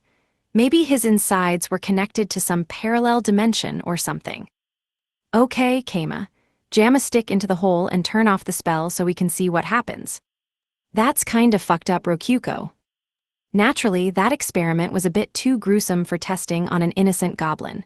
She stashed the little fellow back into storage while I opened up a tunnel through a boulder and put a stone stick made from Create Golem into it. Then, cancel. The stick was pushed out incredibly hard, but it stopped the instant it was outside the pitfall, all of its inertia gone. Seems like it was just pushed out normally. Guess I can't use this to make a pile bunker then. Maybe I could use it for a vice or something. Looks like it's pushed out to prevent overlap. What would happen if you connected the two ends? At Rokyuko's suggestion, I made the tunnel, stuck a stone stick into it, then bent the stick with Create Golem to make a stone loop. It was like a big ear piercing. Then, of course, I cancelled the spell. The rock ring snapped to pieces and crumbled to the ground. Is this useful, in any way? Maybe a ring of orichalcum wouldn't break. Are you okay, Rokyuko? Is something wrong? These last few ideas have been pretty messed up. Last up was testing with stone pyre, but I was already exhausted. Mentally speaking, that is, I still had plenty of mana. Keima, could you try replacing the stone part of the chant with orichalcum? The chant is just Spear of Stone be born, so yeah, let's see, Powder of orichalcum be born, stone pyre. The next instant, I passed out. I changed the spell to be powder because I had a bad feeling about it, but even so all my mana dried up in a second. I probably would have outright died if I had said spear instead of powder. Incidentally, it was only a few specks of dust, but the spell did successfully make orichalcum. Though Rokyuko never would have found it if it wasn't marked on the map, apparently. I woke up feeling as if I had fallen for a long time. When I opened my eyes, the first thing I saw was the elf maid's face as she peered down at me. Ah, finally awake, I see. I was resting on top of my futon within Core 50's mansion. Apparently, I had been brought back to my room after running out of mana, which, incidentally, had fully regenerated while I slept. My body seemed fine as well.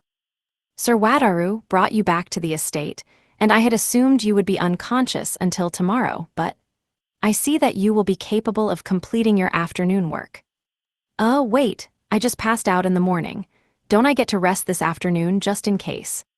No, that won't be a problem, will it? Not at all. And so I was sent to work, having been given no time to rest. Gah. My afternoon work was helping at the magic tool workshop again. Wait, Narane. Master, are you feeling better? You seem better. Yeah. I had thought they poured a barrel of mana potions down my throat while I was sleeping, but in reality, they had used the divine quilt to heal me. The problem was that Wataru, one of Haku's agents, had seen everything. Anyway, the last time I was here at this workshop, they called me useless and kicked me out, so I had no idea what I was doing here again. I called for you. You did, Narane. They want to make a golem out of magic tools, and I thought you would have good ideas, Master.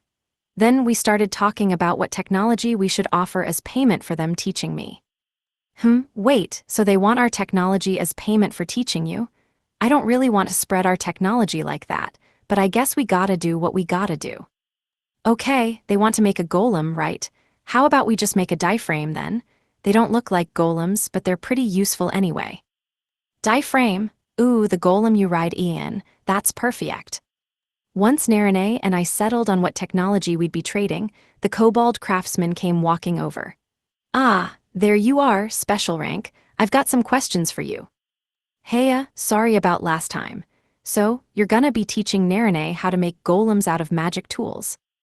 Yup, and we wanna use your knowledge for it, the kobold said, his tail wagging. He seemed in a much better mood than he had been last time. All right, I'll teach you how to make a diaphragm then. A diaphragm, the kobold replied, blinking in confusion. Several hours later, I finished constructing a writable golem frame without using Create Golem. It was experimental and made small so a kobold could write it, but yeah. It was pretty impressive craftsmanship if I did say so myself, layers of metal plates with magic circles carved into them for control and power. For a bit, I didn't think it would actually be possible, but in the end it all worked out. Whoa, this is something else. The kobold explained as he hopped right in and started swinging the arms around. His tail was swinging with absolute joy. Hey, I learned a lot too, whoa. There sure are a lot of magic circles for moving things, aren't there? Can't believe you can actually ride golems and control them. The controls aren't complex, and they do the thinking themselves. Feels like my body's just gotten bigger, he exclaimed, his tail almost ripping off from the force of the wagging.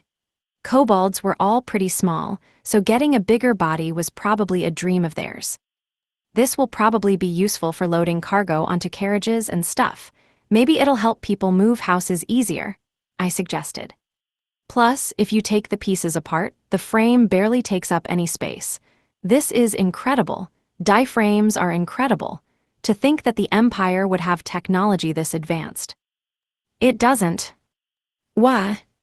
The Empire doesn't have magic tools like this. The die frame was designed by a guy named Narakin, and it hasn't spread at all. Only I and a few others know how to make these. No way. It would be a bit problematic if something I designed was exported back to the Empire, so I went ahead and used Narakin's name here. That way Narine could make them at home, saying she learned to make them here in the demon realm. And I haven't lied, so everything works out.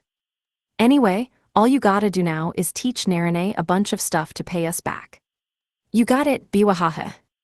By the time we were done, it was about time for me to leave, so I went ahead and returned to Core 50's estate while the kobold started running around in the die frame. For dinner, I ate beef udon with Niku in my room. Don't they have anything to serve with this other than meat? Like fried food or tempura or anything. At least they have a lot of different kinds of meat. I wonder if they're giving Rokyuko and others different stuff to eat. The next day, Niku and I went our separate ways to go train again. Narine and Wataru once again kept their distance from Rokyuko and I. Since you passed out yesterday, Keima, let's continue with the stone pyre. All right. Also, I'm impressed you managed to find that orichalcum dust, Rokyuko. She had a small jar with her, which upon closer examination had enough orichalcum dust to last about 1 second in an hourglass. I have orichalcum as a valuable item, so I can find it on the map. What the hell, we could probably use that to find ore veins or something. Okay, let's get back to stone pyre. Let's start with iron. Sure, stake of iron be born stone pyre, I chanted, and an iron stake resembling a pillar shot out of the ground with no issue whatsoever. Despite not being stone, I didn't feel any mana drain. Easy. Keima, what about mithril? Stake of mithril be born stone pyre, I chanted. Whoa, holy crap, I felt my mana store just plummet. Looks like the mithril stake came out just fine, though. I get the feeling I'll need to make smaller stakes for hierarchane and adamantite if I don't want to pass out again. So, it looks like the pillars coming out of the ground. Does that mean the mana is just making the mithril outright? Rokyuko asked. I mean, probably. In that case, what would happen if you tried to spawn one from a living thing instead of the ground? Rokyuko pulled out another goblin from storage. Wait, that's the same one from yesterday. Let's give him some armor and test that. The result was that I could spawn the pillars from metal armor, but not leather armor. The goblin itself didn't work either. It seemed the spell needed ground, metal, or some other earth-related element to activate. Hold on a second. It might just be that you can only make a certain element from something of the same element. Can you grow wooden stakes from a wooden board? Let's give it a shot. Stake of wood be born stone pyre, and nope. I tried spawning wooden stakes from the ground as well, but that failed too. Both the base and the stake needed to be earth for it to work. And jewels. Let's see, needles of ruby be born stone pyre. Oh, it worked. I had used needles out of fear for the mana cost, but it ended up succeeding with a surprisingly slight mana drain. It was still more mana than mithril, but I wasn't really sure what was defining the costs. Needles, if you had metal plates on your palms, you could grow needles out of them. Neat, Rokyuko observed. You want me to be an assassin? Actually, if someone's wearing metal armor, you could make needles and shoot spikes inside of it. That's kinda terrifying. The experiments showed that the spikes could indeed be made from within metal armor. I could even make needles from the small metal studs and straps on leather armor. Now this is scary. Even stone pyre is a terrifying spell, is nothing sacred. I mean, Keima, with your modification ability, basically any spell can end up extremely violent. That's okay, fair, you got me there. I started practicing the act of making needles shoot out of a coin in my palm, while Rokyuko tapped the first spikes I made out of metal while thinking. Come up with any good ideas, Rokyuko? Hey, do you think you could make this into a golem with create golem, too? I mean, probably, create golem. I poured mana into the spikes I had made to turn them into golems. Yep, easy. They turned right into golems, though, wait, doesn't that mean I can make golems without paying for the cost of materials? Even for things like mithril and rubies? Holy crap, stone pyre is straight up a cheat skill. I can make as much material as I want with it. Sure, it's limited to earth-esque materials, but still. For example, I could use stone pyre to make a stake of iron on my palm, then use create golem to turn it into a golem blade. I'll be able to make an infinite amount of swords as long as I have mana. Come to think of it, since this is just a normal spell that's sold in markets, maybe both the Demon Realm and the Lavirio Empire have so much stone architecture since they're building everything with stone pyre. I mean, it's a cheap way to convert mana into infinite resources. I can't blame them for using it. Why not try spawning them as golems right from the start? Like, casting both the spells at once. I'm not sure if that's possible. O doll of iron, be born and serve me, stone pyre, create golem. The two spells activated at once. But they didn't end with me creating a golem like Rokuko intended. Instead, the spells just mixed together and turned into nonsense. Hey whoa. The sphere of mana with nowhere to go swirled above my palm. Wait, I know this. It's mana that's lost control, just like element burst. I tossed the mana sphere to a nearby boulder, and upon impact, it exploded with a blast of sound and fury. Parts of the boulder turned to metal as it collapsed into itself, like it had been gripped by a giant, invisible Midas hand. Oops, the mana lost control, though this does seem like it could be a useful attack, Rokuko mused. Nah, element burst is way easier to use. In that case, maybe we should just focus on improving element burst. Not really sure that's a spell, I should just be casually shooting at people. Rokuko clapped her hands. Okay then, let's turn it into a spell that you can casually shoot at people. Oh, that idea didn't even occur to me. And so, under Rokuko's supervision, I improved element burst. It only took a few minutes since I had cast the spell so many times before. Element shot, I chanted, and a pea-sized hole opened up within the boulder. Such was the result of significantly narrowing element burst's area of effect by forcing myself to mentally envision it as a small beam. Containing the spell like that actually cost more mana, which allowed me to base the power of the beam partially on how much mana I used to contain it. Though doing so ultimately made the mana cost of the spell increase a bit. It was all minor, though. The spells were basically the same in power and cost. Dunno if I can really call this much of an improvement. But now whoever you hit with it won't die, unless you hit them in a bad spot. The hole would probably cause some blood loss, but thankfully, this was a world with restoration magic. It wouldn't cause any major problems. Being hit in certain places would cause instant death, but well, there was no way around that. We did the best we could here. I think Element Flash will be better here. Hurry up and learn how to use it. I mean, I understand the theory, but it's hard to think that abstractly.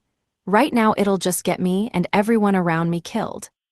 Element Flash was an area of effect spell that would basically shoot out element bursts in every direction around me. Rokuko thought that one up too, but naturally I would be caught up in the explosion, so she suggested I shoot a protective layer of element burst at the same time, but well. On a fundamental level, element burst was the result of rampaging mana, so it couldn't be controlled like that.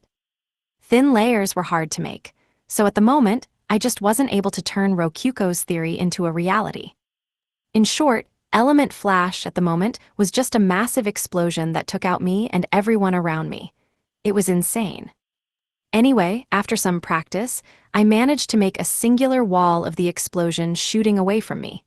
All I would have to do next was form 5 of them, 1 above me and 4 in every cardinal direction around me. I could skip 1 below me since that was the ground. Though, thinking about it, maybe I could just call the singular wall Element Flash. If I launched it by surprise, it should be able to hit him. I think that should do it for today. If you don't get to sleep soon, you may not heal up before lunch, Rokuko said while attaching herself to my arm. Soft. What? We're letting it too loose because we're in the middle of a vacation. Yeah, Haku's probably going to murder me when we get back. Are we really doing this? Of course, Keima, we're sleeping together again. Phrasing, please. I used stone pyre, then create golem to make a smooth rock. Rokuko spread out a futon on top of it. She phrased it poorly just then, but we're not going to do anything lewd here. We're just setting it up so I can use stone pyre to make more orichalcum dust before passing out. It was training to increase my mana capacity, or rather, the speed of my mana regeneration. One's regeneration sped up by exhausting your mana and then recovering it back up to full. This was common knowledge even in the Empire, but some Demon Realm documents had more details, and Rokuko was determined to experiment. Not sure about sleeping outside the city like this, where there might be monsters roaming about. We'll be using the Divine Quilt, so it's fine. The Divine Quilt, one wrapped in it could sleep without any fear of monsters, for it had absolute defense built into it. Truly, father was a fearsome individual. Come here, Keima. Rokuko sat on the futon and wrapped the Divine Quilt around her like a poncho before spreading out both arms my way. This was the only way for both of us to use it together. I didn't want Rokuko attacked by monsters while I was asleep, so we had no choice but to get in bed and sleep close together. There was nothing lewd about it at all, nothing sexual. And yet, it's fine, Keima, this isn't any dungeon's territory, it's just you and me here. Narine and Wataru aren't that far away. Just set the alarm clock, and everything will work out. In the end, I buckled beneath Rokuko's invitation, and ended up in the futon with the quill-trapped Rokuko hugging me tight. Thanks to the Divine Quilt's powers, I was overcome by an immense sense of comfort and safety. It was such a comfortable quilt that it would feel nice and warm even within blazing hot magma. Not to mention that it came with Rokuko. I set my divine alarm clock to wake us up a bit before Wataru and Narine returned, then prepared to pass out. Let's get this over with. Go, Stone Pyre, Orichalcum Dust, Gah. While we were doing that, my second week as Core 50's slave came to an end. Each day was enriching and unique, with me getting swarmed at the human farms, mass-producing diaphragms in the magic tool workshop, making fried food udon, and training with the high-rank slaves. Working hard each day meant I slept well at night, which led to perhaps the most healthy lifestyle I had ever had. Thus came my third duel with Core 50, however. Now, Keima, it seems to me that you have devised no strategy whatsoever to counter my mind's eye. Yeah, I'm gonna sit this one out. After all, any strategy that can counter one's mind being read isn't something to be used lightly. I see, that is a shame. The pup has been growing steadily, and I had hoped to see the same with you. And in the first place, just asking me for my strategy is kind of spoiling yourself on it. That's true as well. Even I would find it uninteresting to be told a strategy outside of battle. It was pretty convenient for me that we could have a conversation without me having to open my mouth at all, but this still meant everything I thought was basically leaked info. There's no point in even trying to think up a plan when Core 50's around. Would you think of one if I were not near you? I might think of one if you were to give me a whole week of free time. It would be even better if you gave me more specific details on that mind's eye of yours, I thought in response. Core 50 put a hand on his chin in thought. Very well, though I can only tell you what I myself know. Wait, you don't mind? I always wish to surpass myself. Tell no others, understand? Though I will permit you to tell your battle partners, and I shall charge a price. Be aware that your work this week will cover your next week of free time and no more. A payment for Core 50? Nothing's coming to mind. Is there even anything I have that he would want? I guess there's the Orichalcum sword that father gave me. I brought it with me thinking I might be able to trade it for the divine pajamas, but I don't really want to give it up here. It's way too valuable to trade for information. What did you just say? Oh crap, he really bit onto that. Anyway, speaking through thoughts is getting kinda awkward. I'll start using my mouth again. The god of darkness. Or rather, father gave me a sword made entirely out of orichalcum. Truly, I am beyond envious. If you show me the blade, I will accept the sight of it as payment for the information. Just showing it to you? Sure, all right. I took out the orichalcum blade from storage. It continued to weigh almost nothing despite its size. Ooh, a blade made by father himself. Feel free to hold it. You have my gratitude. I held out the blade, and Core 50 practically leapt over to pick it up with visible glee. He gripped it in both hands and shook it gently through the air, getting a feel for how it was to use. Hey, just saying, I wouldn't mind trading that sword for the divine pajamas. Truly, Core 50 exclaimed, jumping at the idea far more eagerly than I expected. NGH but NGGGH. If I'm being honest, weapons can only show their true worth when wielded by a skilled warrior. I'm sure the sword would be happier with you wielding it. The sword father made, in your arms, showing its true potential. Sounds good to me. You believe so? I could tell that just a slight push was making his heart tremble. Feels like he's just one push away. And if I'm being honest, it is true that the Orichalcum sword would be happier with Core 50 than me, excluding its missing parts. Kama, what was that just now? Well. Oh crap, he read my mind. He's going to notice that I shaved off part of the hilt, I thought, and by then it was too late. Core 50 snapped to his senses and looked at the hilt. You shaved metal off a blade given to you by father. What illness of spirit are you stricken with? He gave it to me since I asked for some nice materials to use in the first place, so. Core 50 was so shocked that the jaw of his helmet literally fell to the floor. He picked it up and fit it back into place. I must protect father's blade. This is probably bad. Core 50 stroked his reattached chin and looked at me head-on. Kama, I shall wager the divine pajamas on this sword. I cannot allow you to harm father's blade any further. And not only that, but I will have you return all the pieces of orichalcum you removed from it. Weelp, this sure got real bad real fast. Chapter 3. This duel shall be your final opportunity to obtain the divine pajamas. Now, accept it. Well, at this rate, I was about to be forced into a duel I couldn't win. I don't have the orichalcum I took from it on hand. You may send it at a later date. Now, accept the duel immediately. This is an order. NGH, given that I'm a slave right now, I can't refuse a direct order like that. I'm just gonna have to play dirty here and try to claw for any advantage I can get. Understood. I understand that you want to forcibly take the sword father gave me to make it yours. You want to steal the gift father made for me, without father's permission. I thought you were an honest, respectable person with morals, one who could look up to father with your chest held out high, but oh well. What a shame, I said. My repeated use of the word father sent Core 50 faltering. The past few weeks I spent with Core 50 had made it more than clear that he genuinely was an honest and respectable person. So yeah.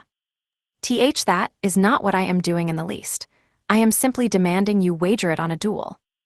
Wasn't it just a second ago that I asked for more time since I had no chance of beating you, a condition which you agreed to? Oh, of course, our duel will take place 1 week from now. You may spend that time preparing to defeat me. To defeat you, huh? Don't you mean land a single blow on you? That's what the condition has been up until now. I don't think I can beat you otherwise. 3 blows? You will win if you land 3 blows on me. A week should be enough to accomplish at least that. NGH, that's not gonna be easy. Curse you, Core 50, you're going all out to win this. Can I bring more allies then? Wataru the hero is still hanging around, so. I do not mind. Come out with me with all you have. I shall neither flee nor hide. Oh nice, my chances to win just shot right up. It would be best for us to be separated until then. Therefore, I will spend the next week waiting at the bottom of my dungeon. Come at me with all you have when the week is up. Wait, didn't he just say he wouldn't run or hide? I shall inform you where my dungeon is. It is a place that anybody can enter. It is neither running nor hiding. You need only ask my maid for information. Apparently it was normal in demon realm culture to boldly await a duel within the depths of one's dungeon. It genuinely wasn't considered running or hiding. I guess that's more of a dungeon core thing that bled into demon realm culture. Now then, Kama, that should be enough. Accept the duel, Core 50 said, and my slave collar tightened a bit. Seemed like I wouldn't be able to push him any further than I already had. All right, I'll do everything I can to win then. Excellent, until we meet again. Thus began my battle with Core 50. First up was asking the elf maid about Core 50's mind's eye. That was a guaranteed payment for me showing him the orichalcum sword. She gave me a booklet filled with information about Core 50, at which point I went with Rokuko to where Adi and her master were training Niku. Rokuko coming with me meant Wataru and Narine were also there. So yeah, Rokuko, we need to beat Lord 50's mind's eye. Yup, so give it to me straight. Do you think it's possible? At the moment, we were at an extreme disadvantage. It was fair to say that 90% of every battle was determined by how well you prepared, and we had basically zero preparations here. You're gonna be helping out here, Wataru. Wait me, what? This isn't going to be a one-on-one fight. Indeed, my duel with Core 50 had begun with Niku and I teaming up against him. It was never a one-on-one fight, and he had just given me permission to bring more allies. It was a one-on-many fight.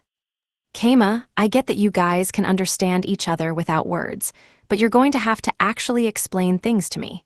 We're not married, so I don't understand you on the same level that Rokyuko does, Wataru said. Rokyuko blushed at the word married. We're not married. Put simply, I negotiated with Lord 50 to get the divine pajamas through a duel, and he agreed that it would be my win if I could hit him 3 times. Very demon realm-esque, no? Okay, now I understand. Wataru nodded, then looked at Niku. She had been fighting for so long already that she was out of energy and breathing hard. Out of breath already, huh? 80 observed. I'm still a human, so, Niku said in between pants. Breathing creates openings. Didn't I tell you to stop breathing during our fights? That isn't normally possible. Oh, but normal is such a boring concept. I would recommend you toss it out the window entirely. Whoa, whoa, whoa, she's not a dungeon core. Pretty sure her tossing breathing out the window would be pretty bad. It's not even something you can toss out the window. Or maybe you would have to be as strong as a hero and have the sheer resolve to abandon fundamental parts of human life, like breathing? Yeah, I think I'm just gonna stay as a human. I'm not sure I can hold my breath very long. If you can manage to hold it for a long time, then you will be stronger than those who can't. I see, that's logical. Niku lunged to slice at 80's legs, but 80 stepped on her knife to block the blow. Attacking the legs is a good idea, but not a perfect one. NGH. And, you dodged it. Good, very good. I dislike your lack of attachment for your weapon, but your decision served you well. 80 moved to kick Niku while still stepping on her knife, but Niku dodged it by abandoning her weapon. It was a nice snap decision. Anyway, that was when I decided to speak up. 80, how's Niku coming along? She has learned just a bit of detachment. Sebas, continue training her for me. I shall have tea with Rokyuko. As you wish, m'lady. Come on, dog, get up already. Sebas took 80's place in front of Niku. Niku took a deep breath, then forced her exhausted body up. For a second, I thought about casting restoration magic on her, but this was partially intended to get her used to extremely stressful situations, so I couldn't let myself ruin it for her. Pretty intense stuff. I'm impressed that Kuro can keep up with it. My spirit would already be broken. In fact, my spirit was broken 2 or 3 times when I was training with Misha. The pup wished for it herself, so that she may learn Demon King style for her master's sake. Her motivation is so foolish I decided to truly grind her into dust. But do not worry. I will break no toy of Rokyuko's, 80 said with a joyous giggle. Despite the fact she had just been dueling, she wasn't sweaty in the least, which made sense given that not breathing was a prerequisite for becoming an assistant instructor in Demon King style. Demon King style really is inhuman, isn't it? Wataru mused. It is a style for demons, you know. Humans aren't supposed to be capable of learning it at all. Huh, but aren't you a human, 80? No, I am a demon. I rule a duchy here, remember.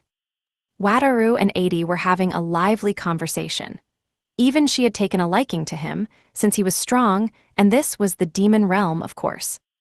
I opened up the booklet. All right, Rokyuko, this is the information I got on Lord 50. I investigated him a bit myself, but let's see here. The booklet consisted of several, well-organized bullet points.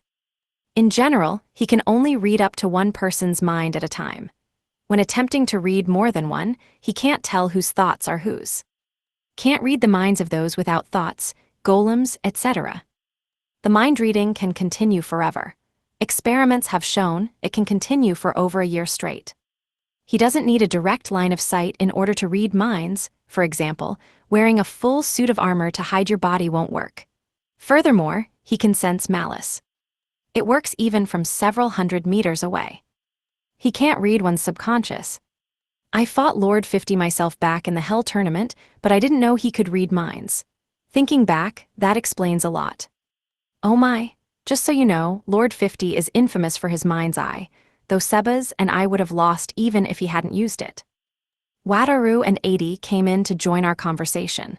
Both of them had experience fighting Core 50 at the Hell tournament. Anyway, I began, we can read between the lines of this memo and figure out that Lord 50 can choose which mind he's reading at any given moment. Not that knowing that changes a whole lot. He could read one person's mind at a time, and he could do so even when they were hidden behind obstructions. That meant he could read people's minds outside of a room even when the door was shut. Put all that together, and he could decide which mind he wanted to read. Woo, figuring that out from the memo was pretty smart, Narine said while peering at it herself. I doubt he was hiding it anyway. But if we outright asked him about this, we ran the risk of leaking our plans, so it would be best to just put our heads together and extrapolate. That makes it clear what strategy is the best anyway. Right, Keima? Rokyuko nudged. Yeah, surrounding him in a group will definitely help mitigate his mind reading. No getting around the fact he can only read one mind at once. Though the fact Core 50 went out of his way to write his weakness down meant he could see that kind of strategy coming a mile away. Shouldn't we invite 80 to fight him too, then? Oh my, we don't fight for free in the demon realm, Rokyuko, 80 said with a giggle. How about a duel with Wataru? Very well. We have already fought many times, but that is an acceptable offer nonetheless. Wait. Sorry, Wataru, but you're Rokyuko's slave right now, and you have no choice in the matter. Which means 80 and Sebas will be helping us out here. Keima, I think I just came up with a pretty good idea. We can just use your specialty, Keima, surround him and beat him up, Rokyuko said with an evil grin. We can hire mercenaries for this, too. Keima, this realm? No, even this city is filled with strong fighters. If he can't read all of their minds, we can count on a flood of people to get in a couple of hits. Yeah, that makes sense. I'm just gonna check with the maid first so he doesn't end up complaining about that. I went to see the elf maid, who was remaining in Core 50's estate as a means of contacting him. Mercenaries. Yeah, he said I could bring a bunch of allies, but I figured I should check and make sure that mercenaries are okay too. Wait just a moment. It seemed the maid had some way of contacting Core 50 at any moment. She closed her eyes and froze in place. I wonder if she's just a dungeon monster disguised as an elf. That would explain why she can contact him directly, or maybe even normal people can be treated as dungeon monsters somehow. After a pause, the elf maid opened her eyes, presumably having gotten a response from Core 50. He says that he does not mind, and that you may even hire his own slaves. It would surely be easier to coordinate with the high-rank slaves you have trained with. However, be prepared to pay the proper cost for hiring the mercenaries. Here in the demon realm, their prices are determined by law. I see, so I can bring as many allies as I like, as long as I can pay for them. So Keima, how many should we bring? Rokyuko asked. Money, huh? Hey 80, what's the market price of mercenaries? It depends on their hunter rank and strength. Prices can range from silvers to golds. In a fight with Lord 50, I would suggest hiring mercenaries that charge 50 golds. 50 golds for one fight was about the price of the highest quality mercenaries. 50 golds each. If we considered how much money our inn had made, I could hire dozens of them, but I only had 100 golds in my wallet. That meant we could only hire 2 of them. Another strat would be to buy a bunch of cheaper ones instead, but, why not make the money now? You could earn hundreds of golds no problem at all, Keima. Nah. Maybe I could if there were a bunch of gullible rich people like Wataru around, but I doubt that. You're really going to treat me like a gullible rich person? Sure, fine, okay. In the end, just how many allies would we be able to gather? Only time would tell. We should probably think of strategies other than bringing a lot of allies, Rokyuko mused. Yeah, it would be a problem if we just bought a bunch of mercenaries and they ultimately weren't good enough to get the job done. The more strategies and backup plans we had, the better. We would just have to think up as many plans as we could and iron out the best ones. One week, It was a lot of time to prepare, but also not a lot of time at all. Maybe I should have tried negotiating for 1 extra week. Core 50's perspective. And so a week passed. Core 50 had no contact with Keima's group outside of the question the elf maid asked, and so he had no idea what plans they might have concocted. But to be honest, the moment the question about mercenaries came, Core 50 felt a tad disappointed. He couldn't count how many times that strategy had been used against him. It was true that large groups could nullify his mind's eye to some extent, but he was more than well aware of that already. Either way, he quickly shook off his disappointment, since he knew Keima well enough to guess he would have more than just one plan. Core 50 shut out all information from the outside world, allowing contact only from the elf maid for questions. If he accidentally heard their strategy for beating his mind's eye, he would subconsciously start thinking up a counter-strategy. That wasn't what he wanted, even if it was a duel for an orichalcum blade made by father. However, Keima hadn't contacted him a single time since that first day. Core 50 had so much time to kill that he just spent the days doing basic training exercises. Along the way, he thought up a new ultimate technique, discovered an obscure flaw in his mind's eye, and devised potential strategies he might theoretically use against himself. In the end, the two best strategies were the same as always. Either use such overwhelming force that one's mind being read didn't matter, or don't let one's mind be read in the first place. One strategy was to think up such a terrifying thing that the mind reader would be intimidated, but outside of Core 4, who now named themselves Chaos, he had never met anyone with a spirit horrible enough to terrify him. That would likely be irrelevant, given that it was difficult to imagine Keima being on good terms with Chaos or having the means to acquire their help. And so, after some pondering on the past, it was finally time for the battle to begin. Core 50 had kept the entrance to his dungeon closed for the past week. There were no invaders inside. Nobody would be intruding on the battle. Just to be safe, he turned off all the instadeth traps in his dungeons, as well as the mazes. He would be waiting at the bottom floor's boss room with no measures to waste Keima's time. He wished to fight with both of them at their maximum potential. Now then, come forth and face me. As soon as the dungeon opened, he sensed a huge flood of people push forward. WHWH, what is going on? Core 50 faltered, and opened the map he had boldly been choosing not to check before. His dungeon was surrounded by people, and yet more people. There were both green and red dots, the former most likely being residents of the demon realm. He opened his monitor and checked the entrance of his dungeon, and saw the unthinkable. Several hundred people were gathered in front of his dungeon. There were citizens and Core 50's own slaves. And on top of that, there were some true powerhouses, the likes of which would dominate in the Fighters Tournament and the Hell Tournament. I said that he could bring allies, but is this not far too many? Core 50 exclaimed. Naturally, not even he had expected Keima to bring this many fighters. Keima's perspective. The crowd of people in front of Core 50's dungeon was so vast there were bodies as far as the eye could see.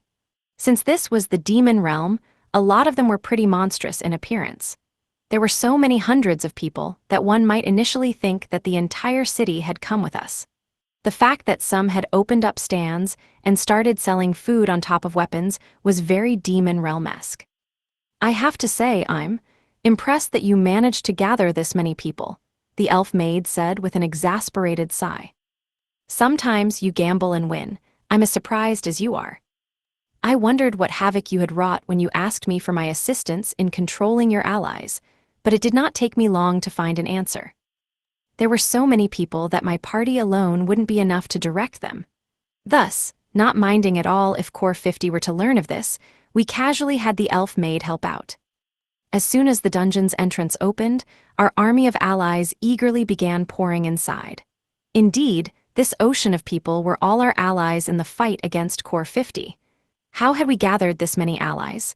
It all started 1 week ago, when preparations for the duel began. 1 week ago. All right, I want to recruit some allies over the next week to help fight Core 50, but with the money I have on hand, it'll be all I can do just to hire a couple of skilled mercenaries.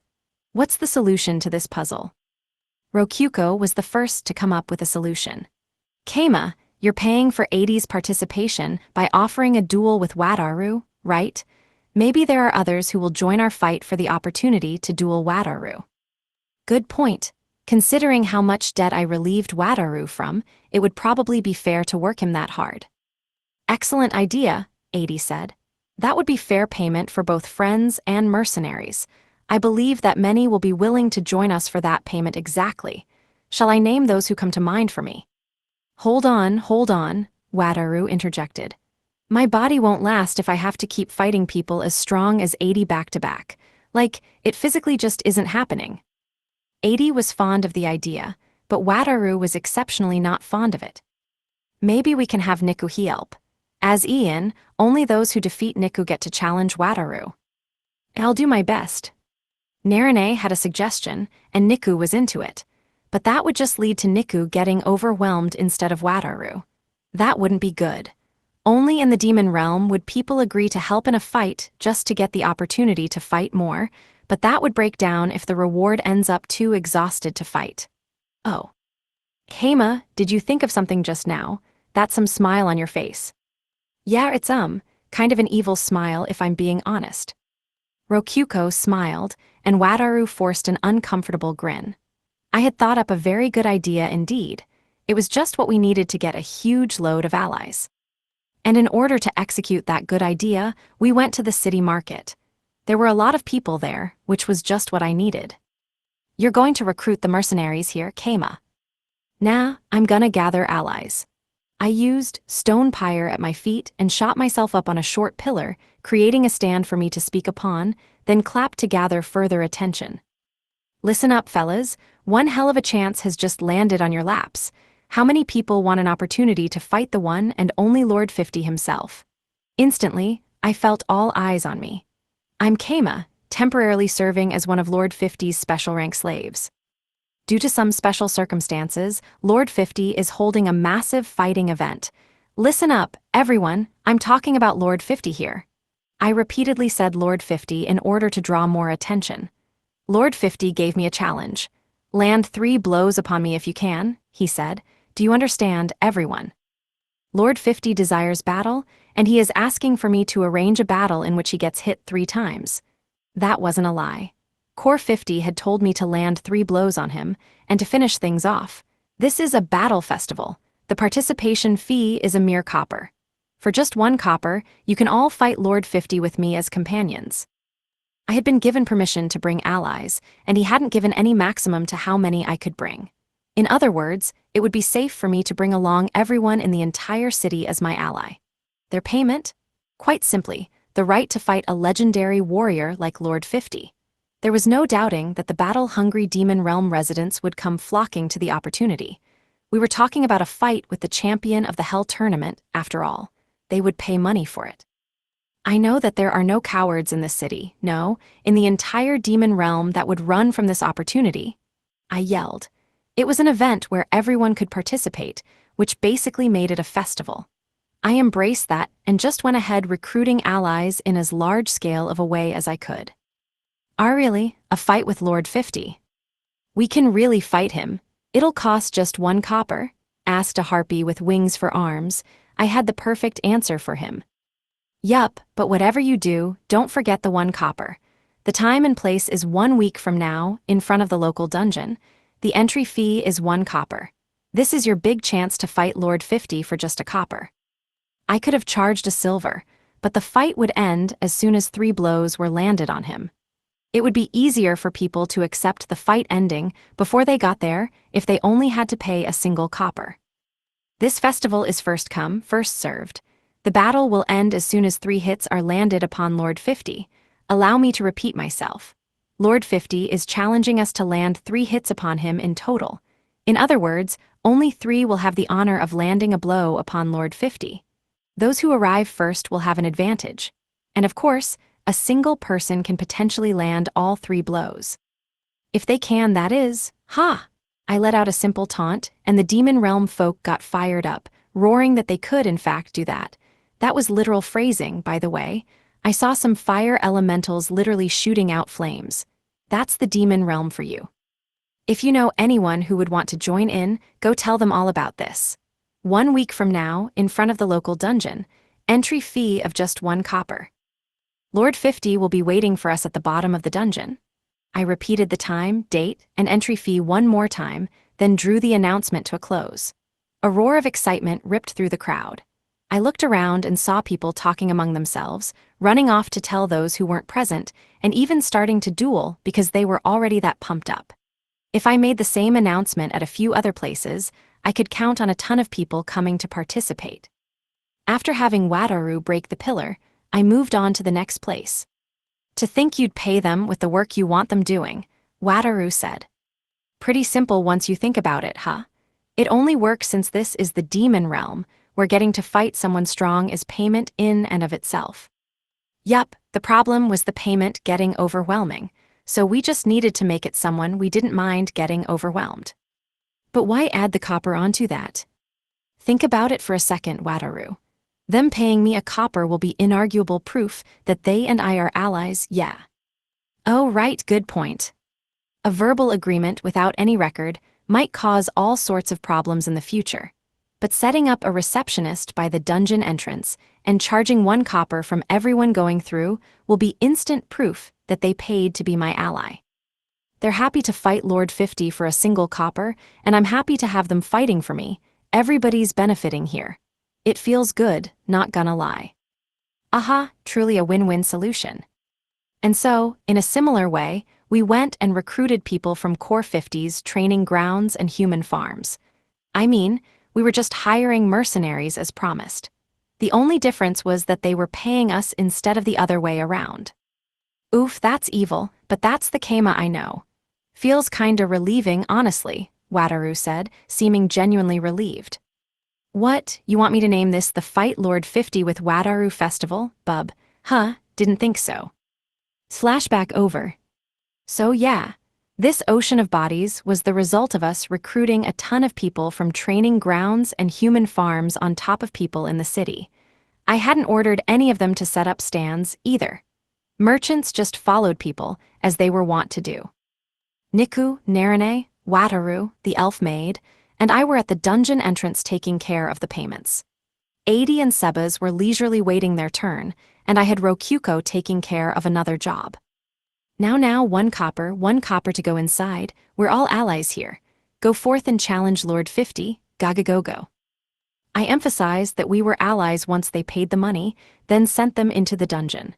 They all raced inside, murder and eager bloodlust in their eyes. Man, it sure is nice to have allies. Ah, there's the payment desk. Come on, Sakjira, hurry, we're already way too friggin' late. We just gotta put a copper in, right? Let's go, Naga. You two, Yuzu and Muzu, don't fall behind. Akahe, everyone who wants to join Lord 50's festival, please put 1 copper here. Narine was holding open a sack, which the participants tossed their coin into before heading into the dungeon. Kama were joining in too. Let's go, Muzu, hurry. Yup, Naga and Sakjira raced ahead again. We gotta catch up Yuzu. Oh, there go Yuzu and Muzu. Seems like they were with a werewolf and a weretiger. Both were about 75% furry, meaning they were covered in fur and had the heads of a wolf and tiger. The werewolf had a muscular torso with wolf-like legs, while the weretiger had a macho body like a pro wrestler. In the demon realm, monsters didn't have to hide the fact they're monsters, and they just lived normally with humans. In the Empire, there were warcats who had to claim they were just cat beastkins, e.g. Misha, but it seemed the demon realm was more considerate toward minorities. Demon culture says anyone strong is welcome, but from a dungeon perspective, monsters give less DP. You don't actually want them dominating too much of the population, really. Heya Kama, you called. Oh, Asal, Aknara, and everyone else too, heya. All the high-rank slaves from Core 50's training grounds came walking over. Here are the coppers, we can join the fight now, yeah. Yup, as far as the record's concerned, we personally negotiated a price and you paid to join the fight. All good. For sure. Man, I can't believe I get the chance to fight Lord 50 himself. This is the best. Special rank slaves sure are something else. Not many would be nice enough to share this sweet-ass deal. What can I say? It's all thanks to Lord 50 agreeing to let me fight with allies. With Asal at the lead, the high-rank slaves tossed over coppers and charged into the dungeon. Hopefully, they could land 1 or 2 hits between them. On the one hand, there were so many people it felt inevitable that they would be able to land 3 hits, but at the same time, it felt like human wave tactics would never work, no matter how many people I gathered. Core 50 was up there at the very top of the demon realm in terms of strength, which meant he was basically one of the strongest warriors in the entire world, so? Yeah, I would be waiting with my party for the opportune moment to jump in. I had a few more tricks up my sleeve on top of all this. Core 50's perspective. There he is, Lord 50, prepare yourself. The first to get through the dungeon and reach Core 50 was none other than the high-rank slaves that had trained with Kama. They had experience delving through this dungeon as part of their training, so they conquered it with relative ease. Despite failing to reach it ahead of the crowd, they used the shortcuts they knew to reach the bottom faster than anyone. NGH, do none of you realize that you have been fooled? Fooled? Wait, what? Kama told us that we could fight you if we joined him as allies. Was that wrong? Did he lie to us? No, that's entirely true, actually. Then there's nothing wrong with this at all. Hiya. It's true that there's nothing wrong, but still, do you take no issue with this? To say that they had been fooled was slightly inaccurate. It was more that they had been manipulated, but either way, the high-rank slaves weren't especially happy with the fact that only specially chosen slaves got to fight Core 50. They had always been burning with the desire to fight him themselves, and all Kama did was give them justification to do just that. They wanted to fight Core 50 if the opportunity arose. The opportunity did arise. Thus, they fight. It was that simple. HMPH, such puny attacks will never land on me. That's Lord 50 for you. Everyone, pile on him at once. Right, the other slaves all roared. Core 50's slaves unleashed the cooperative power they had learned while training on his grounds. But even so, that wasn't enough to land a blow.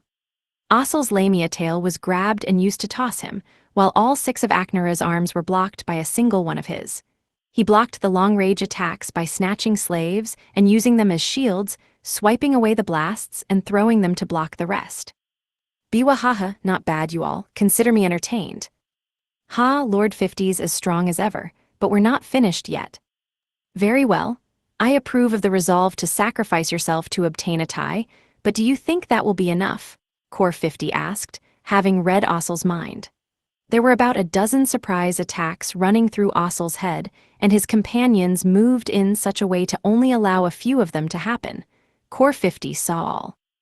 Thus he dodged to a safe location and, slam, a shudder ran through his armor. He looked down and saw a fist pressed against his torso. HRM.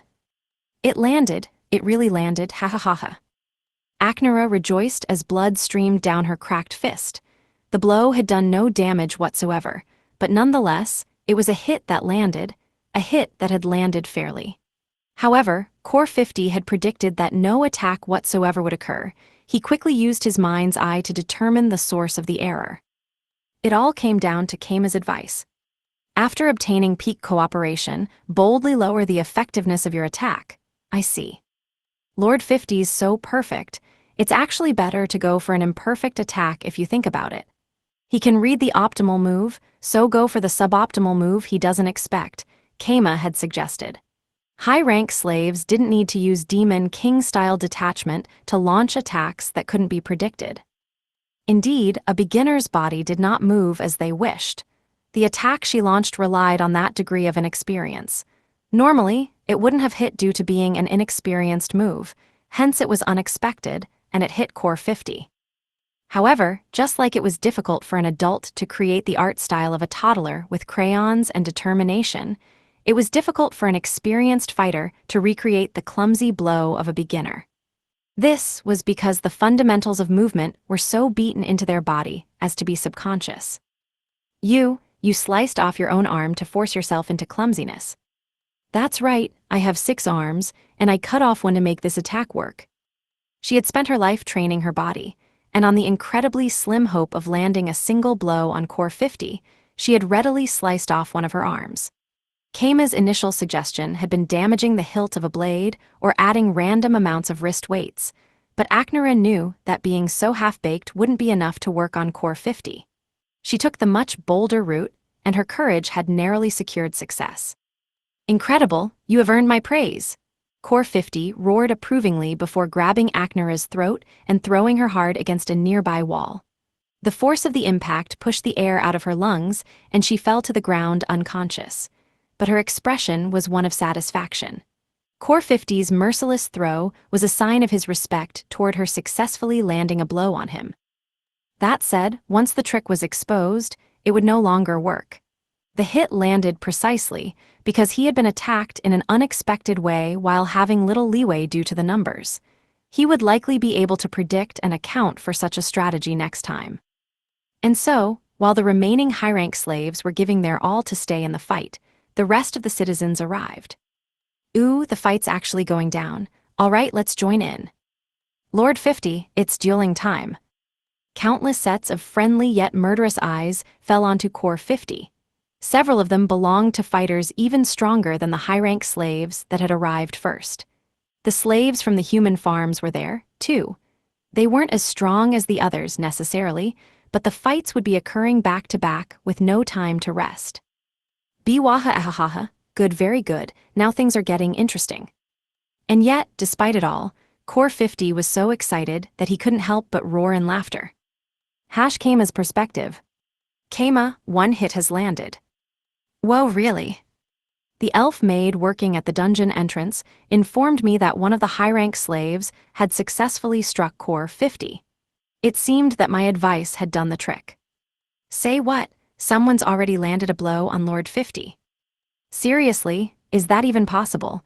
Oh shit, now I'm pumped. The fight's gonna end if we keep wasting time here. Let's go. The gathered participants heard about that as well, and got even more fiercely motivated than before. Nice, now we have a bit of leeway, I said. I had thought up several plans to win this, but in the end, we were gambling on whether enough of them would succeed for us to win. 3 cheers for my slave brothers being ballsy enough to land a hit. Rokyuko came walking over. In her hands was a ball of paper. Looked like she had finished what I asked her to make. Kama, I finished the map of the shortest route. Sweet, let's post it then. It was a map of the dungeon, drawn by hand, a bit differently from a dungeon battle map, so it was safe for normal people to see. The creation of the map was the job I had given to Rokyuko. Wait, Wataru said, that's a map of this dungeon. Yup, it's an old dungeon, so there were documents all about its structure. We finally found the map today, but the place where it was kept wasn't letting anybody borrow it, and they didn't want it outside there. I've been having Rokyuko make a copy of it all morning. Did I not mention that? No, you didn't. Oh, but that does explain why Rokyuko hasn't been at the desks. 80 and Seba's were one thing, but Rokyuko not being here was a bit confusing. Well, naturally, those were all excuses just for Wataru. Rokyuko had been sticking close to 80, running rats through the dungeon and mapping it out. 80 and Seba's hadn't been handling payments since they were guarding Rokyuko. The exploration itself was being handled by the festival goers, or rather, my companions, so the rats just had to tag along with the crowd. Man, it sure is nice having a lot of companions. I spread the map onto a board and placed it next to the desks. Now the participants could go straight to Core 50 without getting lost along the way. We would be using it ourselves as well. Do you think it's about time for me to go too? Nah, Wataru, you go after we land one more blow on him. You're our trump card here, so I want to keep you up my sleeve for as long as I can. That's right. You need to stay up here and take care of visitors with me, Wataru, Narine said with a smile while wrapping her arms around his. Wataru gave a fairly pleased grin. I've given you some strats for beating Core 52, Wataru. Don't let me down here. That was when we heard the clanking of a heavy set of armored footsteps heading this way. Or rather, several sets of footsteps. I looked over. There was the kobold from the magic tool workshop riding a diaphragm, being followed by a group of his coworkers wearing similar diaphragms. They weren't all kobolds. I saw ant people and dwarves in the mix, forming in total a squad of 6 diaphragms. It was an unusual sight, and the people of the demon realm stepped back a bit to clear a path for them. What in the world are those? Wataru muttered. They're magic tools called diaphragms. They're like writable golems. Interesting. I've never seen one of those before. I wonder if they would make one for me. Huh, does Wataru like that sort of thing? Well, I guess no man alive doesn't like robots and power suits and stuff. Narine tapped Wataru's shoulder. Do you want me to make one for you? I learned how to make them at the workshop. Whoa, you can make them. Yes, please. It'll cost you, though. That's a style of magic tool that doesn't exist in the Empire. Hope you're ready to shell out the big bucks. The kobold at the front waved his hand, which in turn waved the diaphrame's hand. Heya, special rank, we're gonna join in too. The craftsmen were citizens of the demon realm as well. They all wanted to join in too. I asked if they could make some equipment I wanted to use against Core 50, and upon seeing the designs, they all got pumped up on the spot at the prospect of landing a blow on Core 50 themselves. The plan was for us to use the equipment ourselves, but the more the merrier. So, how'd the building end up going?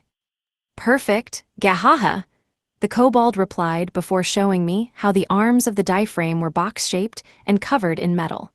It seemed they had implemented the suggestions I had for dealing with Core 50. Now you guys just need to pay 1 copper to join the party, but, well, want me to just consider it done already? Nah, we'll pay. This is the map, huh? Alright, let's get going. The diaphragms, piloted by magic tool craftsmen, clanked loudly as they entered the dungeon.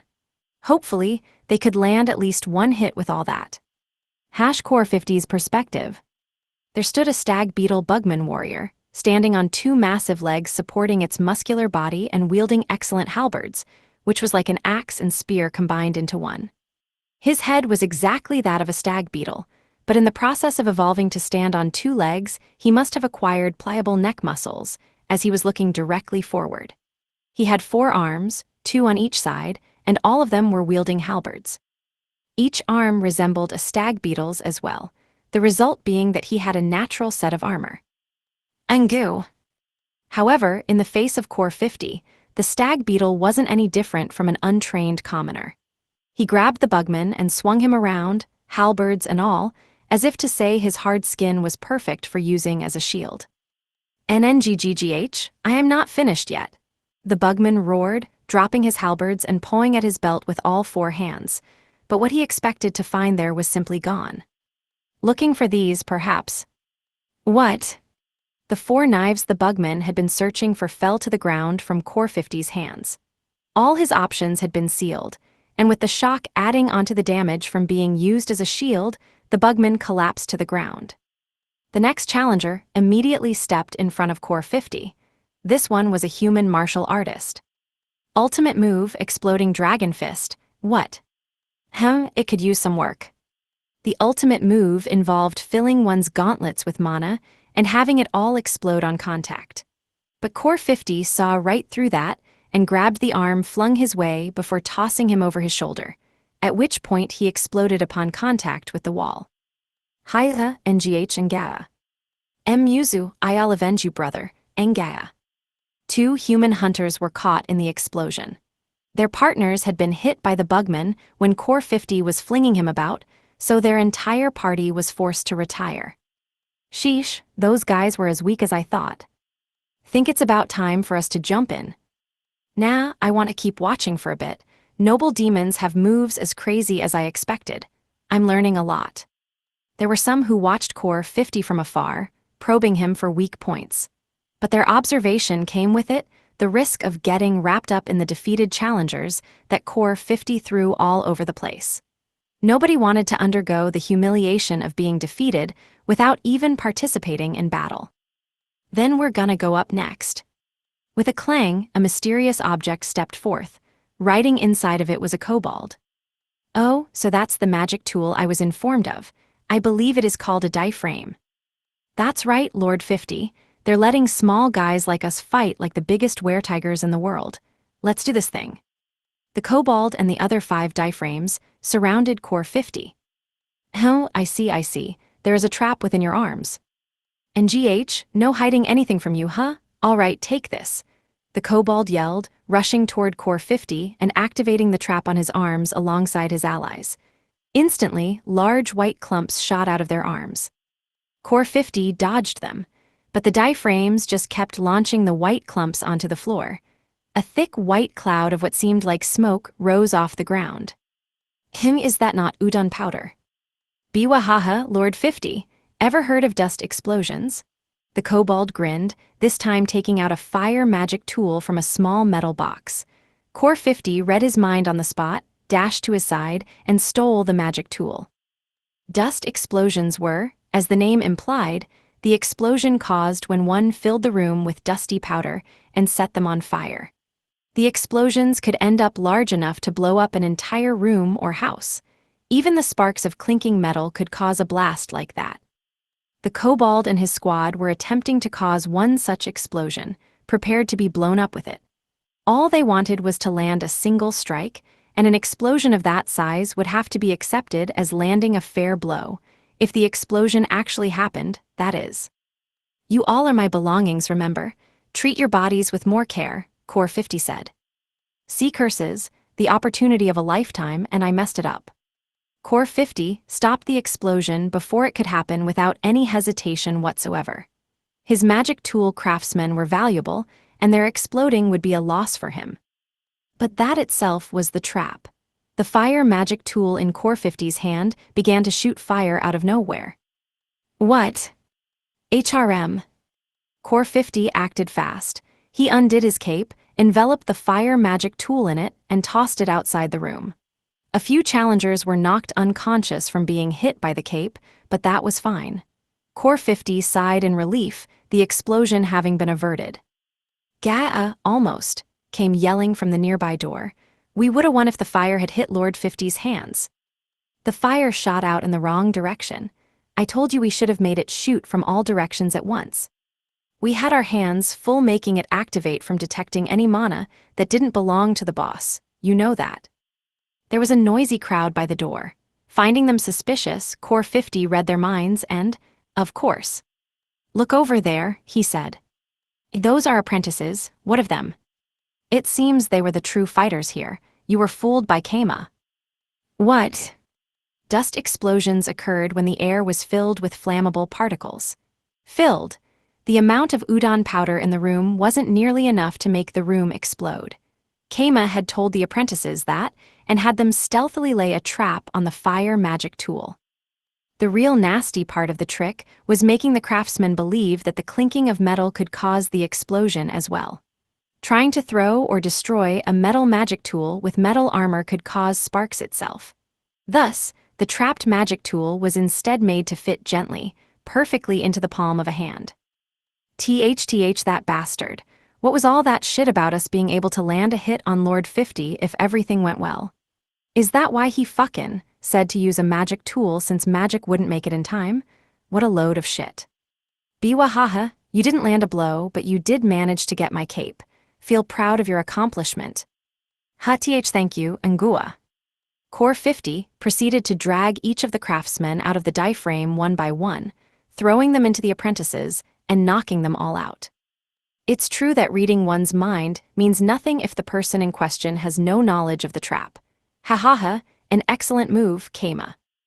Core 50 faced the next challenger, in an excellent mood. Kama's perspective. The craftsmen and their die frames were carried out of the dungeon. It seemed that the plot had ended in failure. Showing a small-scale explosion to the craftsmen to convince them of the powder explosion successfully led to Core 50 falling into the trap, but he managed to dodge it because the magic tool trap itself hadn't been designed well enough to guarantee a hit. You damn liar. Thanks to you, Core 50 gave us some praise. So close, we were so close. The kobold and his craftsmen looked satisfied, while the apprentices were cradling lumps on their heads. But their sacrifices would not be in vain, probably. Kama, what in the world did you tell them? Wataru asked. Nothing much, just a little white lie. Anyway, we still have a lot of allies left. Hopefully at least one more of them can land a single blow. The sun was still high in the sky, and we still had a mountain of challengers.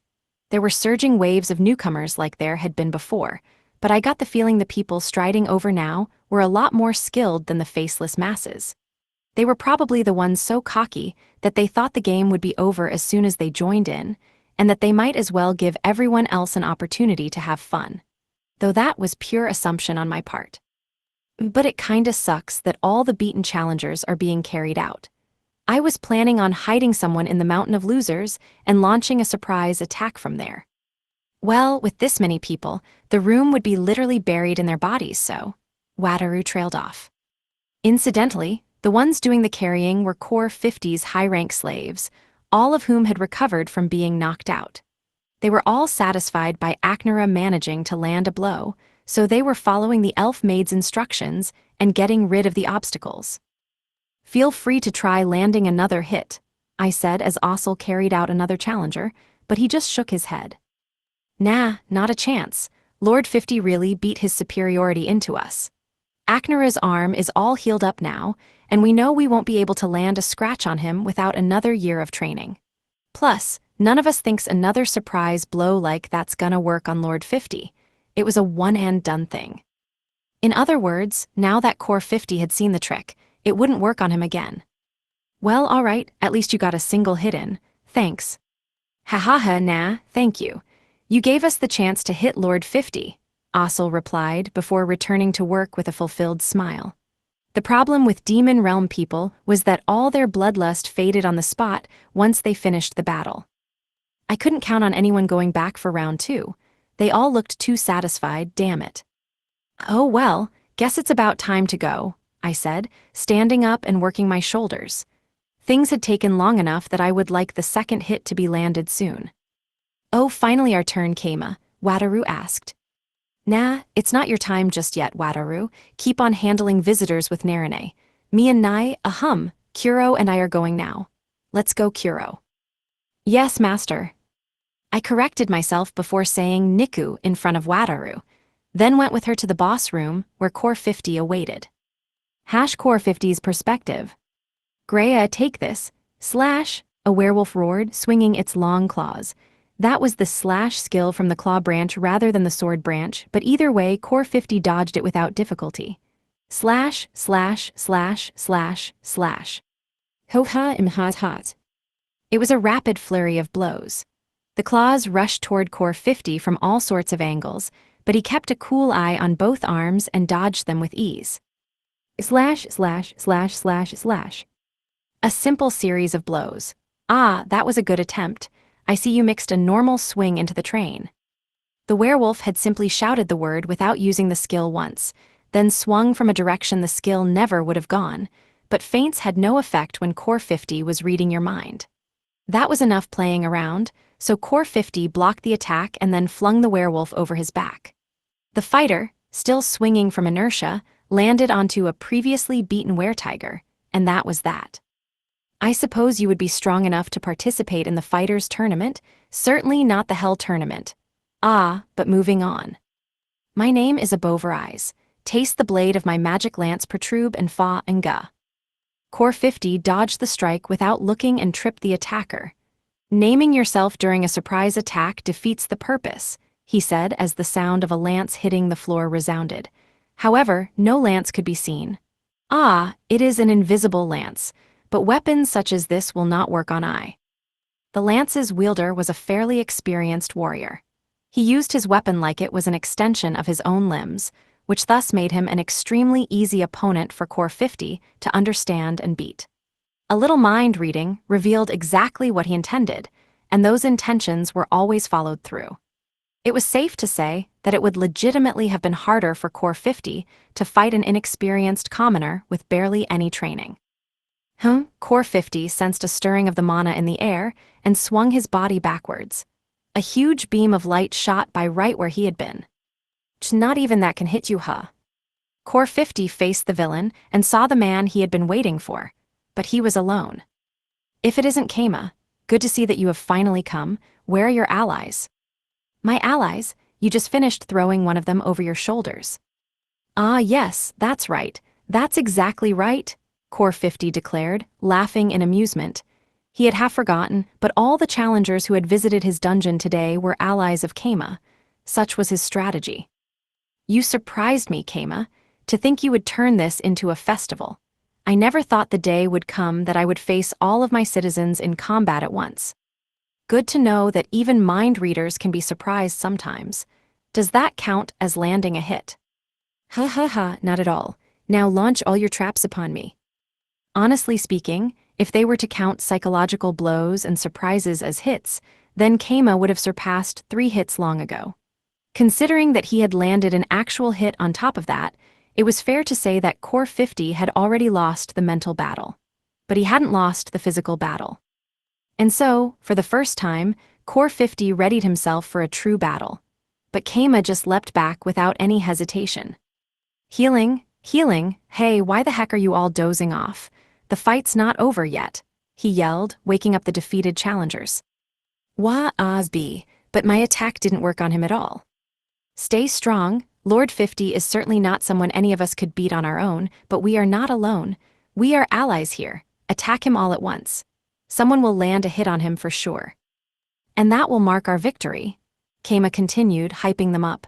Don't think about damage, focus on speed and area of effect, just go at him. What about coordinating the attacks? No need, in fact don't think at all. But then we'll hit each other. Don't sweat it, I'll heal you all. If you don't give up, Lord 50 will face you as many times as you like. Don't give up on this chance. Are you really a demon realm citizen? Do you want to shame your ruler, Lord 50? The warriors snapped back to reality, realizing their grave misunderstanding. In reality, Core 50 would prefer them to stay asleep, but in the broader picture Keima was exactly right. A demon realm citizen shouldn't give up on winning just because they got a bit wounded. Thus, Core 50 could not object. This is entirely like an army. Thus, the classic move is to focus on the healers and those in charge. Core 50 readied himself again, then focused on Keima.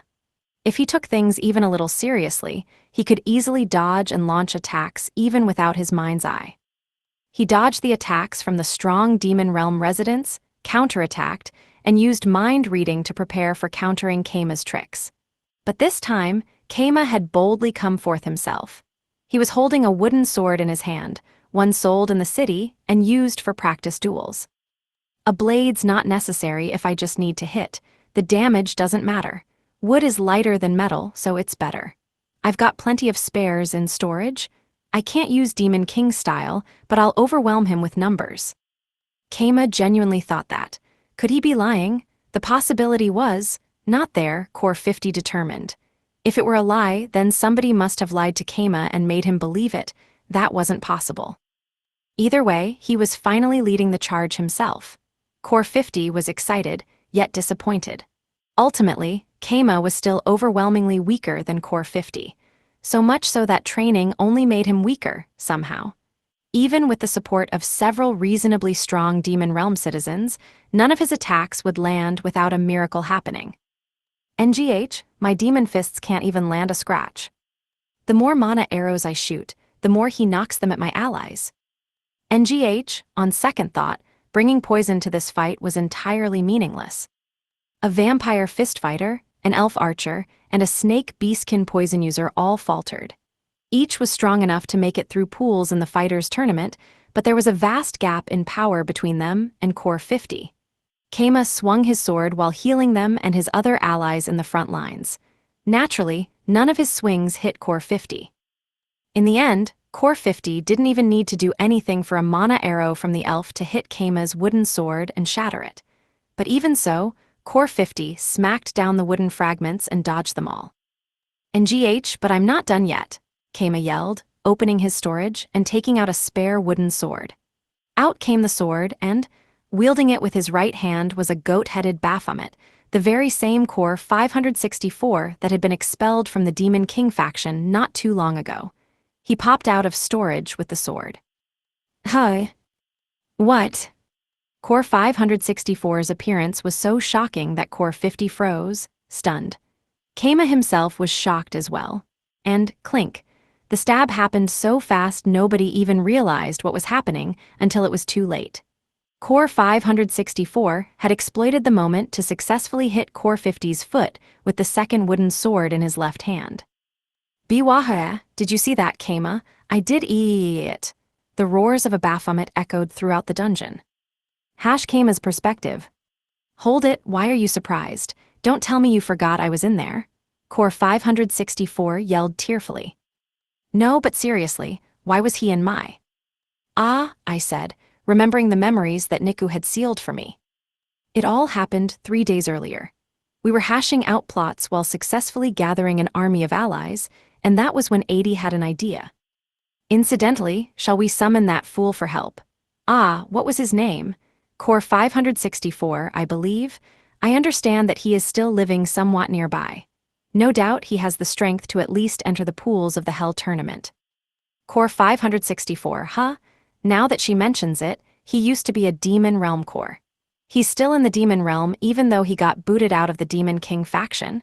I guess it's not so easy for dungeon cores to move. Do you know where he is exactly? Not quite, all I know is that he is somewhere near here. Core 564 was a dungeon core that knew Demon King style, so he would be an excellent fighter to add to our ranks. I wonder if he would actually come if I asked him to get here within 3 days. How should we contact him? Rokuko asked. Good question. 80, can you do me a favor here? I just came up with something. I repeatedly teleported to the furthest point I could see, taking 80 and me to her duchy at record speed. Inside, it was a classic Demon Realm city with no walls whatsoever. How convenient to think you could travel this far in less than half a day. It'll be faster on the way back, though a direct teleportation takes way more mana. That is certainly a spell I would like for myself, Rokuko's master. Now then, shall we begin? Without further ado, 80 sent a request for a dungeon battle to Core 629's Mikken's dungeon. He accepted, which opened a contact window between us. An orange rabbit appeared on screen, stamping its foot. Where's this coming from? You won't get away with this, 80. Haku and Keima aren't gonna stay silent about. Wait, what, Keima, what are you doing there? Yo, Mikken, calm down and listen for a second. I need your help with something. I explained the circumstances to Mikken. I told him why I was in the Demon Realm and that we used the dungeon battle function to contact him. Then, I told him my request. Geez, you sure surprised me. My dungeon's in a real tough spot where I may or may not get a master, so now's not the time to surprise me. Sorry man, really? He seemed busy, so I went ahead and got to the point. So yeah, I need you to do something. You're like a dual core now, right? You should be able to contact Core 564 instantly then, or rather summon him. Could you ask him to come to where we are? We need the extra firepower. One of the functions Mikken had as a dual core was the ability to summon the slave core, Core 564, whenever he wanted. The slave core had no option to refuse. Why not just ask Core 564 directly instead of going through me? What can I say? Sometimes you just need a good dose of fluffiness in your life. Can't blame you for that. While we were at it, I went ahead and had 80 give him the mail function. That would let us contact him whenever we wanted, and it was another reason we contacted him directly. Believe me, I didn't forget about it until a second ago.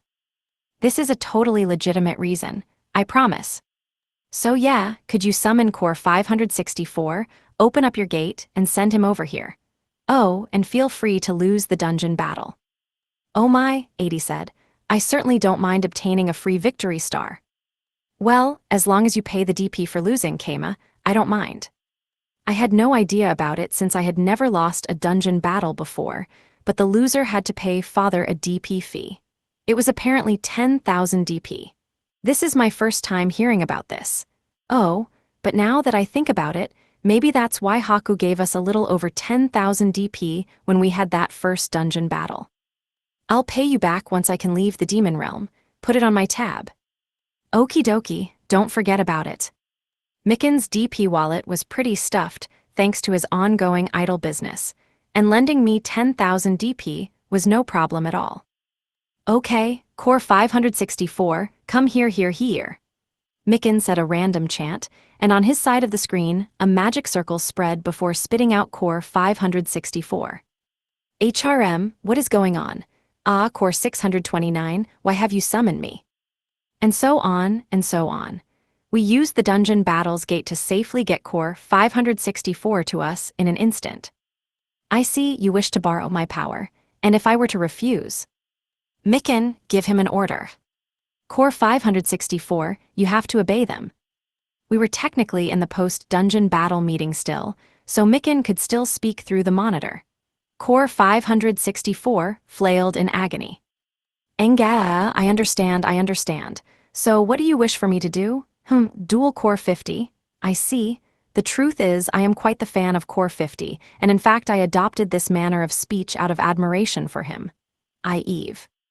He seemed fairly pleased by the observation, so I took that as a yes. I shut him up before he ranted for days and just got to the point. So basically, I want you to hit Core 50 with this wooden sword once I take you out of storage. Come again, I have my own magic blade, you know, and wait, you can put sentient things in storage. That is news to me. It would probably take an uncomfortable amount of mana to teleport all three of us back at once. So I went ahead and put Core 564 right into storage. The fact that the teleportation still took a lot of mana led me to consider the possibility that living beings in storage still increased the overall mana cost. Anyway, thus concludes the flashback. The plot ultimately ended up being a big success. It was all thanks to Core 564. Thanks, I'll let you duel Wataru later as a reward. All right, retreat. What? Zor. I let out a declaration of retreat while shooting out Element Burst, with no expectation of it working, and this time everyone except Core 50 froze in shock. He, meanwhile, narrowly dodged my Element Burst, before multiplying and launching both nearby Demon Realm citizens and Core 564 into walls. Oh shit, he's serious. I guess since he doesn't have any more chances, he's using his duplication for the first time today. That's a sign he won't be messing around anymore. I fled the room and met up with Niku, while everyone else was being destroyed. Welcome back. Here is the ring, Niku said, giving back the succubus ring I had lent her. Indeed, I had Niku let the succubus possess her so that she could use charms to seal my memories. Core 50 wouldn't be able to read my mind and guess my plans if I didn't have any memories of them. I mean, I wouldn't even know about them myself. She also used the charms to modify my mental state so that I would fight on the front lines without bringing Core 564 out of storage too early. My wooden sword breaking would be a sign that I was right by Core 50. The result of this plot was as you saw. Thanks, Niku, now we just need one more hit. Indeed. As I patted Niku's head, Core 564 came charging this way while letting out a fairly bizarre roar. Gra, why you abandoned me back there? Hey, Core 564, why were you crying when you came out of storage? I was not crying. That said, I am appalled by how cruel, merciless, and evil you must be to think up the idea of trapping someone within a hellish place like that. It was so dark, there was so little space, there was no sound. Anyone but I would have gone crazy in hours. I will forgive you since it allowed me to land a hit on the one and only Core 50, but still. I thought time stopped within storage. It should have only been a second for him. Whatever. Anyway, let's take a quick rest before the final showdown. Let's get back to the surface. Yes, Master. HRM, should I go as well? I refuse to be put in storage again. I will never enter such a place again. And more importantly, you should be praising me now. I had to search for the blade with my hands, unable to see, and I stayed on high alert for the entire time, ready to act. An oddly talkative fellow had joined our party, but whatever. I could just pass him off as yet another Demon Realm weirdo. He had in fact lived here as a noble demon just recently, so yeah. He was strong enough to live up to the reputation Demon Realm people had.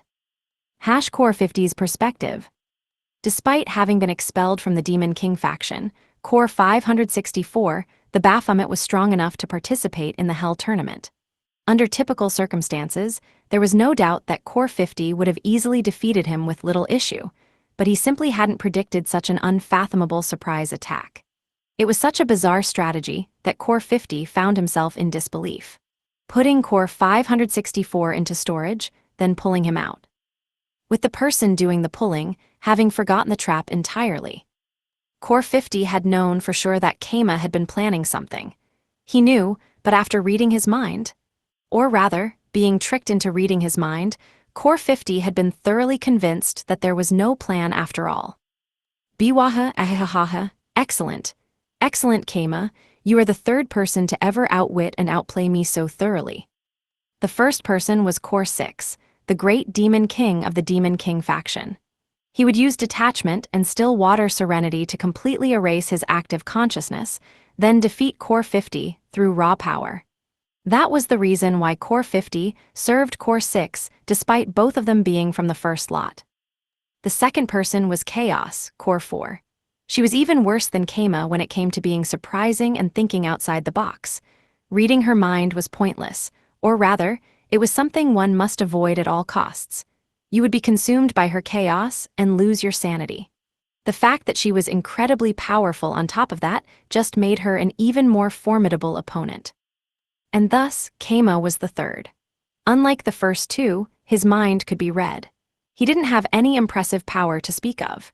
And yet, he could use the resources available to him to their maximum potential, not hesitating to drive allies to his side and involve even himself in his own plots, which successfully led to him landing 2 blows on Core 50.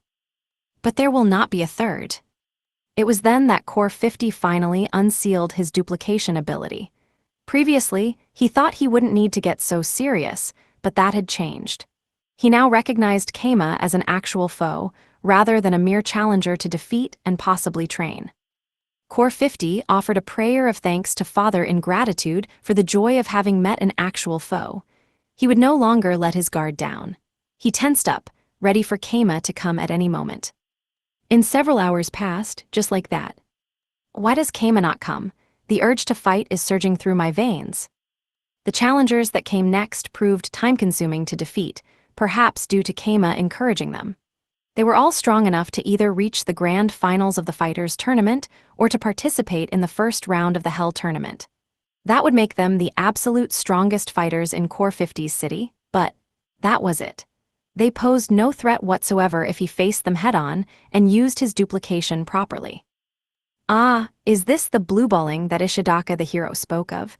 NGGGH, what incredible frustration I feel. I am not fond of this at all, he declared, and just as he was running out of patience, the stream of challengers finally stopped. HRM, surely I did not defeat them all. No, there is still Keima and his party. Indeed, Keima and his party were all still healthy. The Princess 80, the slave hero Wataru, the pup Niku, the banished Core 564, and so on. Perhaps now was finally their time. Apologies for the wait, Lord 50. It's only now that it finally becomes our turn. Now shall we dance? Escort the good man, Sebas. As you wish, m'lady. Inside the room walked the proud princess of the demon realm, 80. With her was her master, Sebas. I've been waiting a long time too. Feels like forever ago since he said we just needed one more hit. Me too, I can finally fight. Wataru the slave hero, Niku the pup. This time, I shall land a blow on Lord 50 with my own magic blade. HMPH. Core 564, awkwardly overconfident due to having landed a blow on Core 50. I'm also here. I won't get in the way, so I would appreciate it if you didn't hit me. And finally, the maid of Rokuko, princess of the Lavirio Empire. She was riding in a diaphragm similar to the ones that the magic tool craftsman had used. I do not seem to see Keima with you, Core 50 said, confused to see that the man he had recognized as a foe was not there. Keima is in the middle of a very important secret plot, Wataru the slave hero said with a forced smile. 80 shook her head. Wataru, trickery means nothing before Lord 50, you might as well be honest here. But 80, this is a bit. My victory is assured even without that weakling here, declared Core 564. The weakling was not here. In other words, Core 564 was saying Keima would not be participating in the fight. It was then that the pup stepped in front of 80 and bowed her head to Core 50. Forgive us, Lord 50. My master is presently bedridden with stomach pain. What? Core 50 asked, confused by what he had heard. Wataru and Core 564 elaborated. It was his food, Lord 50. I knew he went off to eat some meat skewers while he still had some time here, but to think he would eat basilisk meat. It is his fault for lacking resistance for such pitiful poison. I had some as well, and I am as fine as you can see. Core 50 read their minds. However, What he found truly was Keima getting so enthusiastic about landing a second blow on Core 50 that he ate some skewers and ended up bedridden with stomach pain. His party had waited until the last second for him to recover, but it didn't seem to be happening. In short, Keima, his long-awaited foe, was not present. Core 50 slumped his shoulders in reflexive disappointment. But wait, was that really the truth? I shan't be fooled. The same trick will not work on me again. There is no doubt that you are all lying. Nah, we're telling the truth. Keima really was in a lot of pain. If you can read minds, you can see images too, right? I'll try remembering exactly what he was like. Give me a second, Wataru said, mentally envisioning the past. Core 50 also Ria. I will not. This is simply not true. Keima is not here due to some plot you are attempting to hide from me. No, he is here. Within whose storage is he hiding? Indeed, there was no mistaking that everyone here had been fooled as part of some plot. Perhaps he was in storage, just as Core 564 had been. If Core 50 carelessly read their minds, he would end up tricked by Keima again somehow. That was when Narine smoothly held out a blade. It was the very same unforgettable blade that had initiated this battle, the gleaming, one-of-a-kind orichalcum sword created by Father. All was being done for the sake of winning it. Lord 50, seer, if you beat all of us here, this is yours, Narine said with a smile. She was telling the truth. He could tell by reading her mind. But nevertheless, she couldn't be trusted. Core 50 had fallen into manic distrust of his own mind-reading. Now then, Lord 50, 80 began. It seems that Keima has entirely run out of tricks by now. What will begin now is an honest and fair duel between our party and you. Feel free to read our minds if you wish, but it will be pointless. Isn't that right, Sebas? The pup's training was finished, I trust. She was alluding to Demon King-style detachment, no doubt. It was possible they might also use still water serenity, the more advanced form of detachment as well. She can manage it, not well, but she's just barely there.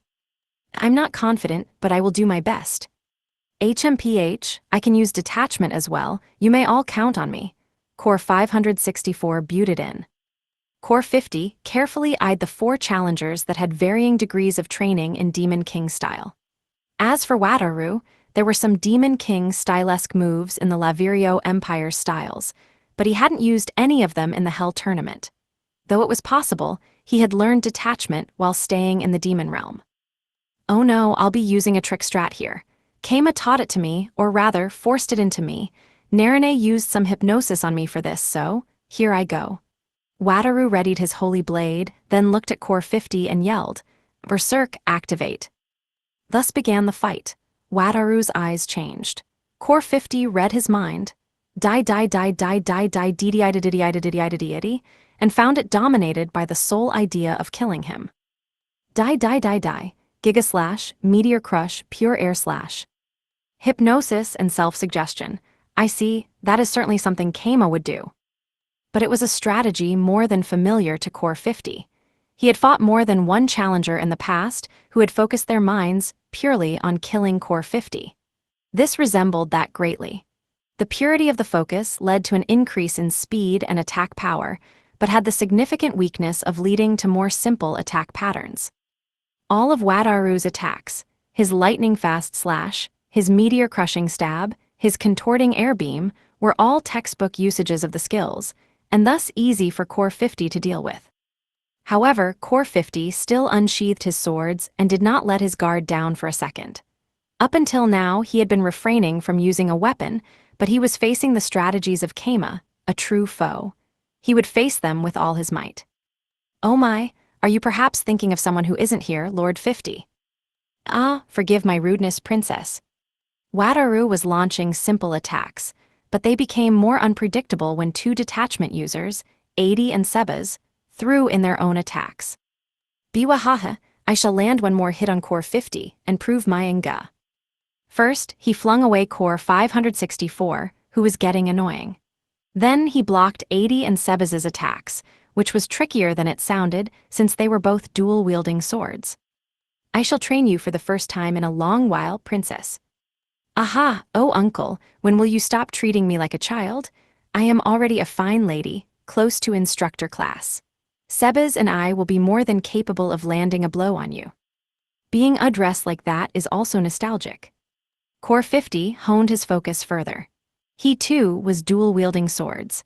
His duplicate fended off Wataru's attack while stopping Niku, who had stealthily approached amid all the furious attacks. The berserker is the light, and the assassin hides in his shadow. A good combination, but you both lack experience. My duplicate is enough for both of you. NGH. Die, charge, charge, charge, Omega break. Wataru cast, charge, 3 times, which was a long-term spell that stocked mana and unleashed it later, and then swung his holy blade while 3 balls of mana appeared in the air. Due to his madness and inexperience, his swing was clumsy by Core 50's standards, and he knocked it aside with little effort. The blade hit the ground and smashed into it so hard that huge chunks of rock flew in every direction. Core 50 was thorough in destroying each of those rocks. He wasn't letting his guard down. It was slack focus that led to the first hit landing. Naturally, he needed to deal with 80 and Sebes as well, not to mention the mostly irrelevant Core 564. They would not be using any fancy skills. Some aftershocks from Wataru's destruction reached them, but it was largely a simple duel between Demon King-style fighters. And since dungeon cores didn't even need oxygen, it was exceedingly quiet. The only sounds they made were the metallic clashing of blades. 80 was practically at the level of an instructor, while Sebes and Core 564 were assistant instructors, but Core 50 was a true master. In fact, he had invented Demon King style himself alongside the great Demon King. His skill was as overwhelming as one might expect. 80's ultimate move was Crimson Road, but he would never allow her the opportunity to use it, and even if he did, it ultimately amounted to a forward-facing area of effect attack with huge range and damage, something incredibly easy for Core 50 to dodge, even if he waited until the skill had activated and the beam of fire had started racing towards him. "You are so strong, it is almost disgusting," 80 observed. "So that is your assessment. You have grown stronger yourself, princess." When Core 50 focused all his efforts into evasion and defense, not even 3 Demon King-style users attacking him at once could come even close to scratching him. Not even a battle of endurance would be effective against him, considering how he had fought for an entire day and showed no signs of being even slightly tired. "Engea, I can no longer hold my breath," Core 564 gasped. "Understandable. Living creatures are imprisoned by the need to breathe," Core 50 mused, while exploiting the opening to throw Core 564 into a wall. Sebes would probably be close to needing to breathe soon as well. "Good luck, Wataru." Engea die, Grand Bomb, Lightning Edge, Charge Release, Fall to the Earth Pillars of Lightning, Lightning Spear, Roar into the Skies Pillar of Fire, Flame Pillar, Come Forth from the Ground, Earth Pillar. Narane's cheers sent Wataru into an even more intense rampage, surpassing his limits to shoot out a storm of incredible attacks. The earth exploded into craters and electricity engulfed his holy blade. The charged balls of life vanished, summoning 3 enormous pillars from the ground that shot magic attacks in every direction. They would be problematic if left unattended, Core 50 thought before having to pause to toss Niku away again. Their cooperation truly was excellent. The best way to stop Wataru's rampage would be to hold him down and knock him unconscious, but Core 50 wasn't allowed to. Wait. Now that I think about it, Core 6 only forbade from attacking during the special exhibition match. In these duels, I am allowed to attack. How careless of me to forget that. Oh my, what a shame. I had hoped to enjoy our duel for a bit longer. Core 50 finally realized the truth. In this fight, or rather, in all the fights of the day, he hadn't been forbidden from attacking. He merely needed to hold himself back from killing them. Was this one of Keima's plots as well? He certainly played me for the fool then. The rest of the fight happened fast. It was a 1 versus 5 fight, but quality weighed the scales far more heavily than quantity. Core 50 was unmistakably the peak of Demon King style, and when he moved seriously, it was safe to say that his victory was as unavoidable as fate. Core 564 was crushed in an instant, and Wataru's neck was squeezed until he fell unconscious. The same was done to Niku, leaving it down to 80 and Seba's, a 2-on-2 duel with his duplicate in consideration. He had no chance of losing whatsoever. The fight ended with pitiful ease, taking even less effort than the fights prior to it. I suppose this is the best one can do with a full front attack, Core 50 mused, relaxing his shoulders with satisfaction. The only one left was Narine with the orichalcum blade, but... Here you go, it's yours. She held out the blade to him without a fight, still giving a small smile. I truly can, truly. Yes, it's true, this is now yours. Core 50 stayed on guard and sent his duplicate first. Thus, he felt the blade was true orichalcum. He had his duplicate swing it. It was light like a feather. With that established, Core 50 finally took the orichalcum blade into his own hands. Ooh, what a splendid gleam. Core 50 trembled with emotion. In his hands was father's orichalcum blade. He felt a stir in his metaphorical heart. At last, the blade was his and only his. I have protected father's blade. I won, I have succeeded. He lifted the orichalcum high in the air. It shone, entirely as if to bless Core 50's victory, and... Clink! A hole twisted open in the gauntlet holding the sword, and at the exact same time, a stone stake extended from it and hit Core 50's helmet. HRM. For a second, he didn't understand what had happened. The hole closed and the stone stake fell to the ground. It hit the dungeon floor and rolled with a clink. Through the hole, he could see the gleam of the orichalcum blade's hilt. The hole closed as if nothing had ever happened. What? Core 50 looked between his hand and the orichalcum blade. What had happened? The stone stake indicated he had been hit with stone pyre, but why had that come from the orichalcum blade?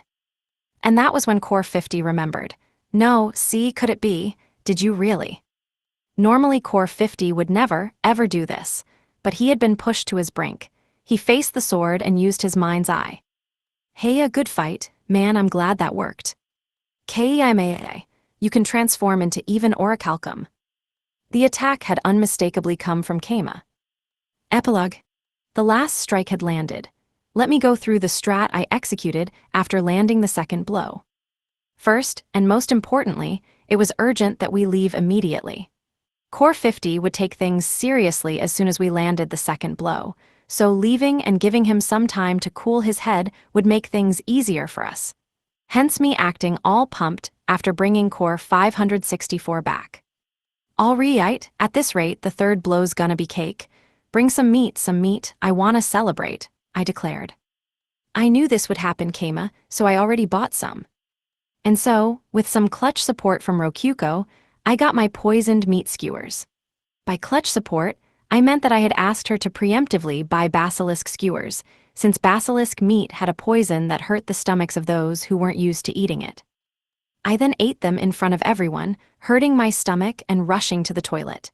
It was actually worse than I expected, so I used healing to get well enough to move before crawling out in front of everyone.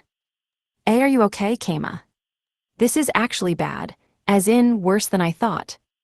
As far as I could tell, I had broadcasted my ill health without being suspicious in the least. It helped that Core 564 was there to loudly say, on closer inspection, this is basilisk meat. It gives you food poisoning if you aren't used to eating it. Can I ask you guys to wait until the poison blows over? I guess we have to. And so, I restrained Wataru and the others who were pumped to go try and land the final hit as promised, while gambling on the remaining Demon Realm residents managing to land a hit. Niku was really concerned for me. 80 and Core 564 just laughed at me for having a weak stomach. In the Demon Realm, it was your fault if you didn't have poison resistance built up. In any case, I left the desks to Niku and the others as I retreated into an inn-room. Rokyuko was coming along to look after me, though in reality, she had a method by which to heal me. Now shall we begin, Rokyuko said smugly. Yep. The key player here was the Divine Comforter. Just being covered with it would recover me back to full health in only a single hour. The Divine Quilt could actually achieve a similar result, but anyway. Once I was fully covered, I had Rokyuko tell the others she was still worried about my stomach, planning to keep them in place until Core 50 had calmed down. That wasn't a lie, by the way. She never said that I was better yet. We kept an eye on Core 50 with Rokyuko's rats while killing time. 80 and the others were starting to lose patience. But if you thought about it, 80's reward for joining us was a duel with Wataru, unlike the other Demon Realm residents. In other words, it would be no sweat off my back if they didn't get to end up fighting Core 50. I mercilessly had them continue waiting. But the sun began to set without Core 50's intensity cooling down for a second. Thus, having no other choice, I decided to let the two cores and the hero go fight before they just left and went for it on their own.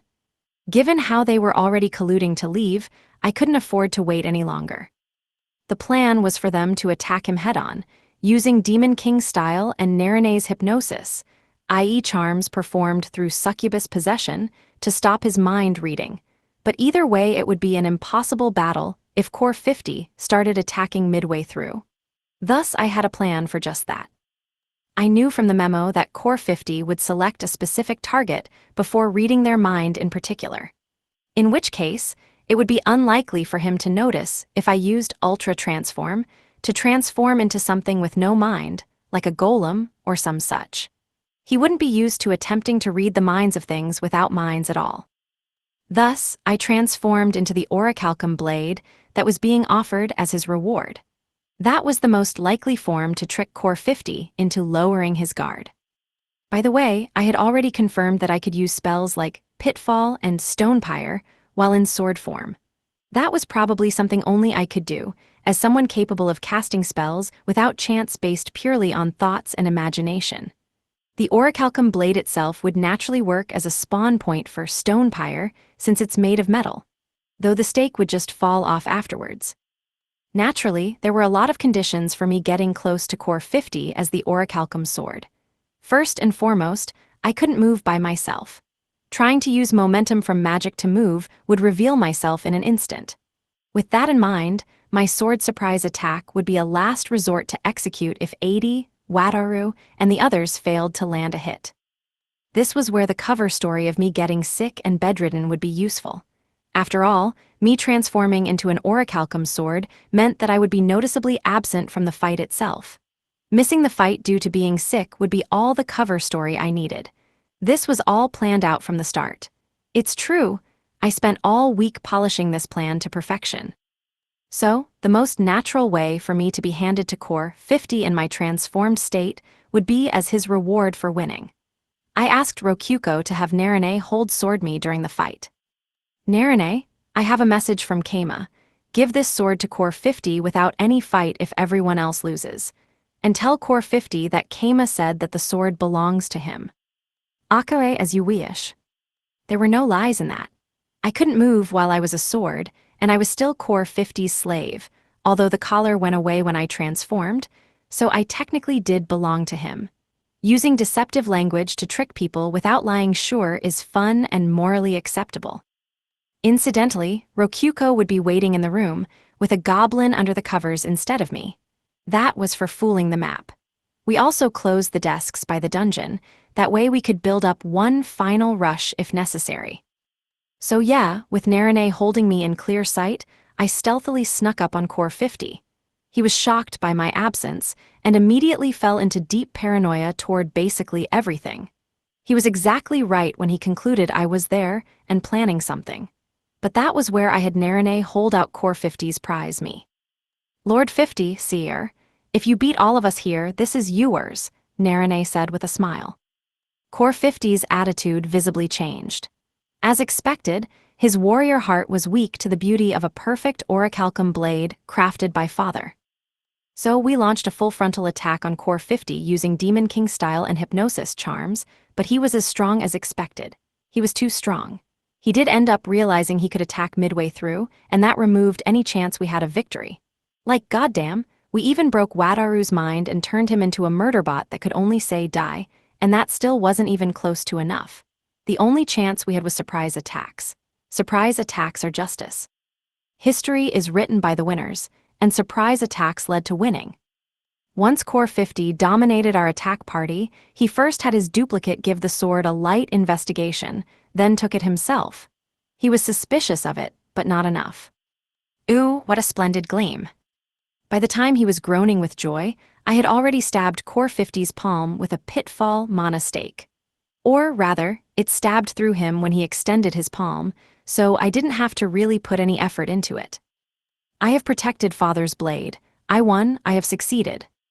One is most vulnerable the moment they conclude they have won. I read that in a book. So yeah, I opened the pitfall hole in the palm of Core 50's hand, which was completely out of his view, then hit his head with Stone Pyre. It went off without a hitch. I decided to launch it to hit his head so he couldn't try to say that he had just blocked the stake with his hand. Phew, what a relief. If this didn't work, the only plan I had left was using Pitfall to dig tunnels beneath the dungeon and launch an enormous Stone Pyre from beneath the ground in a surprise attack while the crowd waiting at the top all rushed him at once. Oh, though there was the ultimate Scumlord strat where I exploited the fact that no end time for the duel was established, then ran away and kept the festival going until enough top-tier Hell Tournament fighters gathered to collectively overwhelm him. Ha ha ha ha. Phew. And so, we landed 3 hits on Core 50 as planned, ending the festival with our victory. Good work, everyone. Core 50 removed the collar from my neck, now treating me as a visitor instead of a slave. I mean, I had been taking it off all the time with Ultra Transformation, but it turned out that Core 50 had always been planning on freeing me early if I landed a hit. Demon Realm people were honestly a lot more considerate and nice than you would think. So, moving on to the day after the festival. We were having lunch in Core 50's mansion, having something of a group discussion on what had happened, an after-party. Something like that. Narine and Sebas were standing beside the table as servers, but everyone else had a healthy bowl of steak udon in front of them, even Core 564. We could even have as many extra servings of steak and udon as we wanted. It turns out, steak udon was a sign of praise in the demon realm, and him serving it so often had been him showing his respect for the high quality of my work here. That sure was something I did not notice. It is my utter defeat, Core 50 said, and with that I got the divine pajamas from him. I didn't know how to feel about him sorta casually tossing them at me at the dinner table. I feel this kind of thing usually has an award ceremony or like something more, whatever. Never did I expect to be so psychologically driven into a corner during this fight. You have my thanks for exposing yet more of my inexperience. I aim to please, I said, and Core 50 nodded before removing his helmet. He had a human head due to being in human form, and after stabbing a slice of steak with a knife, he took a huge bite out of it. Uncle, might I ask you to eat with more grace? The sauce is flying everywhere, 80 chided. HRM, but the food tastes best when I do this. It definitely does feel good to really bite into huge chunks of meat, but if you're not careful about chewing, it'll probably get stuck in your throat. Risky business. So Keima, how did you land that final blow anyway? We were all unconscious and didn't see, Wataru said. It's a secret. I might need to pull the same trick in a fight with you someday. I dunno, we probably won't. Actually, okay, let's go fight right now. Nope, no reason to. I shall not give specific details, but know that he landed a solid blow to my head. To your head, goodness, how impressive. Sebas, what technique do you think he used? 80 asked. No clue. Probably wasn't Demon King style though. I'm guessing that maid over there saw, but like hell she'll tell us. Wataru, would you like some briad? I'll sell it for Chiop, Narine said, blatantly changing the subject and taking some bread from storage. Thanks, Narine. I was just thinking this steak could use a side of bread. Yep, tastes good. Wataru took the bread from Narine and ate it with his steak. You're really okay with her just casually charging you like that? I mean, I guess it's Wataru we're talking about, but... Keima, say ah. Rokuko came over, sticking a forkful of steak into my face. I can eat on my own. It's fine, say Awa. Could you at least cut the steak into smaller bites? Niku was chomping down on a mountain of meat while watching Rokuko and me. Her tail was wagging happily. Incidentally, just as I was thinking that Core 564 was being oddly quiet, I noticed that he had vanished out of nowhere. But I soon got a mail that read, Mikken summoned me, even though I was in the middle of a meal with Core 50. I was impressed that he had mastered texting so quickly. Anyway, he had been summoned to prepare for some idol guarding event. Right after we finished eating, Core 50 offered to have a post-meal duel for exercise. I politely refused and left to go shopping with Rokyuko. 80 and Sebas would be cashing in their reward duel with Wataru, so we went our separate ways. I'm kinda surprised Narine went with their group, I commented. What's the problem? It may not look like it, but those two are pretty close. With Niku as our guard, we went to buy the souvenirs that we had completely forgotten about until now. Ooh, if it isn't the special rank. Yesterday was great, let me give you this as thanks. I can't believe you landed a hit on Lord 50, man. Let's duel. Yo, Keima. Is that babe beside you that girl you were talking about being the only one for you? We wandered through Core 50's city, getting a lot of gifts, getting called over by a lot of passersby, and being teased a lot. If you excluded the fact that most of the citizens were basically monsters, and that they all loved to fight, well, it wasn't that different from the Empire. Though Empire cities have a surprisingly large number of monsters hiding as demihumans, it's ruled by a dungeon core, after all. Her subordinates are all the ones in power. Then came night, it was time to sleep. My room had been moved to the guest hall now that I was a guest. It felt a bit fancier, but it wasn't that much different. I was using my own futon either way. More importantly, my plan was to go ahead and sleep in the divine pajamas right off the bat. I eagerly took them out and got changed. Whoa, it fits so perfectly, and I can move so freely, it almost feels like I'm not wearing anything at all. They're not impacting the movement of my joints at all.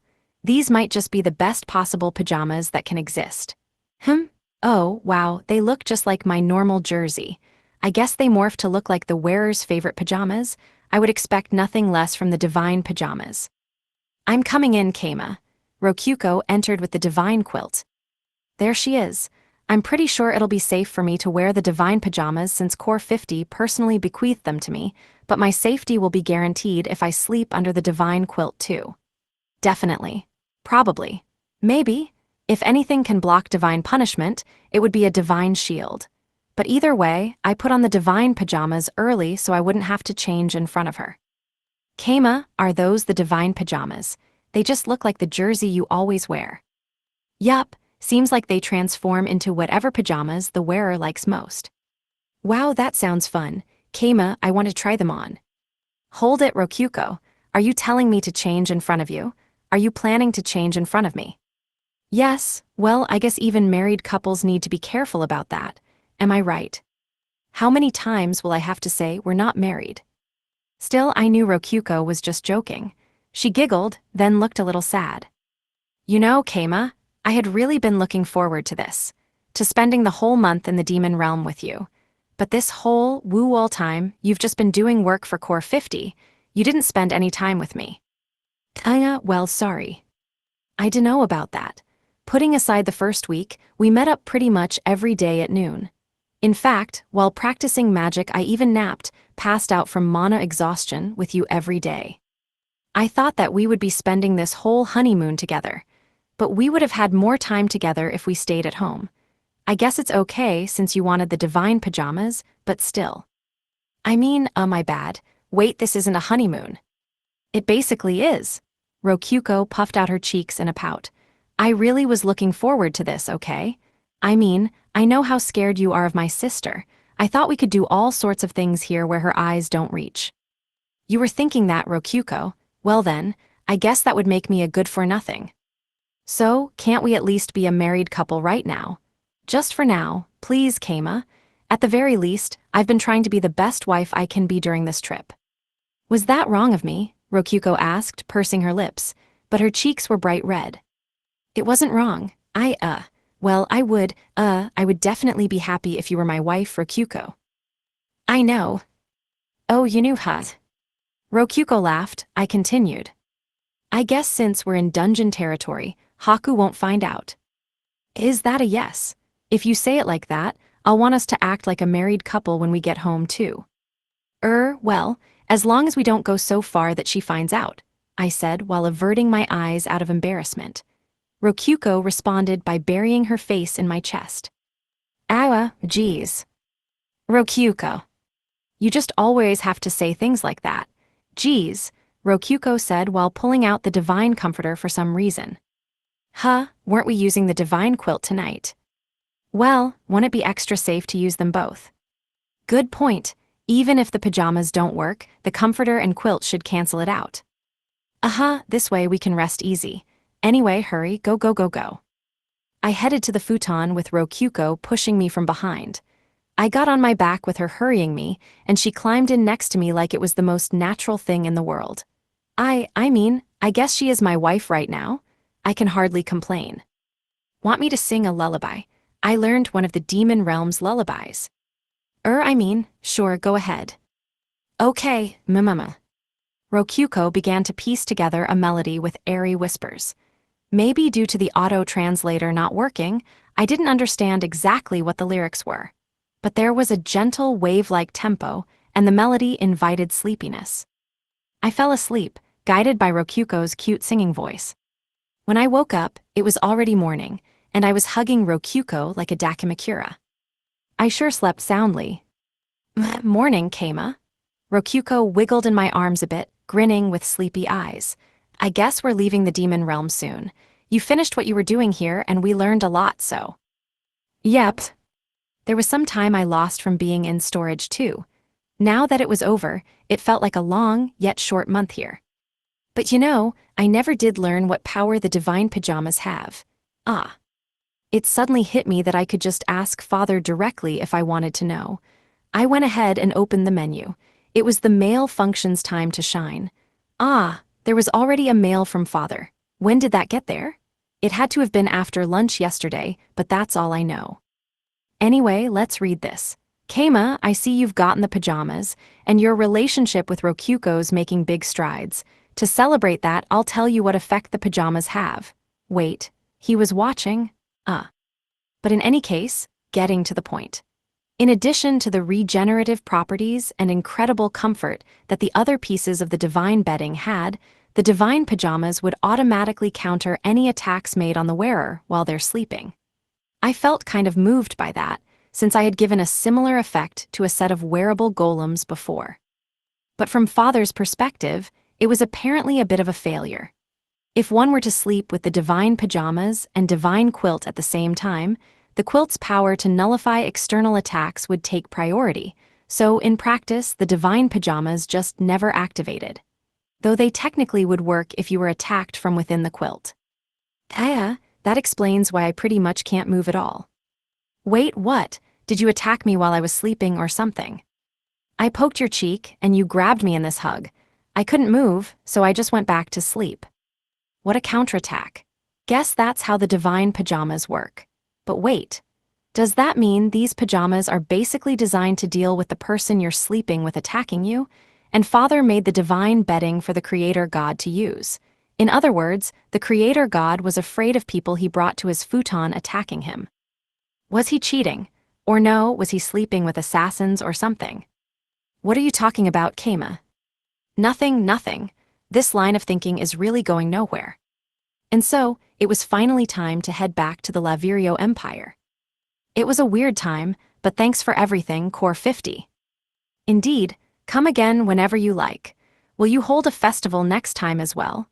If so, I will need to begin training and preparation as soon as I can, Core 50 said, before heading immediately to one of his training grounds. Pretty sure that's where the high-rank slaves train. Do I feel sympathy for them? No, because sympathy is not appreciated in the demon realm. Why? Because it's the demon realm. It's the demon realm. They would love Core 50 just dropping by to say hello, so this will be like a dream come true.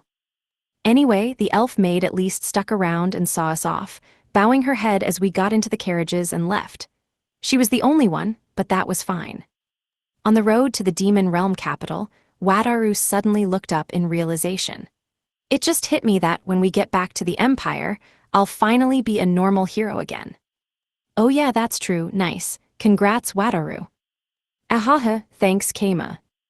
Indeed, at the moment he was still a slave since we were in the demon realm, but he no longer had any debt. He wouldn't be a slave hero, nor would he be the hero of debt. At last he was free. And that was when Narine slapped him on the back. Congratulations, Wataru. Yup, thanks Narine. Narine gave him a bright smile. Wataru had basically stuck around as an excuse to be with her, but well, hopefully this wouldn't be his last opportunity like this. Also, you were with me the whole time, Sue. You have to pay for that. I believe it was 5 golds per hour. Hi. You will pay, right? Oh man, now that she mentions it, I did mention something like that when we first met Wataru at the Demon Realm. Did you really remember that and count every single hour, Narine? W was Kama being serious about that. We spent 16 hours a day together for 25 days. That's 400 hours. 400 hours times 5 golds equaled 2,000 gold coins. Oh man, that's convenient. Doesn't that mean they spent basically all of their waking hours together for a whole month? Holy shit, Narine. What? Even Wataru had to give Narine a double take. I stayed with you the whole time, even during the duel with Core 50, right? And why you did, but you're going to pay, right? I mean, we're talking about a charge of 2,000 gold coins here, i.e. roughly 2 billion yen. Wataru may have a crush on Narine, but that's just going too far. It'd be going too far for anyone. I mean, seriously. You'll keep visiting me every month to bring the 100 golds, right? Just like always. Narine looked up at Wataru, leaning toward him. Her cheeks looked a little red, and I'll give you another lap pillow. That single whisper sealed the deal. All right, you got it, absolutely. I'm a hero after all. I'll pay it, I'll get it done. Wataru, even I think this is kind of fucked up. It's fine, Kama. Really, it's not that much different from how things were before this trip anyway, though the total shot back up. The Demon Realm sure was a good vacation. I got to spend the whole time with a cute girl, so yeah, Wataru grinned. Well said, so here's your reward. Hi. In the midst of the bouncing carriage, Narine grabbed Wataru's head and gave him a kiss on the cheek. Whoa, Wataru, you sure are looking red now. Rokyuko's eyes were shining. Not bad, Narine. You go, girl. Is something wrong? Narine asked, smiling her usual smile. I'll work hard to earn all the money. Okay, I'll be looking forward to all your souvenirs. Well, I guess it's good that he's motivated and feels good about this. That said, Wataru's taste in women is kind of. Not that I'm gonna diss good ol' Narine here, but man. Like, I'm actually starting to doubt whether Wataru actually has ultra good fortune. Or wait, maybe spending a whole month with the girl he likes cancels out all the bad. Either way, Wataru would be going from a slave hero back to a hero of debt. It would take 20 more months before he could be a normal hero again. That'll make it about 3 years in total spent grinding gold for us. Have fun. And so, with that last twist out of the way, 80 took us all the way to the demonic capital, where we met up with Haku. We ended up returning to the Empire in an even greater rush than we had left it. There was just one problem. Why are you coming with us, 80? Oh, were you not aware? This cultural exchange goes both ways. Indeed, 80 was following us to the Empire. Her plan was to just learn about the Empire's culture like we had learned about hers. The carriage we were riding had 4 chairs with Rokyuko, Haku, 80, and I sitting in a square shape. Between us was a circular table. The carriage was so needlessly big and shook so little that we could even have a tea party inside if we wanted. And it seemed we did want to, because there definitely was tea on the table. So, how was the Demon Realm, sweet little Rokyuko? Did you enjoy yourself? Haku asked, sipping tea from a mithril tea set that wouldn't break even if one were to accidentally drop it. It wasn't very fun. Oh, is that so? Perhaps I was an insufficient host. I should have been more firm about the meat blankets. No, 80. It's not your fault. I'm just sad I didn't get to spend much time with Kama. Of course, 80 replied with a nod. Haku, meanwhile, glared at me while simultaneously smirking at my misfortune. And you, Kama, how did you find the Demon Realm? It was surprising in more ways than one. In particular, the fact that battles to the death are a sign of 2 people being close, and wars are seen as a diplomatic expression of friendship, shows just how fundamentally different they are from the Empire. I'm one to talk, but it felt like visiting another world. Excuse me, Haku widened her eyes in surprise. Core 666, is that true? Do you see war as a diplomatic expression of friendship? I'm afraid I don't understand what you're asking, Adi replied, tilting her head. Of course, it was a foolish question. Don't surprise me with jokes like that, Keima. Indeed, even children know that, after all. What would war even be if not an expression of friendship? Haku did a double take. What kind of logic is that? War is, it's so violent. It's an attack. Yes, it certainly is an attack. Much like a duel between countries, isn't it? Rokuko trailed off, the look on her face making it clear she understood what was going on here, but wasn't sure if she should say anything. Haku, the words are the same, but they mean different things. In demon realm culture, dueling is a sign of being close friends. You fight people because you like them, and if you dislike them, you just ignore them entirely. In other words, that is why the demon realm so frequently instigates wars with my empire. Don't tell me they think they're being friendly. That's why they antagonize the messengers I send, even. Almost definitely. In fact, the more you send strong fighters as mercenaries, the more they'll pick fights with them. Haku looked at Adi again. Adi returned her look with a broad smile. Keima, please write and deliver a report on demon realm culture to me. I've been stricken with a sudden headache, and I will be moving to another carriage to rest. Right. It was only then that I remembered writing a report like that was the official reason for our trip in the first place. I'm surprised Haku didn't know that about demon realm culture after spending 500 years right next to them, but well, if I weren't used to adapting to the culture of other worlds, the same thing would have happened to me. It's hard enough to understand people from the same culture, much less people of an entirely different one. Language sure is scary. Did Haku not realize just how fond grandfather is of her? Adi asked with a tilt of her head. As an aside, I later sent a mail to Core 564 asking if Core 6 and Haku were actually close friends, and he replied that only Core 666 would ever make such a grave misunderstanding. He was very insistent that these were two entirely separate things, which confirmed that they were in fact not friends at all. In any case, we safely returned alive from our cultural exchange in the demon realm. Extra episode, Ascendance of an Outcast. Core 564 was a Baphomet-type dungeon core that formerly belonged to the Demon King faction. He had been banished by his king, and in a twist of fate, ended up the lackey of the traitor faction he had previously been at war with. On top of that, he was forced into being the slave core of a pitiful rabbit-type dungeon core named Mikan, Core 629, which meant he could be summoned away to do his bidding at the drop of a hat. At first I wasn't sure how this worked out, but you sure are a hard worker, Core 564. Becoming a dual core was definitely the right idea. GRRR, what humiliation. For someone with demon realm values, it was unbearable to serve someone smaller and weaker than yourself. He attempted to disobey father's instructions and rebel against Mikan countless times. But each time, he was subjugated. Mikan being registered as his master core meant that his body would freeze if he tried attacking him, and if he disobeyed one of Mikan's orders, searing pain would shoot through his body as if he was being hit by lightning. If only you would hurry up and move over here. You fool, my stores of DP are barren due to you. My land in the demon realm has been confiscated, and at this point, my daily DP income is a mere 500 DP. And, at the peak of foolishness, you are even saying that I can only spend 100 DP of that to save the rest for moving. It took significant time and resources to move a dungeon core.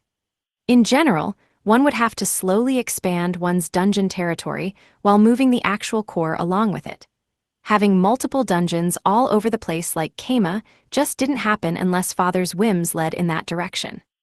Core 564 would appreciate some of that whimsy being directed toward moving dungeon cores, but he still had some lingering regrets toward the demon realm and the Demon King faction, so it was easy to imagine him just muttering complaints if someone brought it up to him.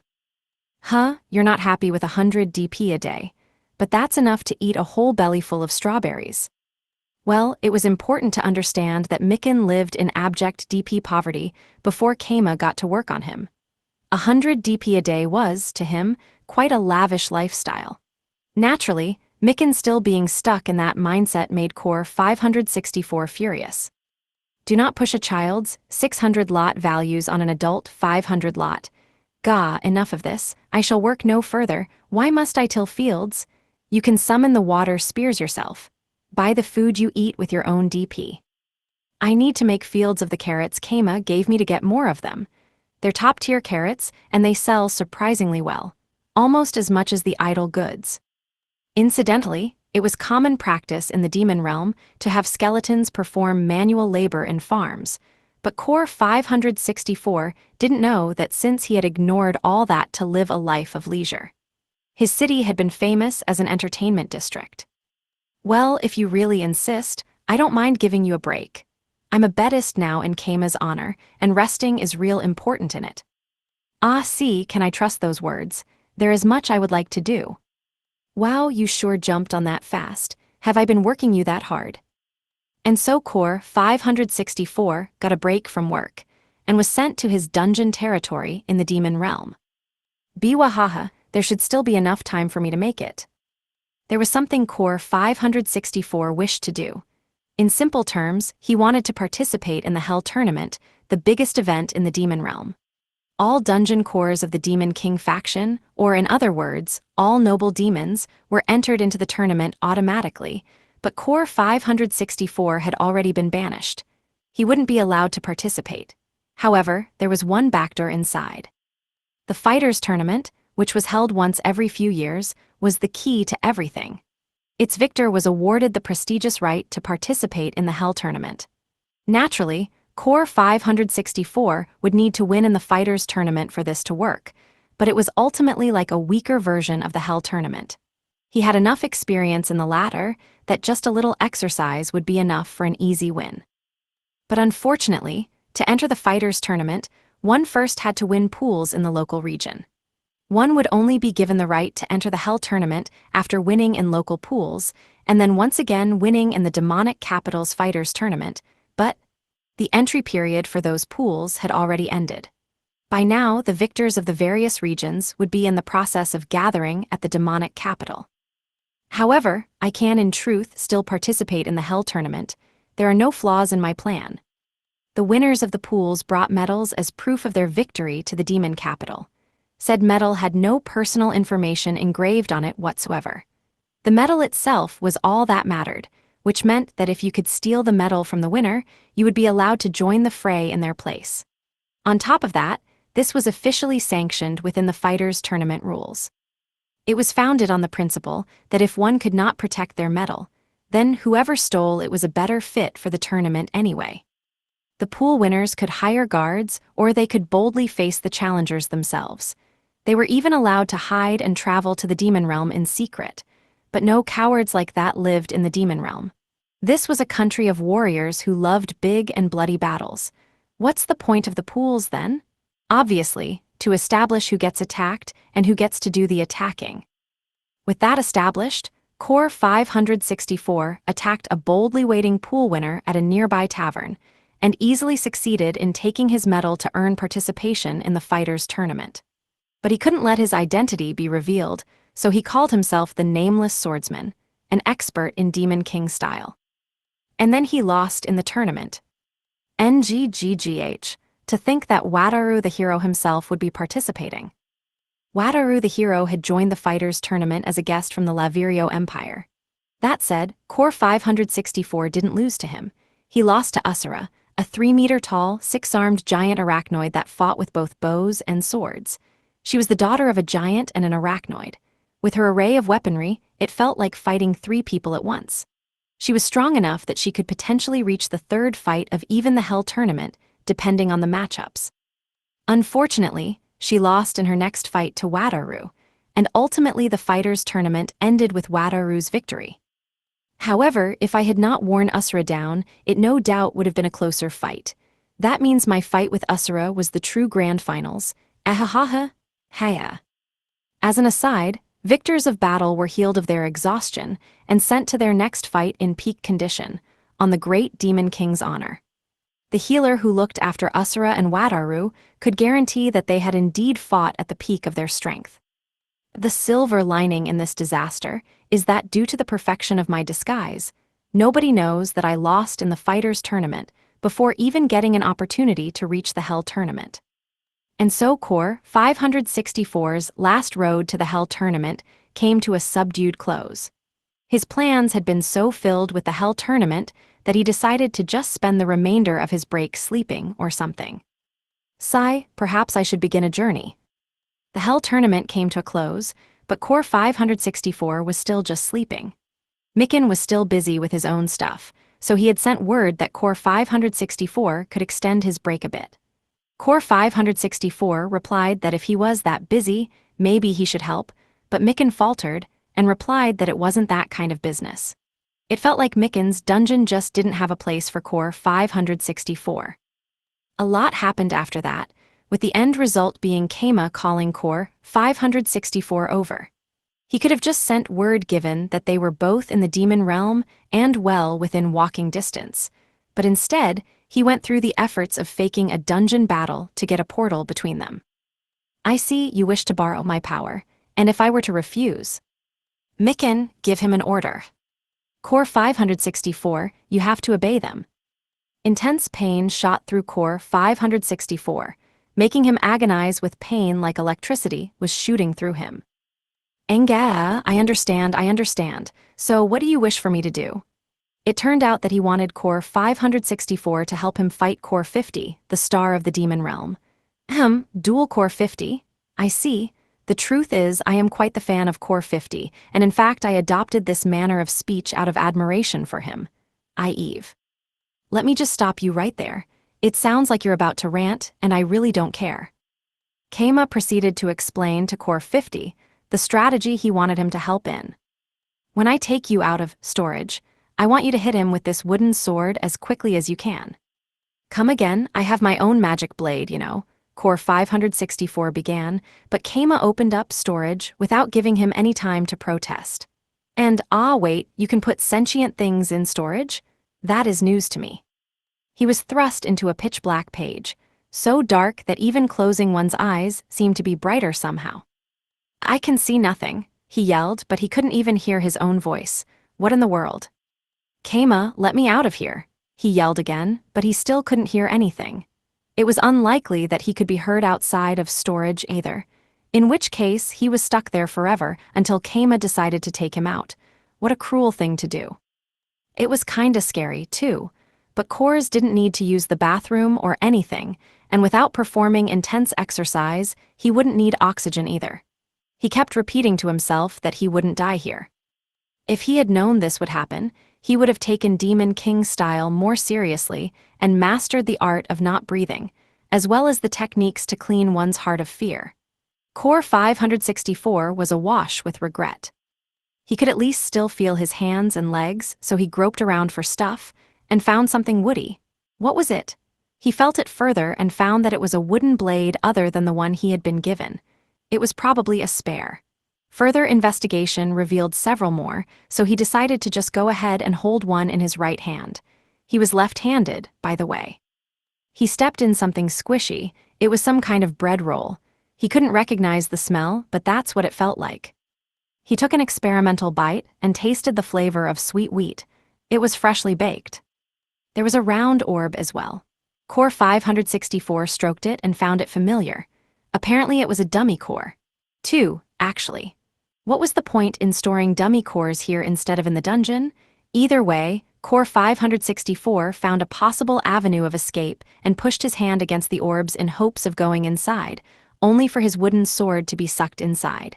It just disappeared out of his hands. What was the meaning of that? Either way, he didn't sweat it since there were still other wooden swords. The one he had been given was just inside the dummy core now. Core 564, enjoying himself, investigated further. He waved a hand around, only to feel a stabbing pain. NGH, what's stabbing me? That hurts. It seemed he had touched some kind of sharp blade. One wrong move, and he would have cut off his entire finger. And no matter how loud he wailed, he still couldn't hear himself. Core 564 gave up his exploring, now knowing that there were dangerous things in this storage. Core 564 carefully sat down in a safe-seeming place. It felt kind of like he had returned to where he had initially been placed. Storage didn't provide that wide of a space anyway. If he tried laying down to rest, he would hit all sorts of dangerous things. His grasp of time started to weaken before long. There was no light, no sound, and no smells. He could feel and taste, however, so he stroked the dummy core and nommed on the bread roll to keep himself sane.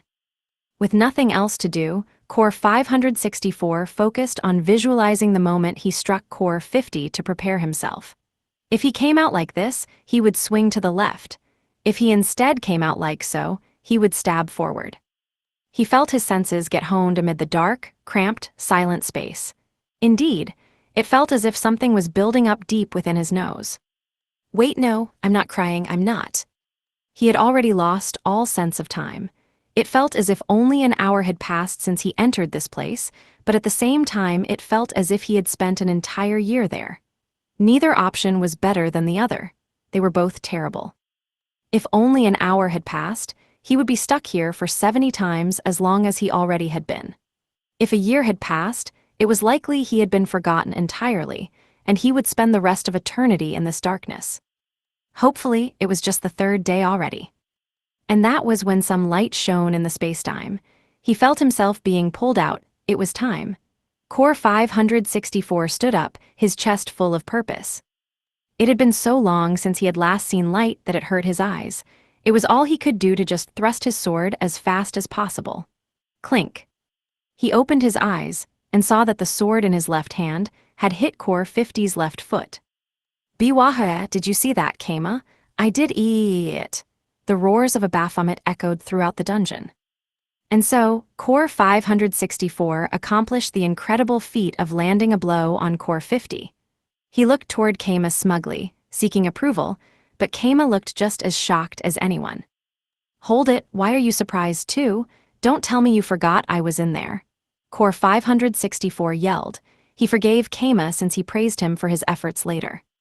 Moving on. Core 564 didn't accomplish much after that, but even so, he was one of the 3 people out of the entire crowd of challengers that struck Core 50. Despite being an outcast, he received Core 50's praise and was invited to his dinner table as a guest. Ah, it's been so long since I've had steak udon, and this is flame hydra meat, my favorite. I feel my power swelling. Steak and udon were both beloved by all Demon Realm citizens. Not to mention, Core 50 was an excellent host that allowed his guests as many servings as they would like. I shall eat until my stomach bursts. Nom nom nom nom, more I ask for Siko. His visions suddenly shifted. In the blink of an eye, a familiar orange rabbit was standing in front of him. Oh, there you are. Sheesh, your job for Kama finished yesterday, didn't it? How long are you planning on slacking off? Well, anyway, I finally have some work for you. Core 564, in all his wisdom, instantly figured out what had happened. Am I steak Udioon? His wails echoed throughout the rabbit paradise. It was a scream of the soul that would later be used as a warning signal for when the upcoming raid event had mini-boss monsters in them.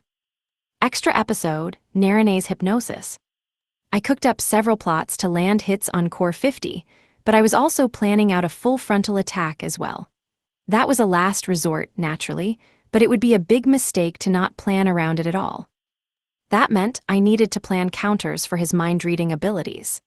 80, Sebas, and Niku could all use detachment thanks to their Demon King-style training, but Wataru didn't have the time to learn Demon King style, and he didn't already know any skills that would help out there. So Wataru, I'm thinking about hypnotizing you. Mind helping out? Hypnotizing me. In short, I just had to make him go berserk so Core 50 couldn't read his mind. If we could make him go berserk at any time we wanted, well, he probably wouldn't have any mind to read. I really don't think hypnosis will work on me. Don't worry, we Bedists are professionals at sleep. The hypnosis will work for sure, if you let it happen. If you're confident, well, alright. Are you going to cast the hypnosis, since you're the Pope and all? Not a chance in hell. Naturally, the hypnosis would involve using Kasaki the succubus ring for charms. Succubus charms were very useful and effective for all sorts of things, including memory manipulation, but my Sakuma form was simply too powerful. It ran the risk of negatively influencing my relationship with Wataru for the rest of our lives. I would never forget the slum criminals taking one look at me and deducing that I was Sakuma. So, who'll be doing the hypnosis then? Narine, you'd rather her be doing the hypnosis than me, right? For sure, if I have a choice here, I'd pick Narine every time. It's good to be honest. And so, I had Narine undergo the succubus transformation this time. As an aside, in the past Narine could only transform into a succubus for very brief amounts of time, but through practice and experience, she managed to stretch out the transformation time significantly. She framed her accomplishment as such. Now I'm a lewd girl. According to Kasaki, something was off about the transformation, but it was better than it used to be, so it was probably fine. I didn't ask for the details. Hey Narine, you can come in. Akile. Narine entered the room in her usual maid outfit, wearing the succubus ring. She hadn't transformed yet, which reminded me of something important. Wataru, if you have any magic tools that give mental resistance or something, take 'em off. Those will definitely stop this from working. Oh right, Haku did give me some kinda strengthening bracelet to wear, Wataru said before taking off his lionheart bracelet with a clink and putting it into storage.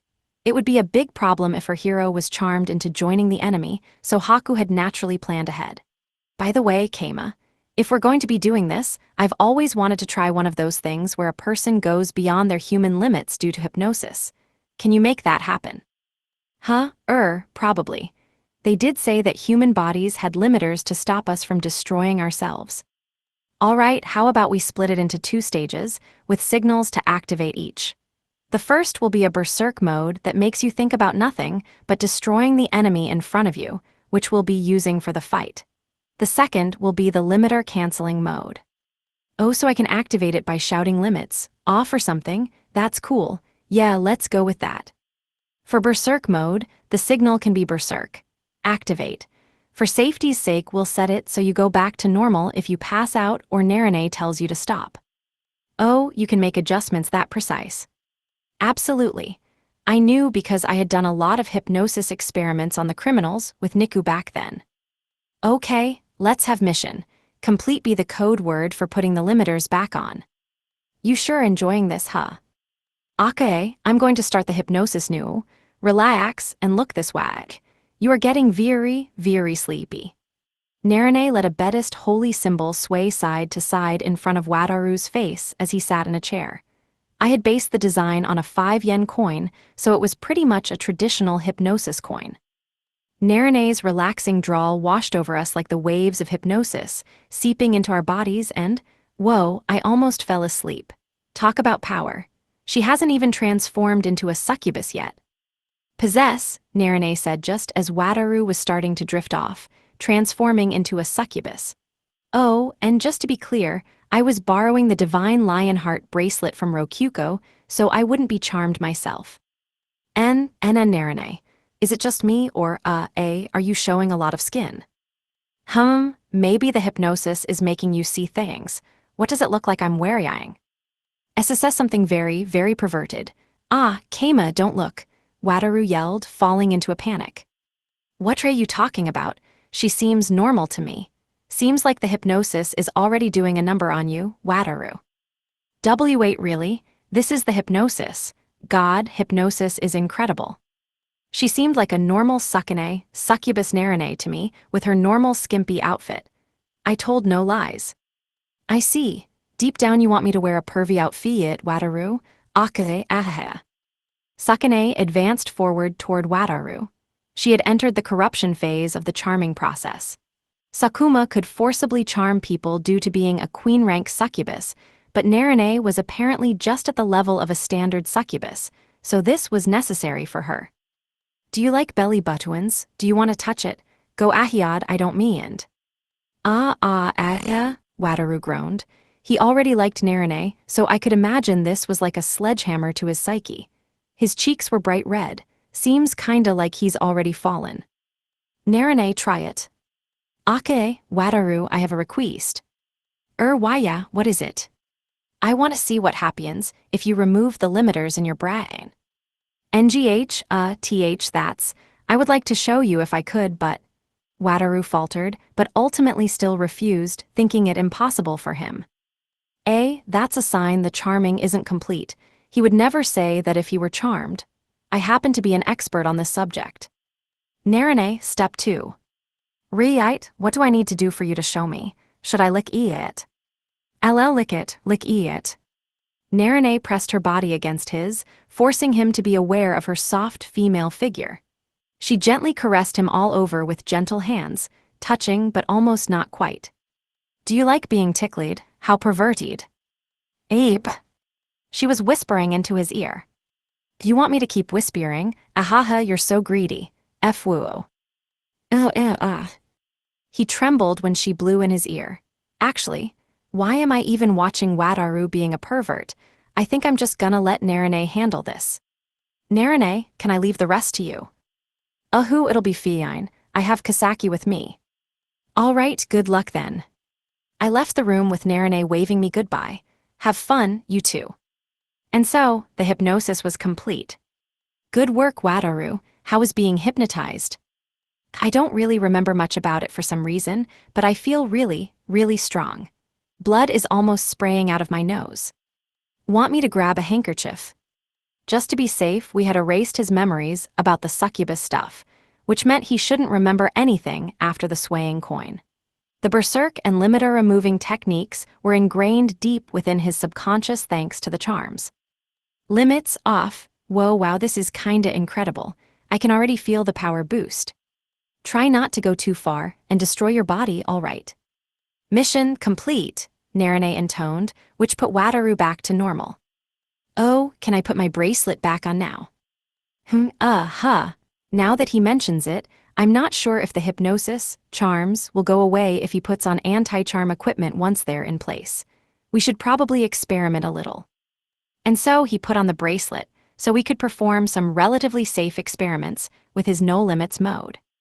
Yep, seems like the modes won't activate when he has the bracelet on, but they work when he takes it off. You learn something new every day. All right, now it's time to have him try out the berserk function on 80. It would be pretty scary if it just didn't work when the time came. Go ahead and let loose, we've got healing. You got it. It would also serve as 80's payment for helping us. She would have to take the full brunt of his berserk attacks, but it would be worse for it to not do any damage when it matters most. Sorry, 80, we all have rough days sometimes. Afterward. Thus concludes Volume 13, the Demon Realm arc. It's totally different from the web novel. Yeah, well, they went to the Demon Realm at a different time and went with different people, so it kind of had to end up different.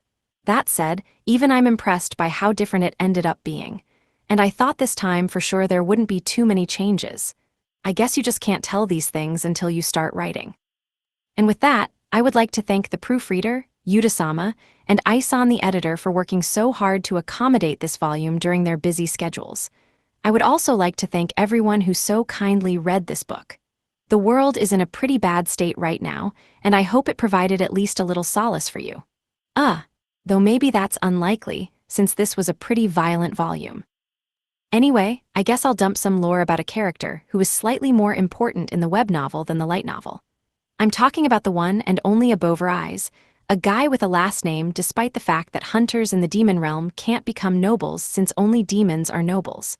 His name quite literally comes from the phrase, I am above your eyes. He's the rival of Extork from Extraocular Muscle, and he's a pretty solid fighter. His magic spear protrube comes from protuberance. I would guess that basically nobody noticed, but the joke is that you can't see protuberances above your eyes, so the spear is invisible. Yeah, nobody noticed that, which is why I'm explaining it here, far past the point of it being relevant. Anyway, putting aside that pointless junk.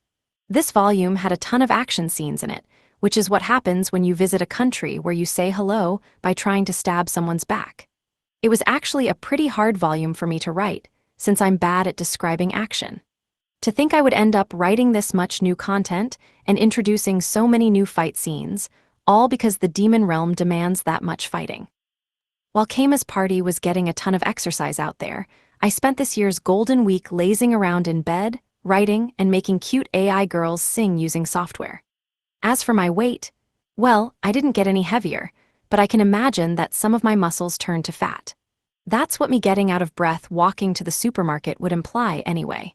I should learn from Keima and eat a bunch of udon while exercising, then get a bunch of comfy sleep. Incidentally, I'm working at home at the time of me writing this afterward, but I'm not entirely sure I'll be able to go back to working 5 days a week at the company like I used to. Oh well. I'll work for the sake of continuing to write LDM and focus on building up laziness power, which is also known as avoiding reality energy. May we meet again in the next volume. Supana Onikage. Bonus short stories. Fun with making udon. Demon Realm cuisine was nothing if not representative of its culture. Many recipes introduced by Ishidaka, the hero, had been arranged to suit their tastes, and then magically modified further to better suit their training. And so, today we shall make udon, Core 50 announced. All right, but what's with this shield? Keima asked, wielding a sizable great shield given to him by Core 50. This is an udon creation tool of my own design, known as the udon dough kneading shield. On closer inspection, Keima discovered there was a bag of udon dough set right in the middle of the shield. Okay, I'll bite. Why is there udon dough on the shield? I'm glad you asked. By blocking powerful blows with it on the shield, you will have thoroughly kneaded dough perfect for making delicious udon when the battle is done. Core 50 replied, puffing up his armored chest with pride. It really seemed like any direct blow from Core 50 would pulverize the dough into bits. Can't you just deflect attacks with shields? That would be the idea with bucklers, but great shields are designed for taking attacks head-on. That is just common sense, Core 50 said, swaying a chastising finger. It was true that the whole point of a great shield was to provide complete defense, and one didn't really use them to deflect attacks. Keima, this doubles as defensive training for you. You must block the attack without dodging. Oof, in that case, how about you give me the divine pajamas if I successfully block the attack? Ha, that shall remain your reward for defeating me in a duel, I say. And so, I was given the job of helping him make udon, in the form of defensive training with a shield. Now, ready the shield, be certain to brace your legs firmly. Keima readied the shield as ordered, bracing his legs as if using his entire body as a post to prop it up. Don't hit too hard, let's just see how a light blow goes first. Certainly, one light blow, surely this will be enough, Core 50 said, tossing out a visibly slow punch. It did seem to be pretty harmless. Getting hit by that would probably just push him back a little. Lightly, hyah. Inga. Keima letting his guard down had been a mistake. The blow sent shockwaves that pierced the shield, and upon letting go of the shield in surprise, Keima was sent flying back. The shield, having lost its user, remained behind as if stuck to Core 50's hand. Are you well? I accidentally used an armor-piercing technique. I thought I was going to die, but I'm somehow alive. Can I rest now? You are alive and have no wounds, I see. Then we can continue without issue. Nah, that's definitely the kind of attack that gives internal damage to organs and stuff, Keima thought while casting healing on himself. Would you survive if I sped up my punches? The udon dough will never get kneaded at this rate, Core 50 mused. It seemed that exactly none of the shockwaves had gone through the udon dough, somehow. Okay, but do a normal punch this time, please. Just hit it normally. Quite now, take this, hyah. Keima, feeling uneasy about the attack, dodged to the side, leaving the shield behind to explode into 1,000 pieces despite being made of metal. Or rather, perhaps it had exploded due to being made out of metal. Either way, Keima was relieved to know his unease had been right on the money. Why are you running? You will learn nothing this way. I think that shattered shield explains why I would run away well enough. Didn't you say you would just hit it normally? You liar. I did not lie. I merely vibrated my fist rapidly during the punch. I suppose the shield simply wasn't strong enough. Why did you vibrate your fist? It occurred to me that doing so would knead the udon better. Just as Keima was about to say that blasting the udon dough away couldn't possibly work well, the bag of udon descended after having been knocked impossibly high into the sky. Core 50 caught it with one hand. Very well. The udon dough survived the blast, luckily, so you may use it as a shield directly. Hold on a second, why is that bag so durable? Of course it would be durable. Wasting food must be avoided at all costs. Thus, they used durable sandbag covers to hold udon dough. It was a special kind of leather bag made from the hides of earth lizards and ground slimes, both monsters famed for their durability. Why not just go ahead and make a full set of armor out of bags like that and udon dough? Ooh, now that is a brilliant idea. Once it is ready, we shall experiment. Keima had just tossed out the suggestion without giving it much thought, but due to his status at the moment, he couldn't ask Core 50 to test the armor on someone else. All he could do was smile uncomfortably. Luckily for him, the udon dough armor wasn't completed while Keima was still on his demon realm trip. Whether someone else was sacrificed and permanently maimed in his stead, nobody knows. Meanwhile, at the dining hall, visitors continued eating at the Dancing Doll Inn's dining hall, even while Keima was at the demon realm. Kinu, could I catch 2 D-rank meals? Certainly, and done. Ikika and Kinu were left at home, and working like always. Sigh, I really wonder what Master and the others are doing in the demon realm right now, Ikika wondered aloud. I can't wait to try out demon realm food, Kinu replied, both of them using a break in the flow of customers to think about Keima and the others on the trip. To be real for a sec, I really woulda liked eating the food where it's sold. The atmosphere's basically part of the flavor, you feel me? The atmosphere. Yuppers, the air's got flavor too, you know. Guess it's hard for you to get since you're basically the furthest thing from a traveler, Ikika said, then sighed. I could travel if I wished, to be clear. I could leave right now if I wanted. I am a spirit of homes, a silky. I remain here only because I love being home, Kinu said with a pout. Ikika blinked in surprise. Oh wow, this is rare. I dunno if I've ever seen you piss like this before, Kinu. I am simply angry that you would suggest I couldn't be a traveler. Not really sure why that's what would set you off though, Ikika replied while scratching her cheek. I guess that means you actually do want to travel somewhere. No, we silkies do so only when we are in search of a home to inhabit. It would be best for me not to travel unless my home is destroyed or I'm expelled from here. So I was right, you're the furthest thing from a traveler. Why'd you get mad? Perhaps I just wanted to see what it felt like, Kinu replied with her usual smile. Ikika snorted. But putting those jokes aside, I truly could travel to the demon realm and return in a day's time if I wished. Ikika blinked in surprise again. Whoa, a single day, that's sure something else. Oh, do you not believe me? It's the truth. I only noticed recently, but I actually have a skill which makes that possible. Though I'd rather not use it without an order from Master. Sounds neat. Gimme the deets, Ikika said, leaning forward. Kinu smiled and answered. I could use my chef skill to stop time and walk. Oof, now that's not something I want to think about doing. The logic was simple. The chef skill which Kinu possessed stopped time while she was cooking. During that time, she couldn't do anything except cook, but moving around was included in cooking, though she was limited to just walking. Does the skill really cover distances that long? It's true that I might only be capable of moving within an area related to cooking. I haven't experimented enough to be sure, Kinu replied, rethinking things. At the very least, I know time remains stopped when I visit storerooms for ingredients, but I haven't tried going outside of the town. Wanna try it then? I sure wanna eat something made with fresh fish from the Pavella Sea, Ikika said casually, earning a dissatisfied frown from Kinu. No, certainly not. What if that were to force me to enter the sea itself to gather fish? You could just buy some from drag stores. Oh wait, you can't really buy stuff when time's stopped. Thievery certainly is wrong. Also, I cannot use the tunnel Master made when time is stopped. It might have worked if the tunnel through Tsia Mountain had just been a normal hole, but there was the toll wall. It couldn't be used while time was stopped.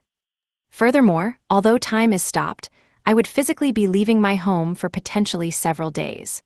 My instincts as a Silky will not allow me to do that without Master or Rokuko firmly asking me to do so. Makes sense. Guess I can understand that, Ikika replied, resting her chin on her hands with an elbow on the counter. Anyway, I wonder what kind of stuff they're gonna bring back for us. I'm quite looking forward to that myself. Though, have you never been to the demon realm, Ikika? Nope, I'd never risk my pretty ass there. They'd kill me in no time. Ikika was an excellent scout, but not much of a warrior. Her only option if challenged to a duel would be to hightail it out of there. Though that was exactly why she had wanted to use this opportunity to travel with Keima and eat the food there safely. You know, that reminds me. Seems like in Master's world, they had some kinda canned air they could bring back from trips. Canned? Ah, yes, the preserved foods. I've seen them in the DP catalog before. But they can air as well? That sounds fascinating. I know, right? I'd kill for some canned demon realm air and food. It'd be like I was there myself. Oh, a customer. And so, Keima's inn remained lively even while he wasn't there, with the staff and customers always chatting about one thing or the other. Meanwhile at the Buddhist church, Meodora returned to Tsuya while Keima's group was at the demon realm, but every 3 days she returned to Gorin. Her excuse for visiting the town despite her fiancé being absent was to study Buddhism at the church.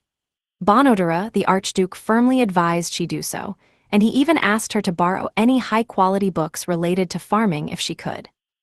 But in reality, Meodora was just chilling with her head resting on one of the church's desks. Her manners were so poor that it was easy to imagine her mother Waltz throwing a fit at the sight of her. She was at least wearing commoner clothes to disguise herself, but there weren't many children in Gorin, and in fact, enough people knew her face by now that the disguise was entirely pointless. I'm ever so bored. You sure about that, Mai? Shouldn't you be studying? Mikaru, a child working as an apprentice nun in the Buddhist church, said. Oh, it's fine. I already finished studying for the day. Okay, all good then. Buddhism teaches us that we should finish our annoying work ASAP and get right to sleeping. Mikaru said, puffing out her flat chest with pride, as if happy with herself for being able to tie things into a Buddhist lesson. Is it just me, or have your clothes gotten thinner again? Your nun outfits always seem to get thinner and thinner. They're almost transparent now. I mean, duh. Thinner clothes are a lot easier to move around in, so. Of course, Mikaru was a succubus, despite how she looked.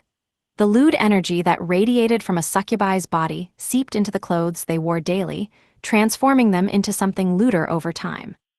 I shall tell father to send another batch of newly made nun outfits. Yeah, thanks, Mai. Mikaru's not-so-happy gratitude made Meodora laugh. That was when a visitor arrived at the church. He was a child, but he strode to Meodora and Mikaru with a confident gait. Getting quite slovenly there, aren't we, Lady Mai?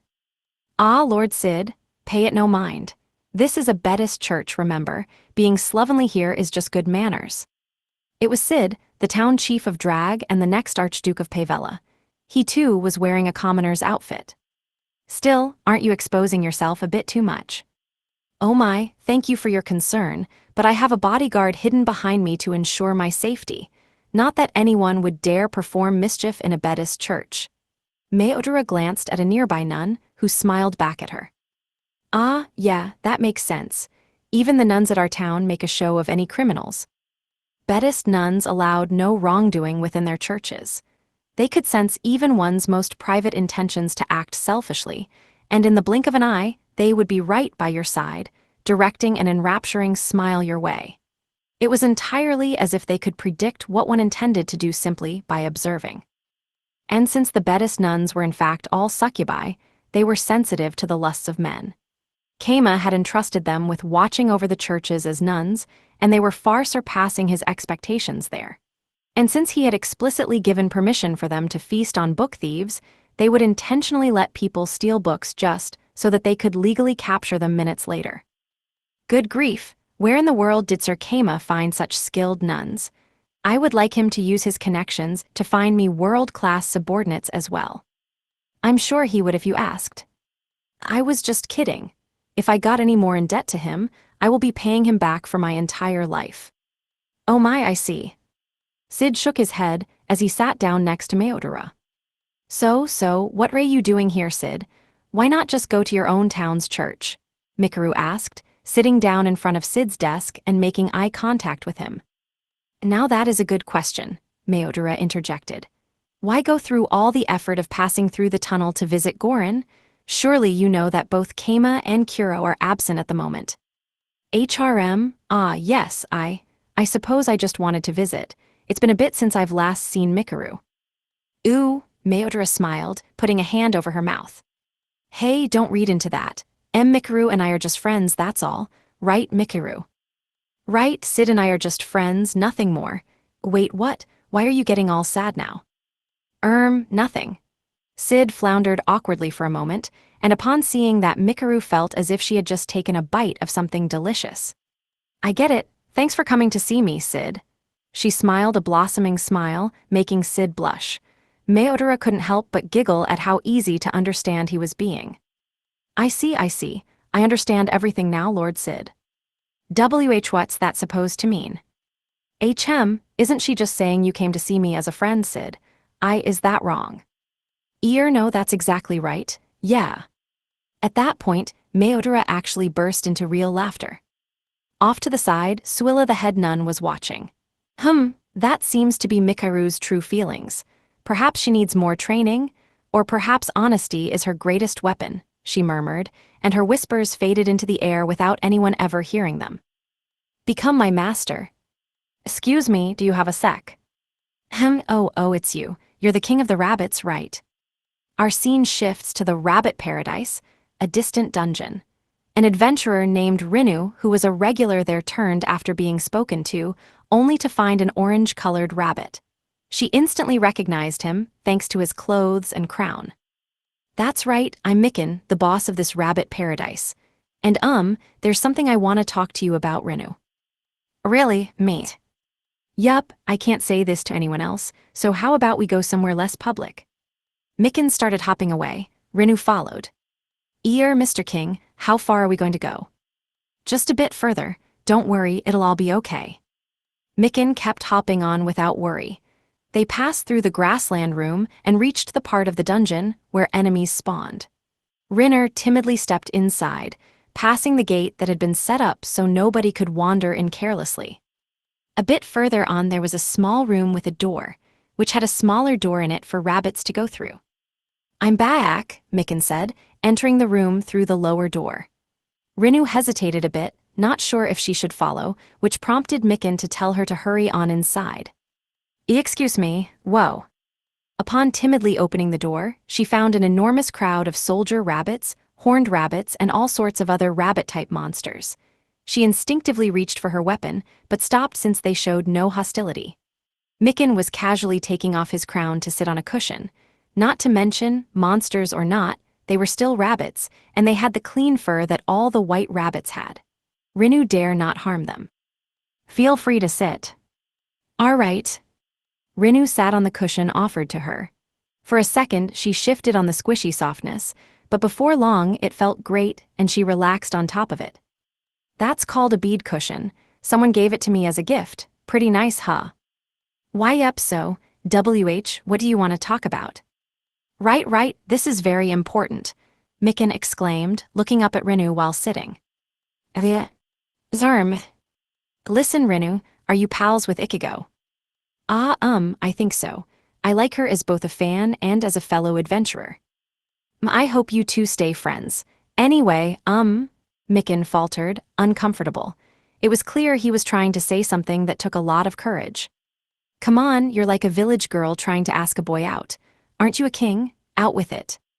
Right, why you're right, Mikan gripped his foot. I'm gonna say it. Yup, go for it. I'm gonna say it. You're killing me here, just say it. Will you Beckwom? He bit his tongue. The horned rabbits groaned and poked Mikan with their horns, making fun of him for his mistake. Shut it, I'm gonna try again. Mikan swung a paw, sending the horned rabbits scattering. Rinu didn't know rabbit language, but she could understand what they meant, thanks to the power of her rabbit love. Hugh, okay now, would you actually wait, sorry? Mikan spun around. What? I'm busy right now, no, not in that way, NGH, whatever, you just stay on your break. He was speaking into the air. Was he talking to some ghost that Rinu couldn't see? Sorry about that. had to talk to a subordinate. A subordinate, huh? Must be rough being a king, Rinu said with a nod. Anyway, so, would you? Mikan began again, at which point the door opened. Good work today, everyone. Oh, Rinu, does this mean you're on our side now? Ichigo asked, coming inside. What bad timing. I am just about to ask her now, geez. Sorry for interrupting, Mikan. It's fine, you can rest. Mikan faltered again. By this point, Rinu could obviously guess that Mikan was trying to recruit her for something or other. She could also guess that Ichigo had already been recruited. So you want me to join you in something, huh? Well, pretty much. There's a lot of secrecy here, but you know. All right, but you know, my duty's already to protect the rabbits here from enemies. Wouldn't be too big of a difference to help in the front lines. Rinu had guessed the rest. They were at the frontline base for fighting the enemies.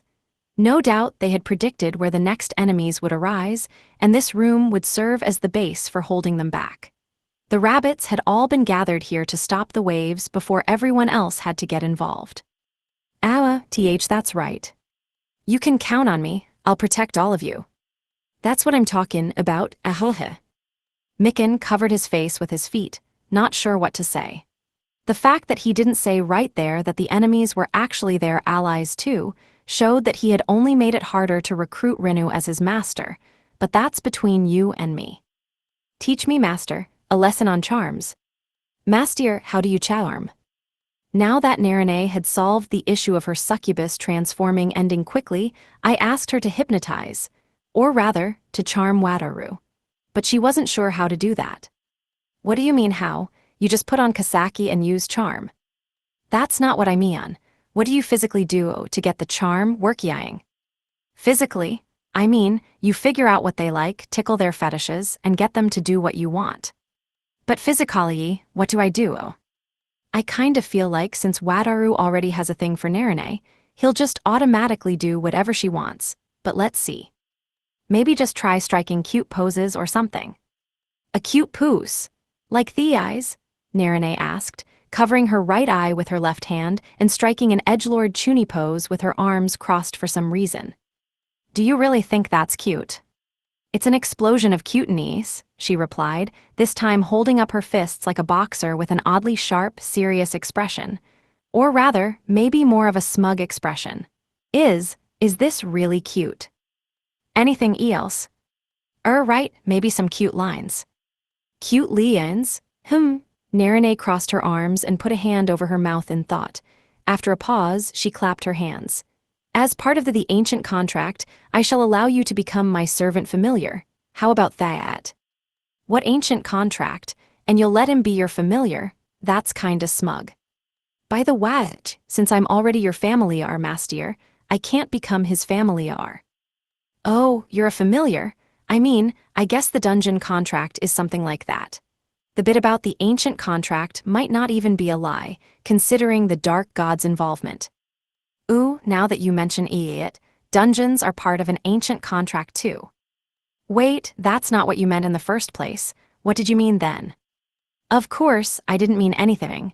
I just thought it was cute. What the hell? I guess that even though she looks like a human, Narine really is a monster, though she might just be an edgelord. Anything else? I would say wear cute or sexy clothes, but the succubus transformation will take care of that, so I guess that just leaves body touching. Might be good to touch him or have him touch you. Succubi exuded mystery pheromones from their skin and hair. When I was Sakuma, a single touch would tear down the walls around a man's heart, making even the strongest tough guy like a baby in the palm of my hand. The only thing is, exposing yourself too much might not be good for an innocent guy like Wataru. You may want to focus on your belly button or something. My belly button, but why? I mean, because Wataru has a belly button fetish. Wait, how do I know that? Is this Sakuma's power? Nah, I must have heard that from him when we went bathing together or something. Yeah, that's gotta be it. I see, I understand Nuo. Yup, so yeah, go and charm Wataru for me. But why it? I don't have enough experience yet. I think it would help a lot if you were to charm me first. Narine held out the succubus ring, she had been using to practice her transformation. Nah, I think this is something you've got to learn on your own. Master, Kasaki shouted, tearfully. Please let me possess you. I feel like I'm going to go crazy from possessing Narine so much. Please just let me get inside you and charm Narine. I'll teach her what to do in body and soul once you charm her. If you don't do that, I'll actually go crazy. Please, master, let me possess you and turn into the charming girl Sakuma. Don't say that name. I'd seal you away forever if I could. But despite her jokes, Kasaki really did seem at the end of her rope, so I ultimately agreed. All right, just this once. Yay, thanks, master. I love you, kissy wissy. Keep the kisses. Oh, and keep this a secret from Rokyuko. Ahaha, understood. This is kind of dirty of Uis, isn't it? Narine grinned. Nah, I didn't mean that in a cheating way. I just mean that Rokyuko is a huge pain in the ass when she gets charmed by Sakuma. Naturally, it went without saying that after becoming Sakuma, I swore them to secrecy with the power of charms. By the way, what's with all that stuff you do to Wataru all the time? Ikika taught me about sadism and stoof. That should work on him. Really, it's probably the best for him. She's not even here, and yet Ikika's still being useful. What a gal. I should splurge extra on her souvenirs. In the end, everything went off without a hitch and the hypnosis worked fine. It was all worth it. I have no regrets. None.